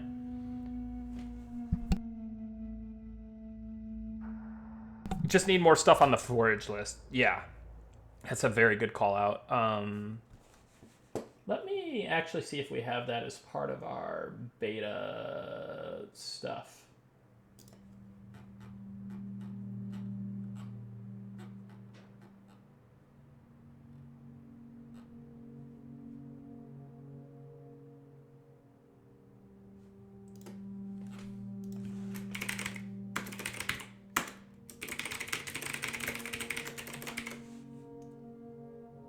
Oh. Oh, wait. Guys.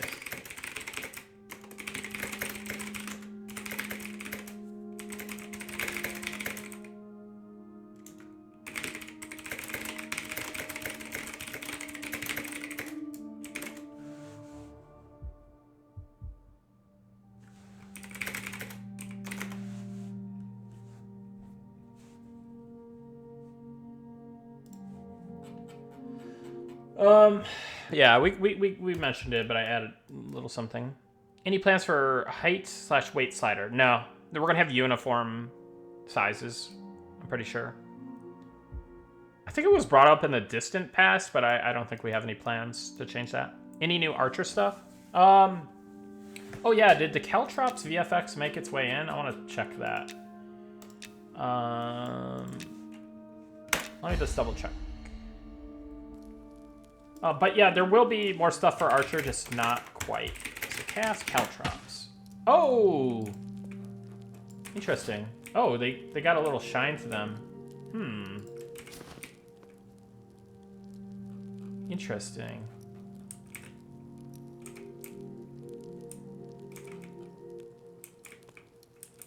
I think this is just the old asset that we had, and then we little shinies on them. And then like maybe a different pattern that like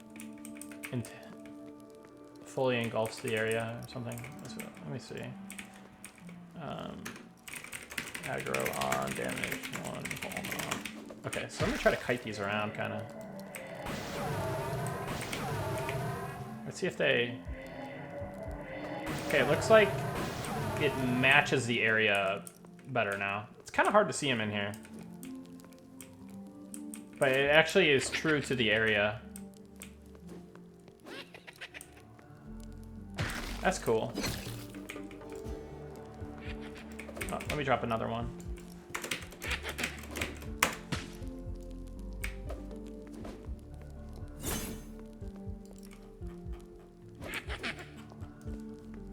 Let's see. It's pretty nifty.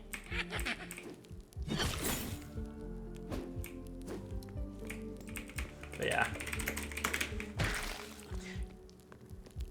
Can you tell us about new haircuts? I feel like some races have almost no option.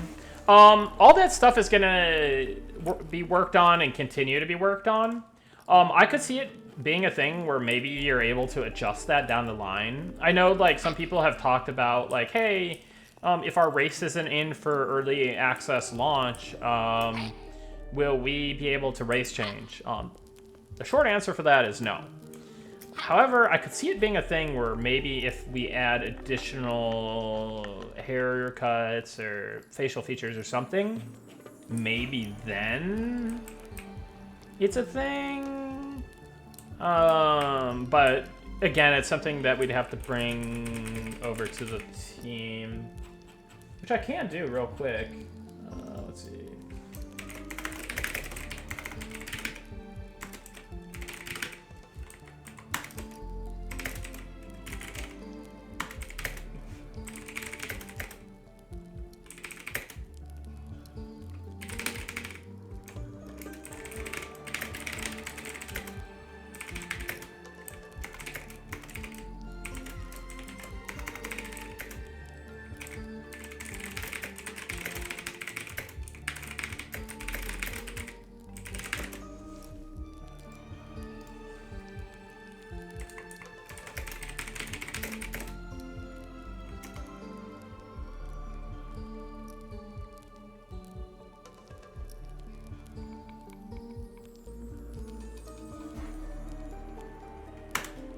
Alright, I've proposed it to the Brain Trust.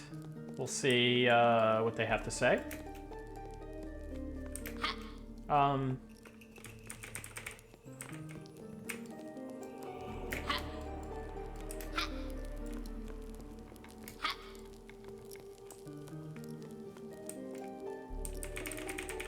Oh, since we're in here, let's rip a reload zone. Uh-oh. Got real dark. Wait, that is kind of really dark. What's my gamma at? Whoa, my gamma's at 100. That's wild to me.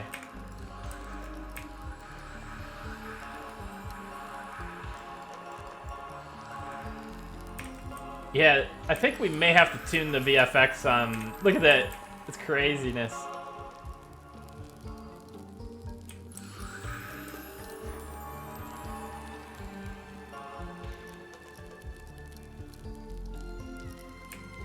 Might have to tune that a little bit.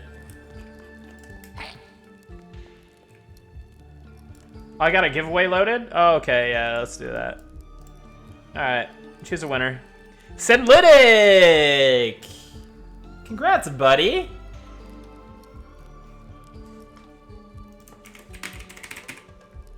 I don't even think he's in the chat anymore. He went rip, dude. Wait, is he? No, he's here. He's typing, I think. If this thing isn't lying to me, he's typing.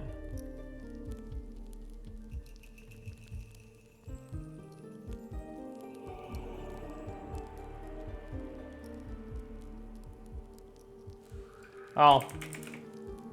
Let's type to him. Senlytic, whisper me your M&M account, email, and Discord. Congrats. I'm sure he'll be back. It is late. It is 4:42 a.m. Central Standard Time. Oh, dang, wasn't ready for that one? Hey, just do a exclamation point giveaway, and you'll be entered. Unless I do a reset. Then you'll have to be ready to send it in again, but... Sad mans. I appreciate it, but... I've got kids, man. They might get onto that Steam account, you know what I mean? We're gonna have to make an alt account or something.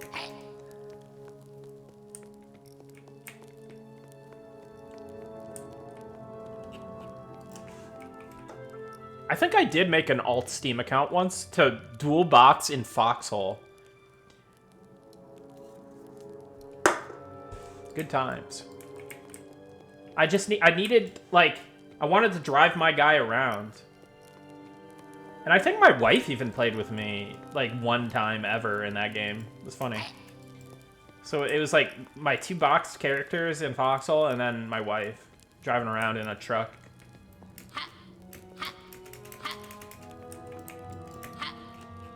Some degen action. Alright, what am I doing? Oh, I was gonna check something out. Potentially more spoilers.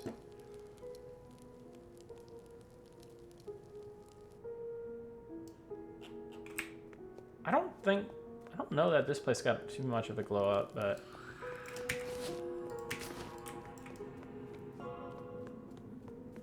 I thought something had changed. I think maybe like the lighting style or something.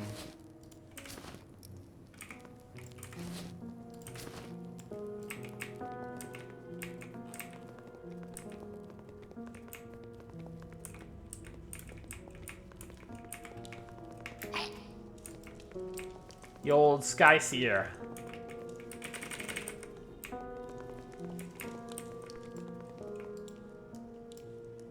Sky Seer Ilya. I wonder, is Ilya a girl? Because wouldn't it be Sky Seeress then? You know what I'm saying? Do you get what I'm putting down here?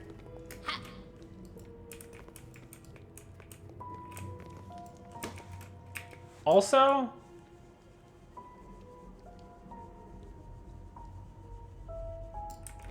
it's just gonna have to be like that for now, I think. Isn't Seer neutral? Yeah, I guess that's fair. And I don't really see any lady bits on her, to be honest. So, I mean, eh.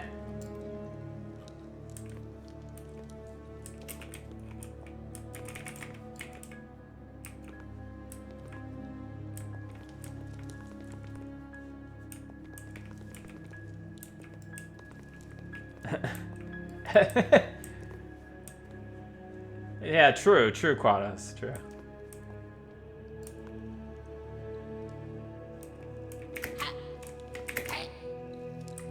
Alright. What am I doing? So we did the giveaway. Alright, now we gotta go back to this task.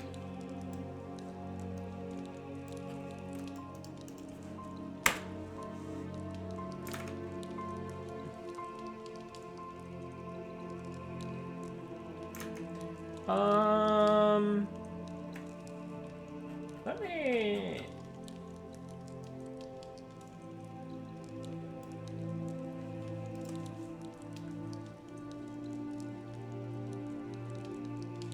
Alright.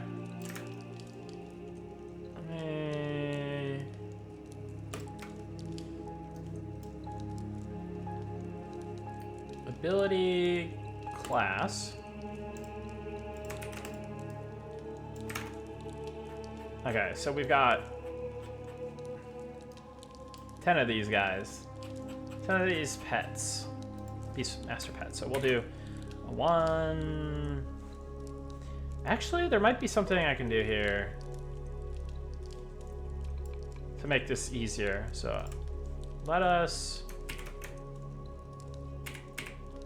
me do this.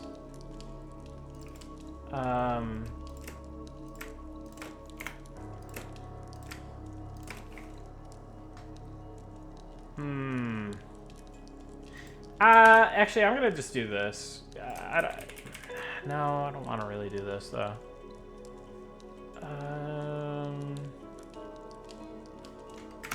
Here, let me. Alright, sorry, I'm just kind of deliberating how I'm gonna do this. Let me pull this off screen real quick.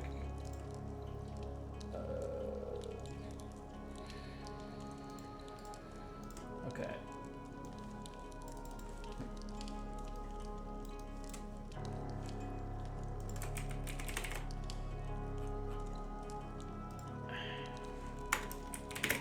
Hid not like. Oh. And hid not like.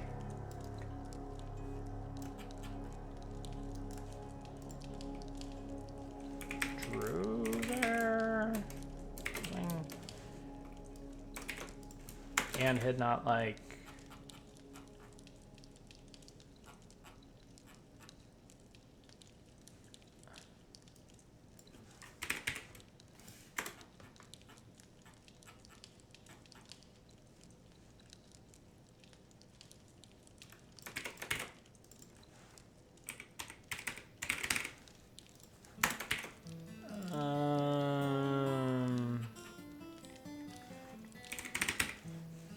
All right. Does this work? I don't even know.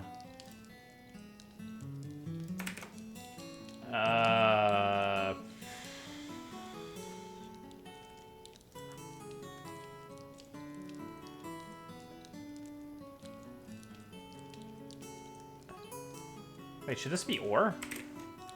Am I stupid?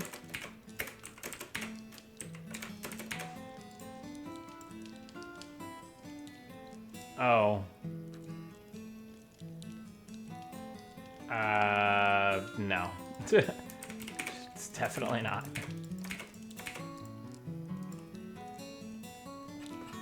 I don't know why it's doing this.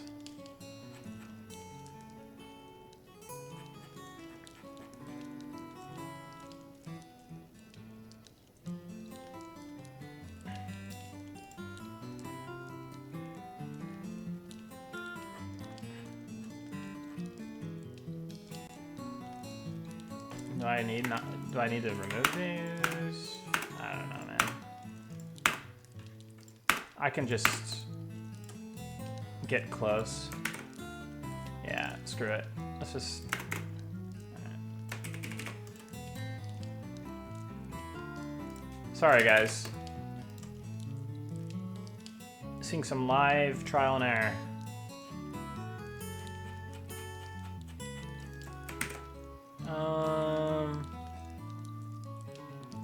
Okay, so we'll take off the druid pets. Take out the. Oh god. Oh, there it is. Spirit wolf pet. Okay, that's 160. That matches. Copy as SQL insert.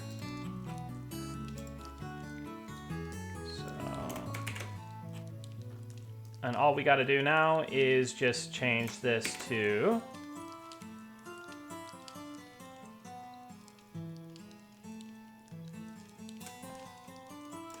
pet underscore pet underscore swarm underscore. Boom. Okay. Done and done.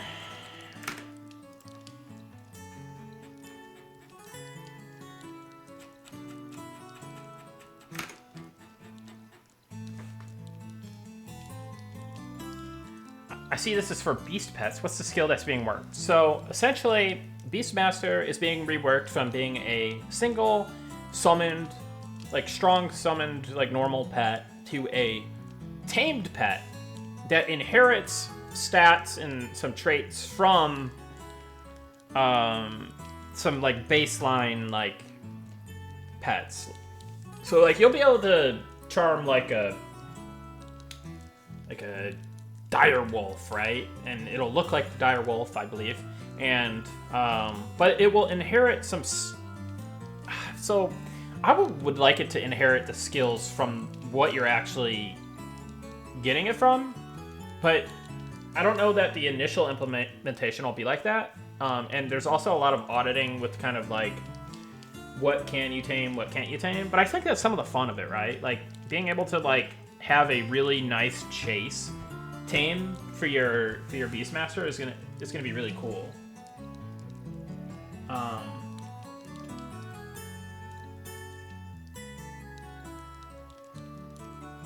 But I think what's it called? So you'll have a tame pet, but you'll also have swarm pets. Now, the exact design of how many swarm pets you get, what their cost is, what you need to do to spawn them is going to be, it's still kind of in flux. My current thought, though, is that it's like maybe 2 to 3. I'm thinking maybe 2. And there will be instant cast. They may not cost mana, but there may be a prerequisite proc that you need to do. So it'll encourage you to get into the fray, be attacking a lot, proccing your pet. The pet will be procced. You can cast it then. The pet will last a duration. The swarm pet, so these swarm pets will have a duration. They'll be lower damage, lower health than your normal pet, your tame pet, but they bring abilities to the table, right? So there'll be like a different abilities for different situations. So maybe you want the snake pet, because maybe the snake has some form of slow available, right? Slowing poison. Or maybe you want the wasp, because maybe it slows spellcast time or something. Or maybe it's just like a nice dot with like a periodic stun component or something like that, right? Or maybe it's like a snare that like increases over time, right? Like essentially you'll have your tame pet as your main guy, and there'll be like cool different like chases in the world for your taming. But then you'll also be able to bring swarm pets into the fray to kind of customize your play style and to your situation, or just for your flavor, right? Like maybe you want to be like the Hound Master. Like you got like a dire wolf as your tame pet, then you've got like a swarm pet wolf, and you've got a jackal like swarm pet as well. Like let me think about it some more. Like yeah, I think being able to like kind of customize your gameplay or your kind of like theme of Beastmaster you're going for will be fun. Maybe you want to be like the guy with spiders, right? Like you've got the Black Widow, you've got you've got the tarantula, and then your tame pet is like a giant spider or something, right? I don't know. I think there's a potential for fun there. I think there's potential for customization of gameplay, fantasy of Beastmaster, different differentiations there. Of course, I'm sure that people will figure out, hey, this is the min-max for soloing, this is the min-max for grouping, this is the min-max for rating, but I think that it'll just be a really interesting system.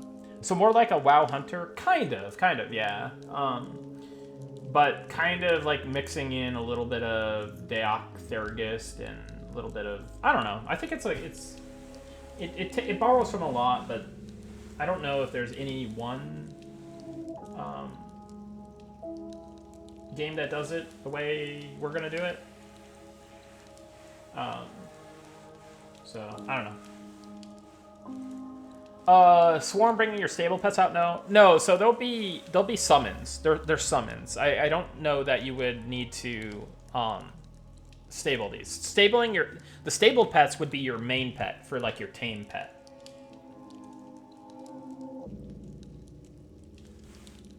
Late night Nick stream, good to see you on. Hey, what's up, Thrimero? Good to see you.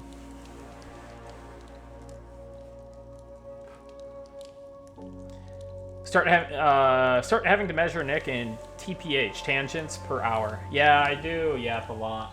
I'm a yapper. Especially when I drink a Kirkland for the first time in like a month or two.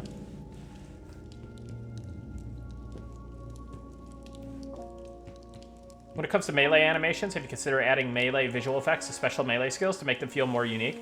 Yeah, we've talked about it. It's just, it really is a matter of kind of like identifying certain things and getting them in.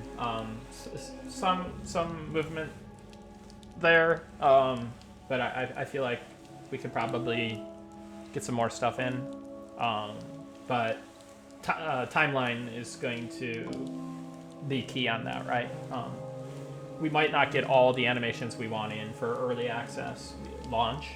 We may have to polish and add some during early access, and the 1.0 launch will be really nice in terms of like animation stuff. Gotta charge my mouse.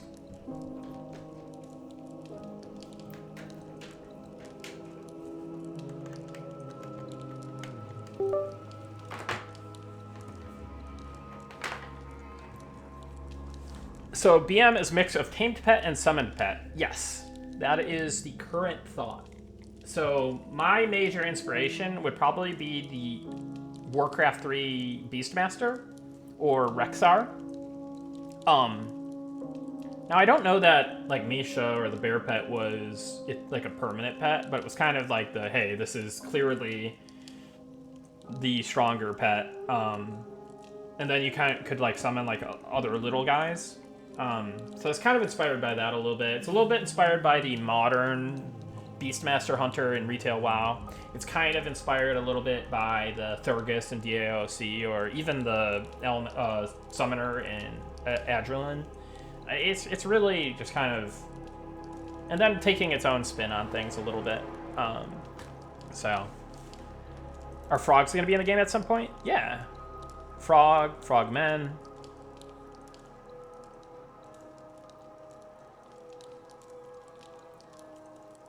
Yeah, it is a kind of, well, it's a mix of like shaman, druid, and hunter. That kind of makes sense, yeah.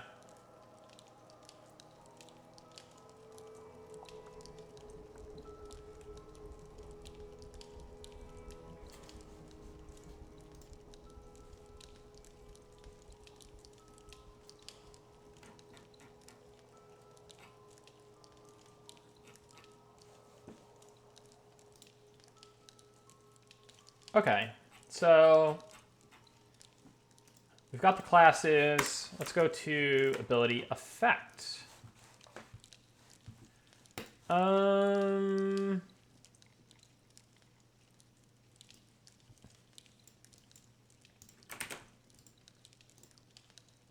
So we're gonna have to grab that filter again.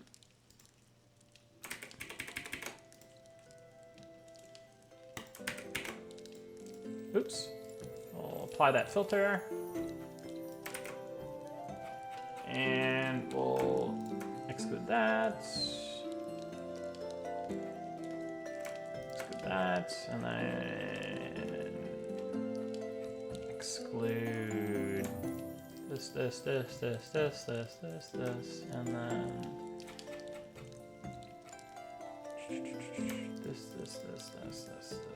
this. Okay.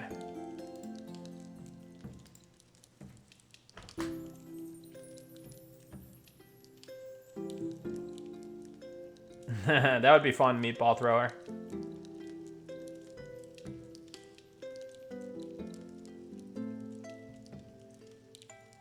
Always weird to me that hunters in WoW don't dual wield or melee at all, given their source material.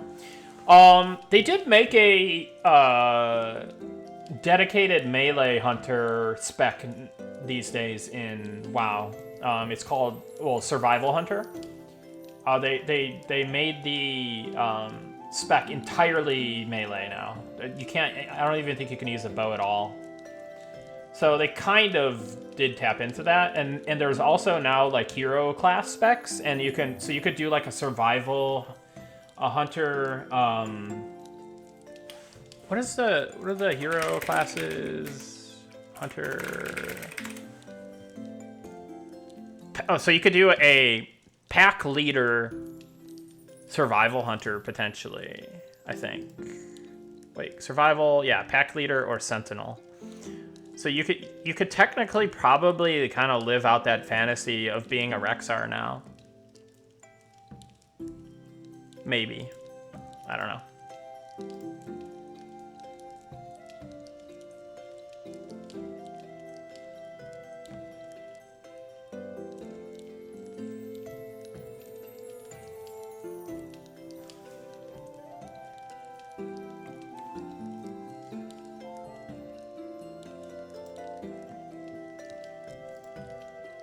So how will these swarms be selectable, assuming they won't all be different abilities? That's currently how I'm setting it up, is that you'll have like your swarm, you'll have like the 2 swarm pets that you want to use on your ability bar. And then when you do a proc, like a specific proc, you'll be able to activate that summon. Or alternatively, we could move away from the procs and just do like a flat mana cost. And then, I don't know, maybe put a cooldown on it or something, I don't know. But I want to try out the proc system of things first. Because then it feels like, I don't know, like maybe like it makes it feel a little bit more active, but not that I want to make the game feel like too active, right? But I don't know, it just might be an interesting opportunity to see if that feels good. If not, we can change it. Of course, I'm very open to changing things that don't feel like they fit the philosophy of the game. So. Nick, any plans to expand the herbalism nodes more? They are pretty scarce. Thanks. Let me send a message over to Rift about that. I haven't been aware.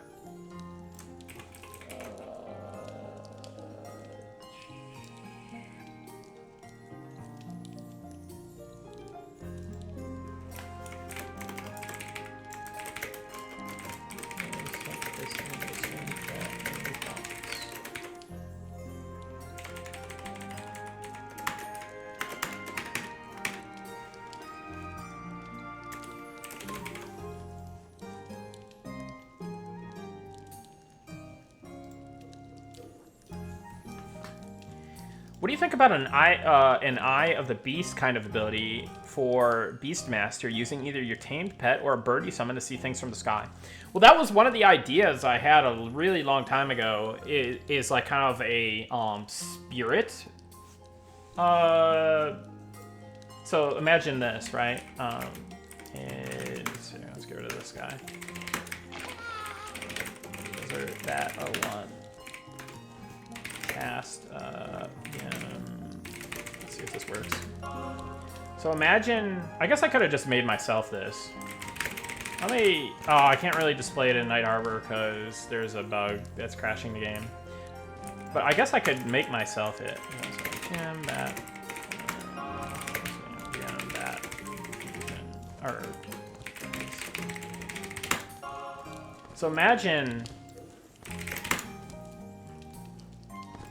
there's an ability that you're like, and there's no aggro component on this, but it was just like a scout ability. But as you can see, I don't know that the game really supports it. You know what I mean? It's a really fun thought. Like, this would be a real banging ability in a game like WoW, right? Where it has a lot more free-form exploration opportunities. Sadmans, have a good night. Will do, Sadmans. Thank you.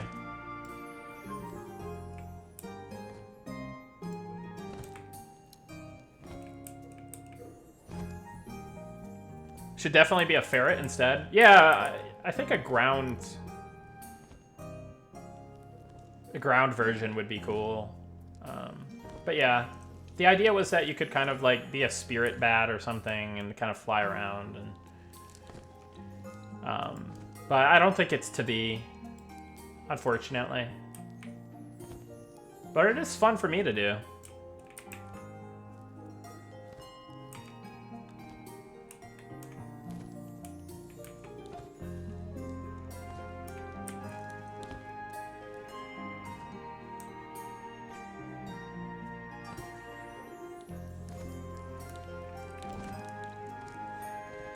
Sorry for asking again, but how long you've been programming for?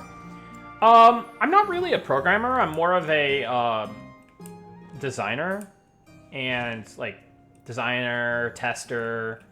What's it called? Kind of like project management, kind of dealy production. That being said, I have programmed. I just am not very great at it. What I'm doing over here in Notepad++ is SQL queries. And that's essentially just like, I'm using Notepad++ as a scratch pad to write SQL statements, modify SQL statements, and basically insert, update or remove large amounts of data from the database, because MMOs are very, very data-driven games. You have tons and tons of data for like spells, you know, abilities, items, trait skill recipes, you name it, right? And that's kind of more what I'm doing, and not too much coding. So, hope this helps.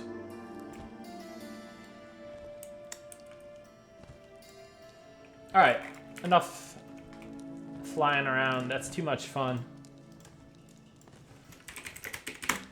Gotta get grounded here.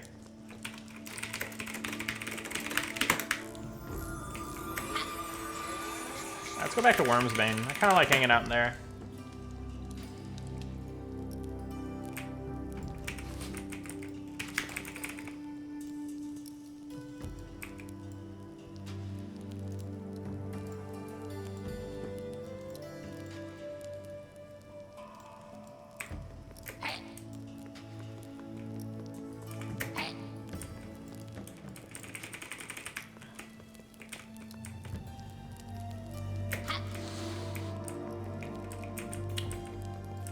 Yeah, maybe Meatball Thrower. Oh, you know what we could do? We could. I think we're gonna be adding slow fall. So maybe there's like a slow fall component as part of it. I don't know.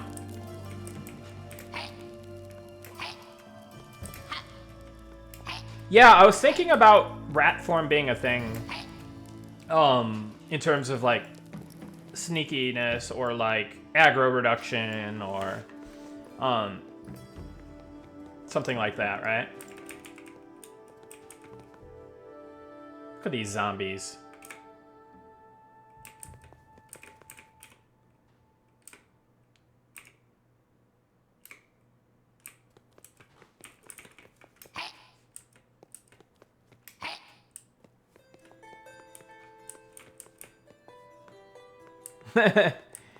You never know, Lolcat. You never know.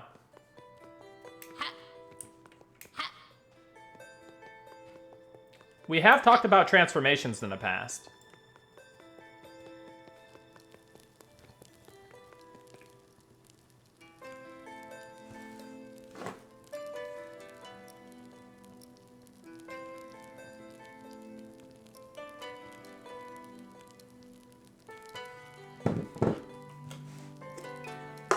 I think it's time to hydrate.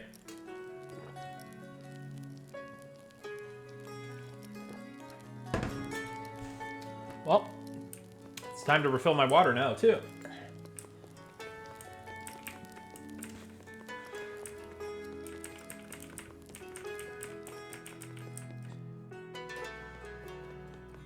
Ah, interesting, Occupy.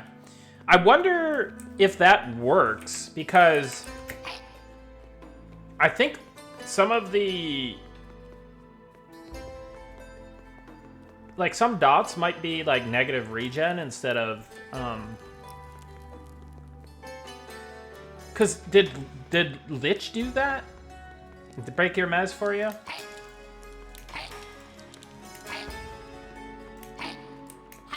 That would be an interesting dynamic as well.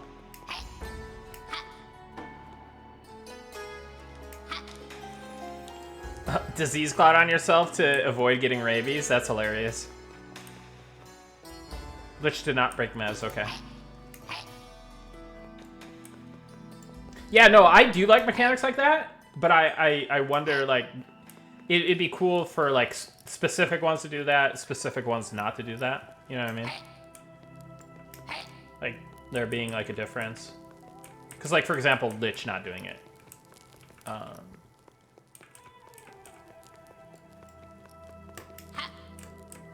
But maybe self-inflicted dot does it, maybe rabies doesn't, I don't know. Because I think I meant to set up rabies as a negative regen, but until very, very recently, actually, we didn't have negative regen. Negative regen just didn't work. Now it does work, so necromancers beware. Let's actually try that.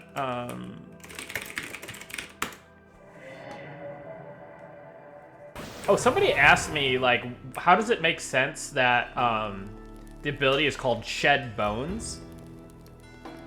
Because you're shedding your skin, right?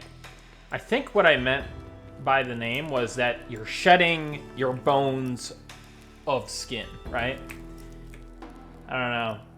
I don't know who needed to hear that, but I did. And my justification for it. But as you can see, my health is going down now. So... and I just love... dude. Do the goblin skeletons have the features now? This is so cool. Goblin skeletons have, like, their little spikes now that you can pick on goblins. That is so god tier. Oh my god. Our team is, like, out of this world, dude. This skeleton is so metal.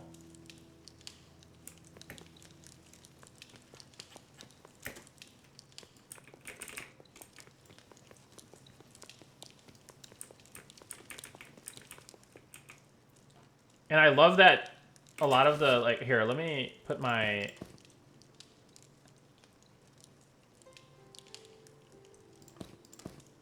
dude. How about that? Oh my god.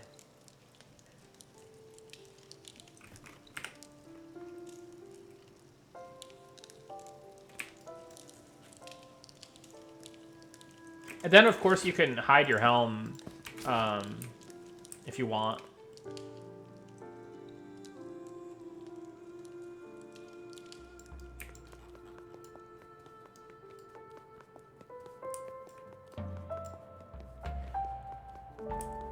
Whatever the longest tier of monthly subscription is on release is what I'm getting, and I'll be pressuring friends to join. Nice, Occupy. Appreciate that. Glad you're digging the game and willing to do that and try to get your friends involved as well. Word of mouth definitely helps us a great deal, so I appreciate it. Alright, let me try to finish this task up, because it is starting to be a longer stream. Then maybe we'll rock a giveaway, and then see where we go from there. Have a good night, Archon Warlock. Thanks for tuning in. Alright, so we got ability class stuff.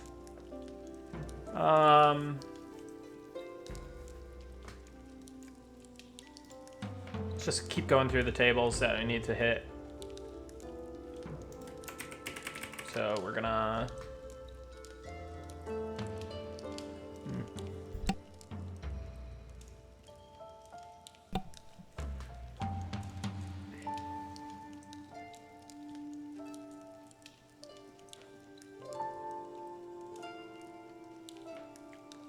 Okay, so we got ability. Do we get the effect? No, we didn't get effect. Let's grab that. Oh yeah, I was starting to grab it. Okay. Get rid of that. That.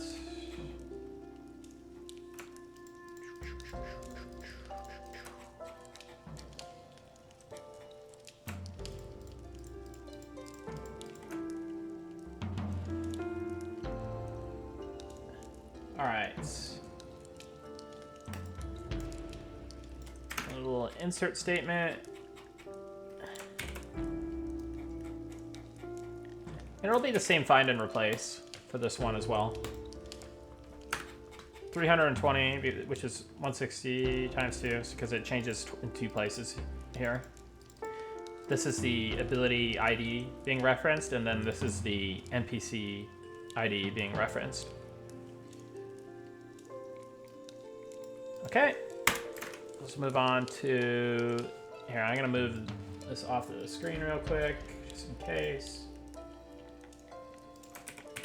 Oh, let's,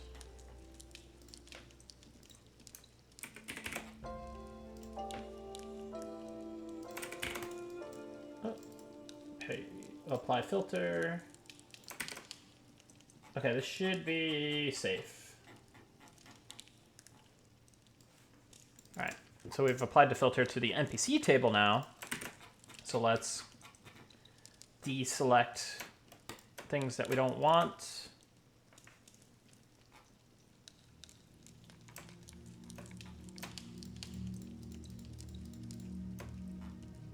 And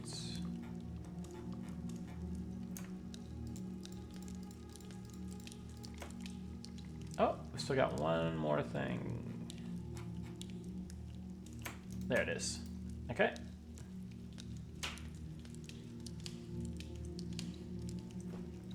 The giveaway is not like, so it's not, the giveaways are persistent now. So as long as you do an exclamation point giveaway and I don't like decide to like randomly reset the entries, then all you need to do is do the exclamation point giveaway and then just hope you luck out.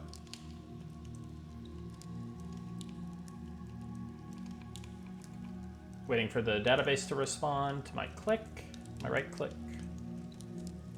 There it is. Copy as SQL inserts. NPC.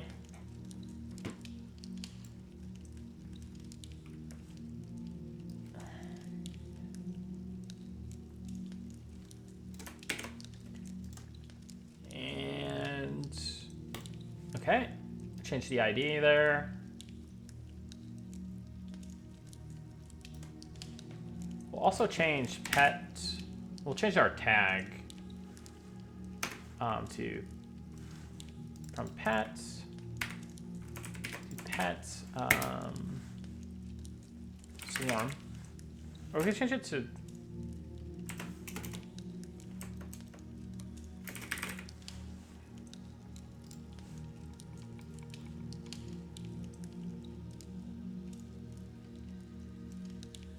oh, wait, hold on.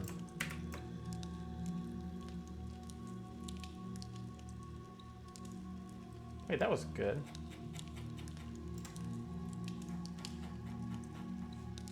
Oh, we need to, okay, I see what I did. Let's do that.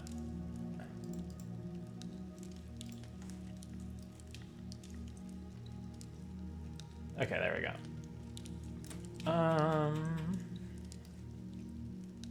And this is gonna require some modification too to some of like the balance stats and whatnot.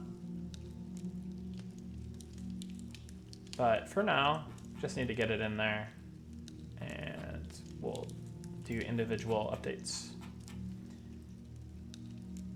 after.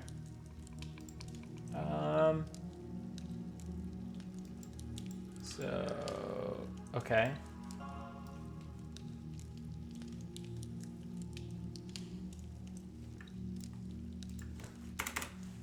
Oh, now I think I actually did just dox myself. Rip.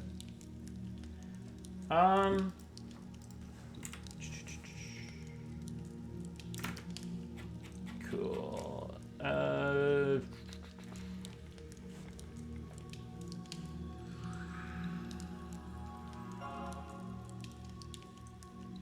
Pet last name.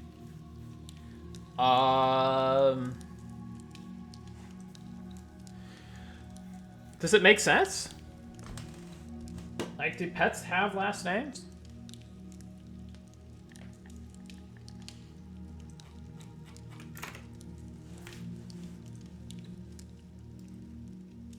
Your wiener dogs do.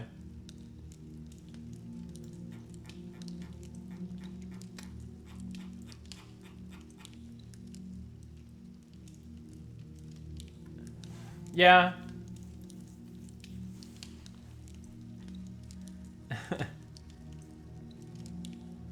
Said Rufus Barcolum. Yeah. Just more visual clutter. Yeah, I don't know. I'm kind of indifferent. I thought Gabobber was name enough. True. Alright. So...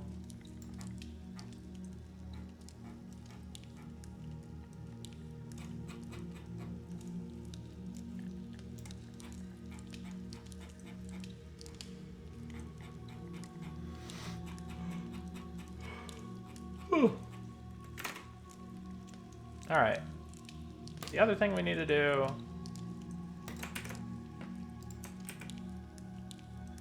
is the scrolls.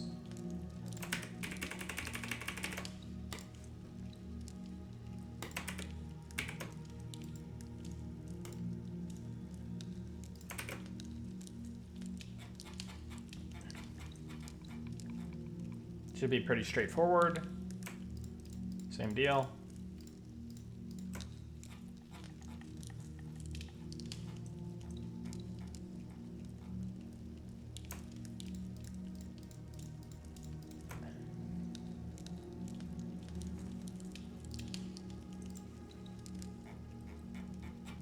All right.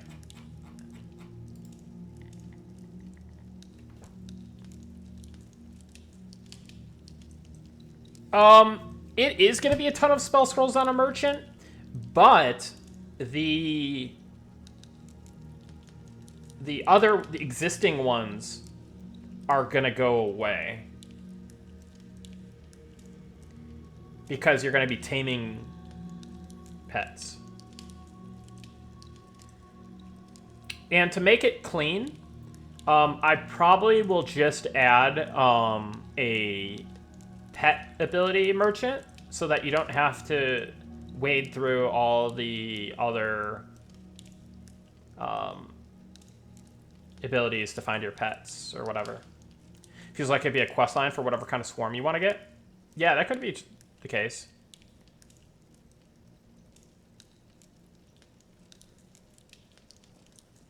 Nick, are there any plans to expand the herbalism nodes? They're pretty scarce right now. I saw your question before. I relayed your question to our trade skill designer.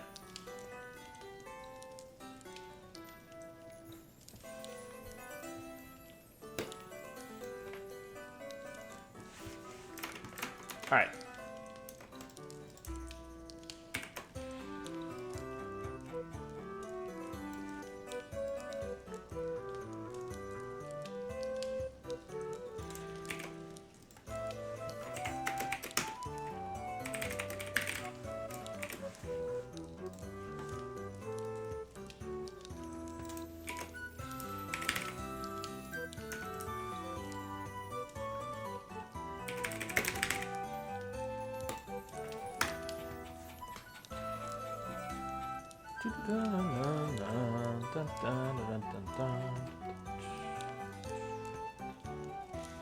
All right.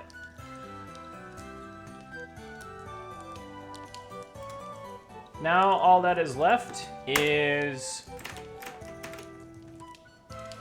the merchant sell table.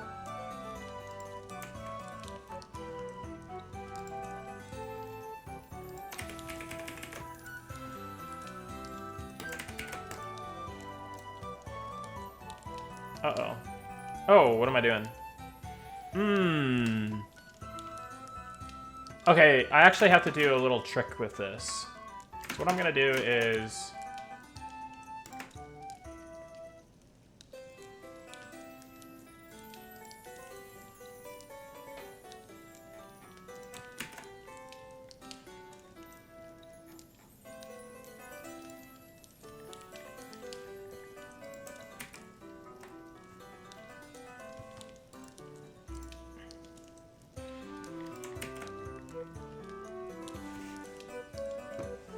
I think my mouse is charged. Oops, sorry. Knocked my microphone.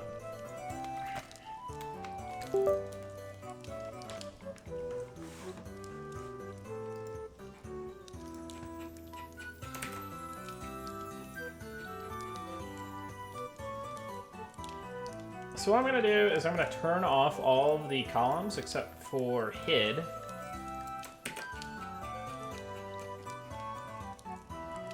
I'm going to deselect the usual suspects that I haven't been able to kind of filter out with my filter.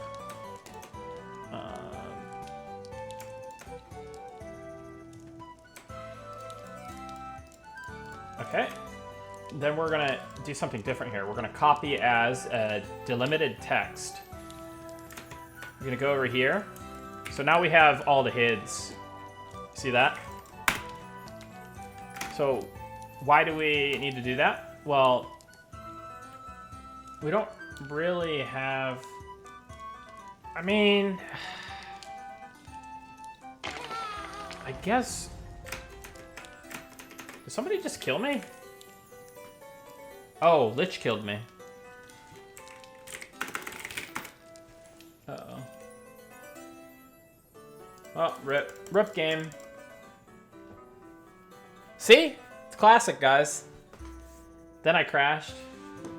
I also tried to bind myself, but I think I was too late. Yeah.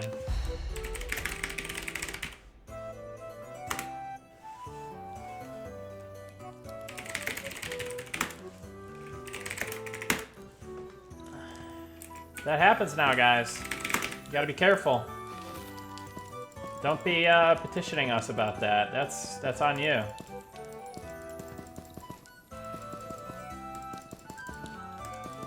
I thought somebody came to kill me, you know? Slash kill me or something.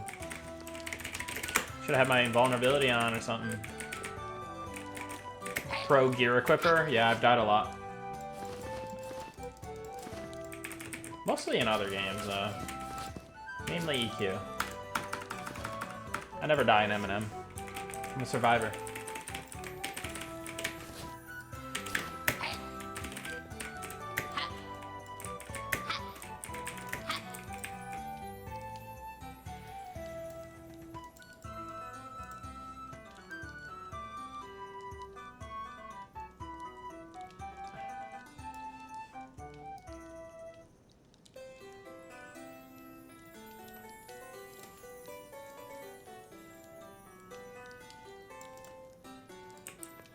I love how clean this looks.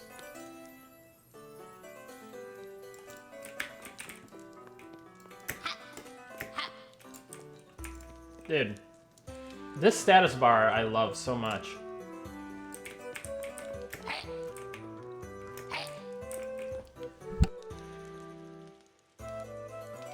Wait, why am I still rested though?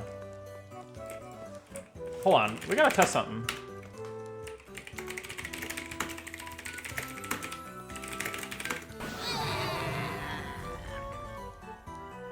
Why did my rested reappear?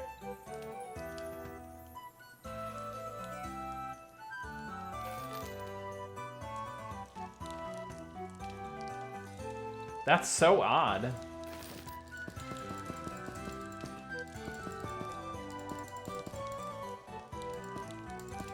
And the timer changed on it too. Did you guys notice that?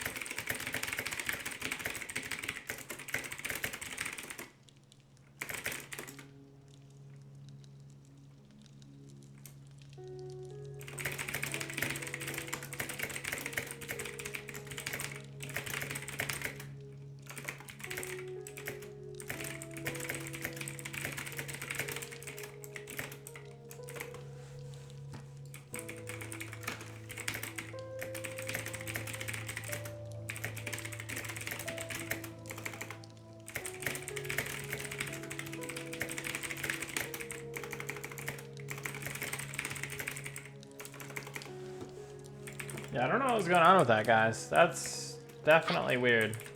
I could try turning off my GM status. I can try dying to a mob. See if that... Hold on, let's set my level to 1.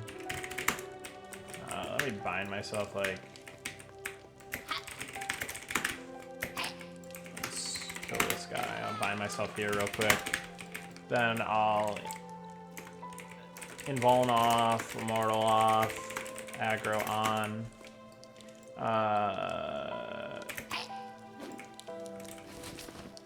Come on, guys, get me. Oh, my skills are set really high. Let me set my skills to 0. Alright, kill me. Oh, I didn't turn off my GM status. Ah. Wait, rested is still there. I was looking at the top for it.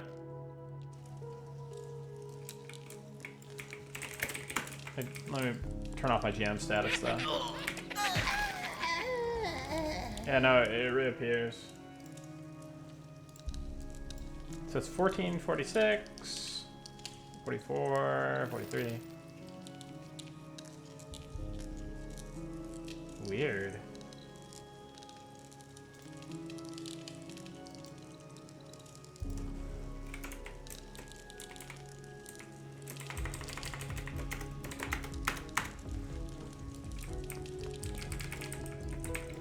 Alright, let's GM on, aggro off.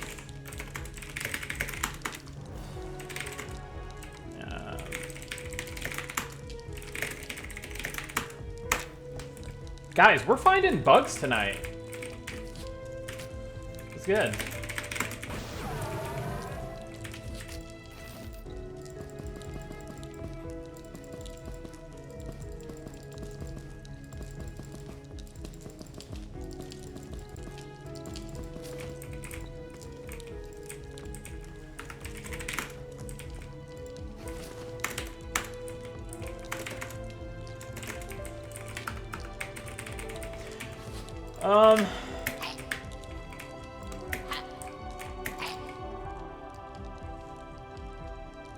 Yeah, I don't know about that one, guys. That's a weird one. Alright, let's finish the task at hand here.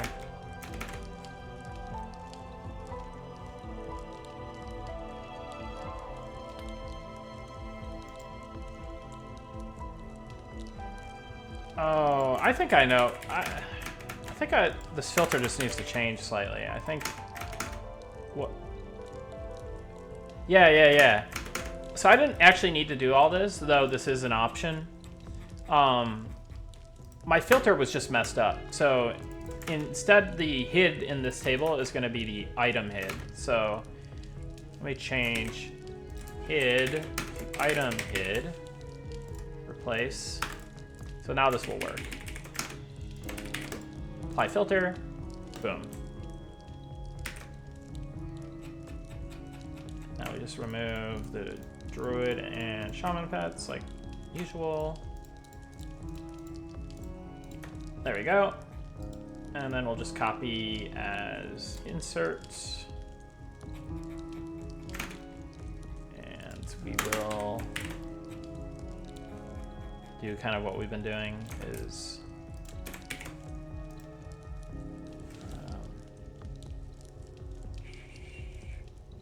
pets underscore will be pet swarm underscore.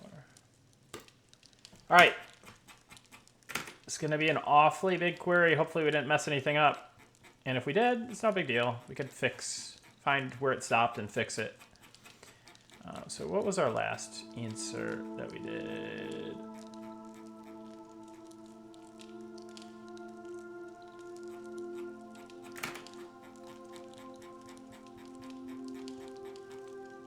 So it looks like it was just the merchant sell for the new pets. Let's go through, select all this stuff.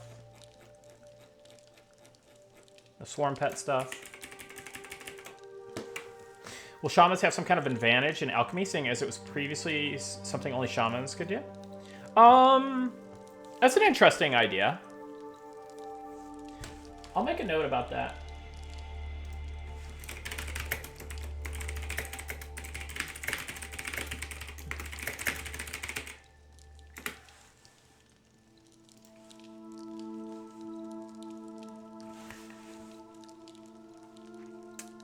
All right.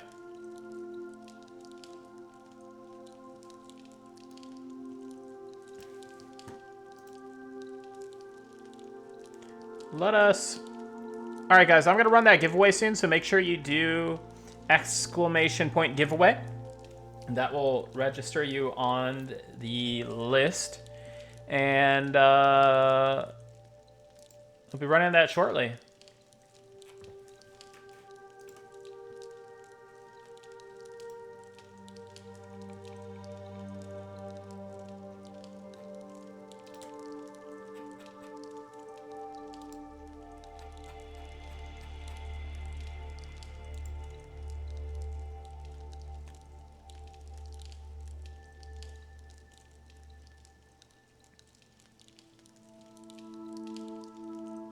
Did y'all know that there are 8 Beethoven movies?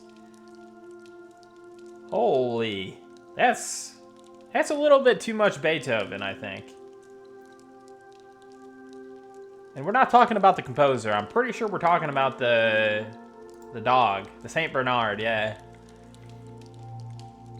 I've definitely seen 1 or 2 of them, that's for sure. I do remember watching those as a child. A young child.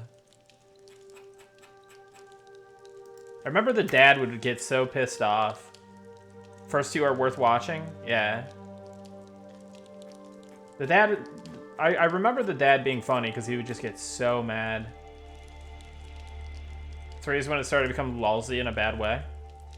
Maybe this is something I show my kids.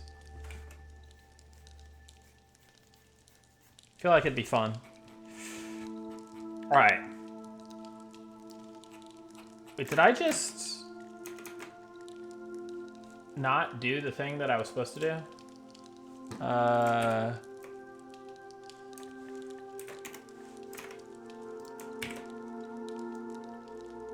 Oh no.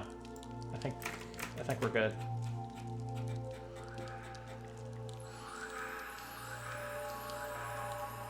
I think we're good.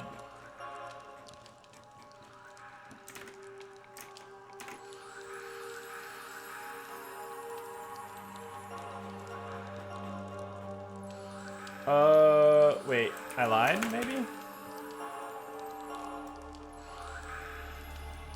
Oh, there we go. Alright, we should be good. Hopefully this doesn't break.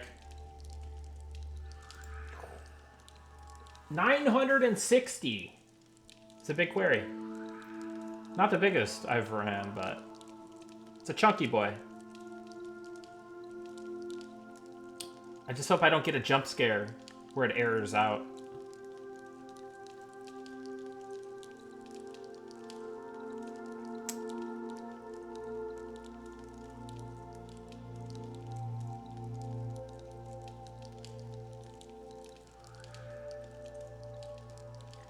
St. Bernard lifespan is 8 to 10 years. Possibility for 2 more movies. That's sad. Only 8 to 10 years, man. We need to get genetic engineering like up to snuff. Like I want like 100-year pet dog pet. I don't know why I said it like that. We need like 100-year-old dogs.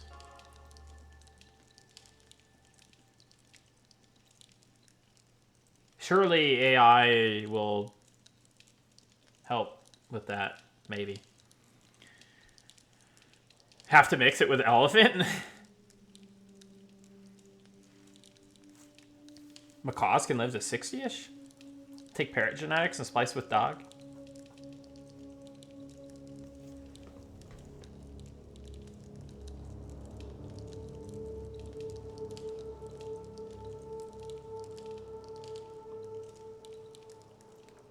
Guys, I think it's about dinner time for me. All right, let's run that key. Let's run that key. Where's it at? Where is it at? I can't, dude, I got too many tabs open. Oh, my stomach's rumbling. I am hungry. I am hungry.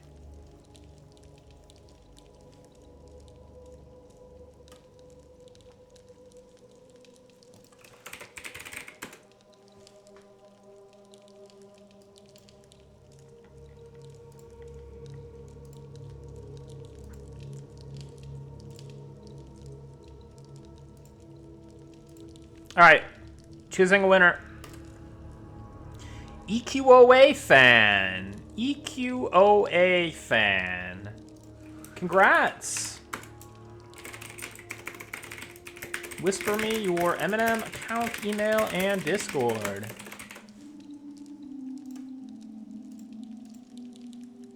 Big grats.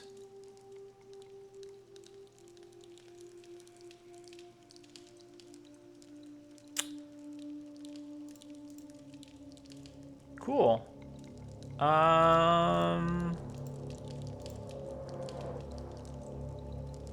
We're almost through this big query, boys. 795 out of 960. I think it's going to complete because it is now iterating through the spell merchant stuff. So that means that we should be in the clear. Perfect score, 960 out of 960. Always feels good. It's not checking for errors, it's inserting the data. And if there is a statement that is invalid, it will spit out an error and stop where, exactly where it errors out. And then I'll have to look at this console and see where it stopped. And then I could, so say it stopped like at the beginning of like here, like, or actually let's take a random one in the middle, because this is always the scariest when it's like some random thing. Oh God. I don't know if there's a better way to do this, but it wouldn't be this long, I don't think. Oh God. I guess I can like, there's no like scroll bar on this. This might make sense. So what I would do... God, this is such a long... Alright. Let me go to something that's shorter.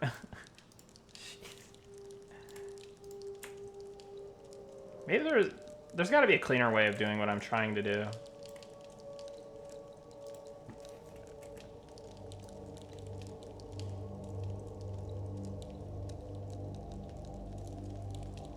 Yeah, it keeps messing up. I don't know.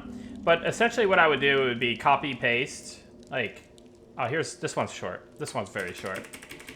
So if it stopped at this wolf pet swarm 10 beast 36, I would copy that.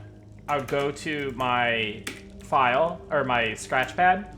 I would search for that.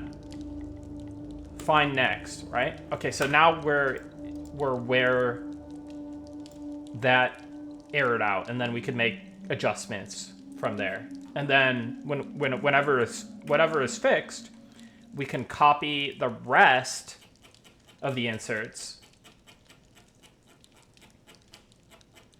because everything before it has ran, but everything after it has not ran. So we would just copy and then repaste into this query tab, and then continue from there, and hopefully everything would work.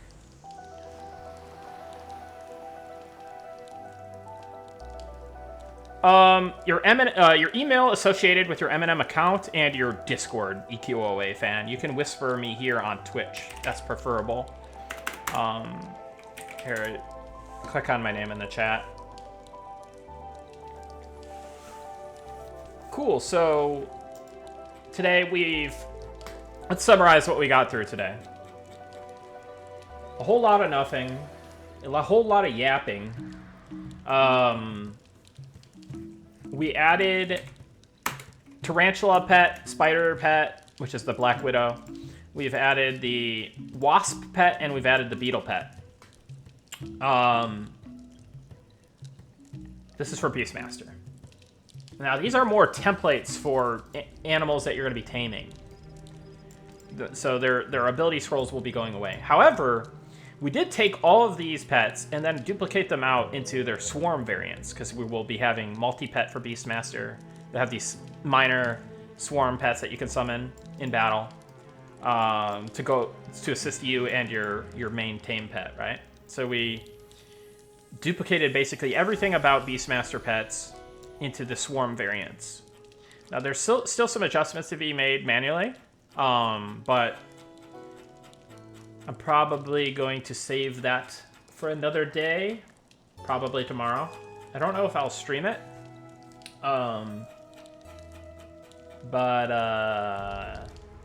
yeah. So knocked off a key piece of work that I needed to get done, and keep moving along. Nice, Grix. I'm glad that you're going to be able to live out that fantasy, man. Will Rat Swarm be a thing? Yeah, so I think you'll be able to... I don't see any reason you wouldn't be... Like, I don't see any reason you'd be prohibited from summoning the same swarm pet, and then your tame pet could also be a rat, so you could have a little rat pack. And then you yourself could use rat form. So that would be kind of cool. Would it make sense if you could, like use any of these as, like, your illusion? That'd be kind of fun. But I'm thinking also about, like, temporary illusions in the form of, like, cooldowns and stuff for Beastmaster.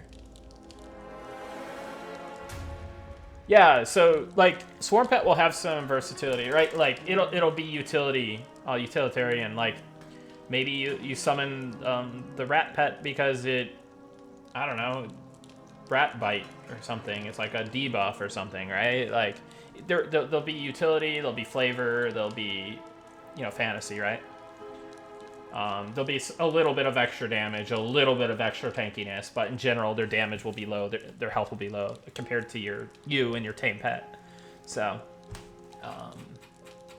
yeah. Rat causes plague, yeah, and like maybe snakes kick. Maybe that's like your interrupt or something, or I don't know. Maybe that's just cool damage. I don't know what it really is. And then you got like snake poison or whatever. So essentially, it'll be really. You'll be able to make a composition, right? You'll have your tame pet, and then you'll have a couple summoned buddies, and you can either do that based on flavor or gameplay or both. So, and yeah, we found some cool bugs tonight. We got a crash to desktop. It was a known crash to desktop issue, but still occurring in the build, so that was good to know. So either that's something that we still need to address, or it could be a build issue where I just don't have like the updated fix for that somehow, which has been known to happen time to time with our client builds. No big deal. And then we found the rested persisting through death, and we found some texture issues in the new Wormsbane. Well, not new Wormsbane, but the updated texture set for Wormsbane, kind of texture glow up. So that was cool as well. But hey, I think it's time to get some din. I know it is 5:52 a.m. It's not the ideal time to eat dinner, but hey, that is the life of me at the moment. So let me find somebody. It's a raid out angle, guys. Let's find somebody I can raid.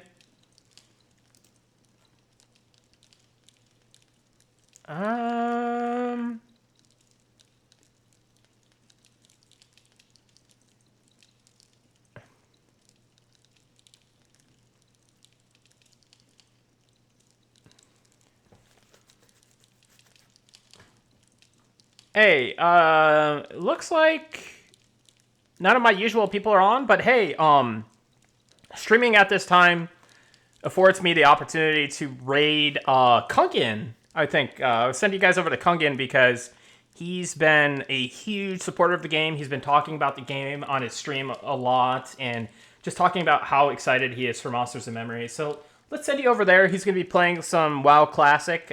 He's getting his guild prep for TBC Classic. So I'm going to send you over to Kunkin. So thanks again. Oh, hey, what's up, Gothenburg Elite? I recognize you from Kungin's stream.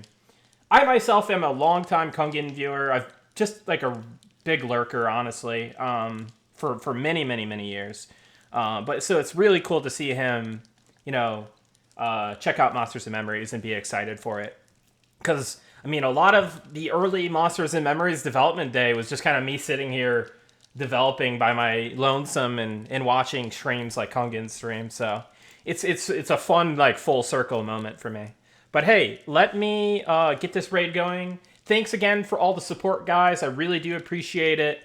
And let us head over. Thanks again, and have a good morning, afternoon, or evening, wherever you are.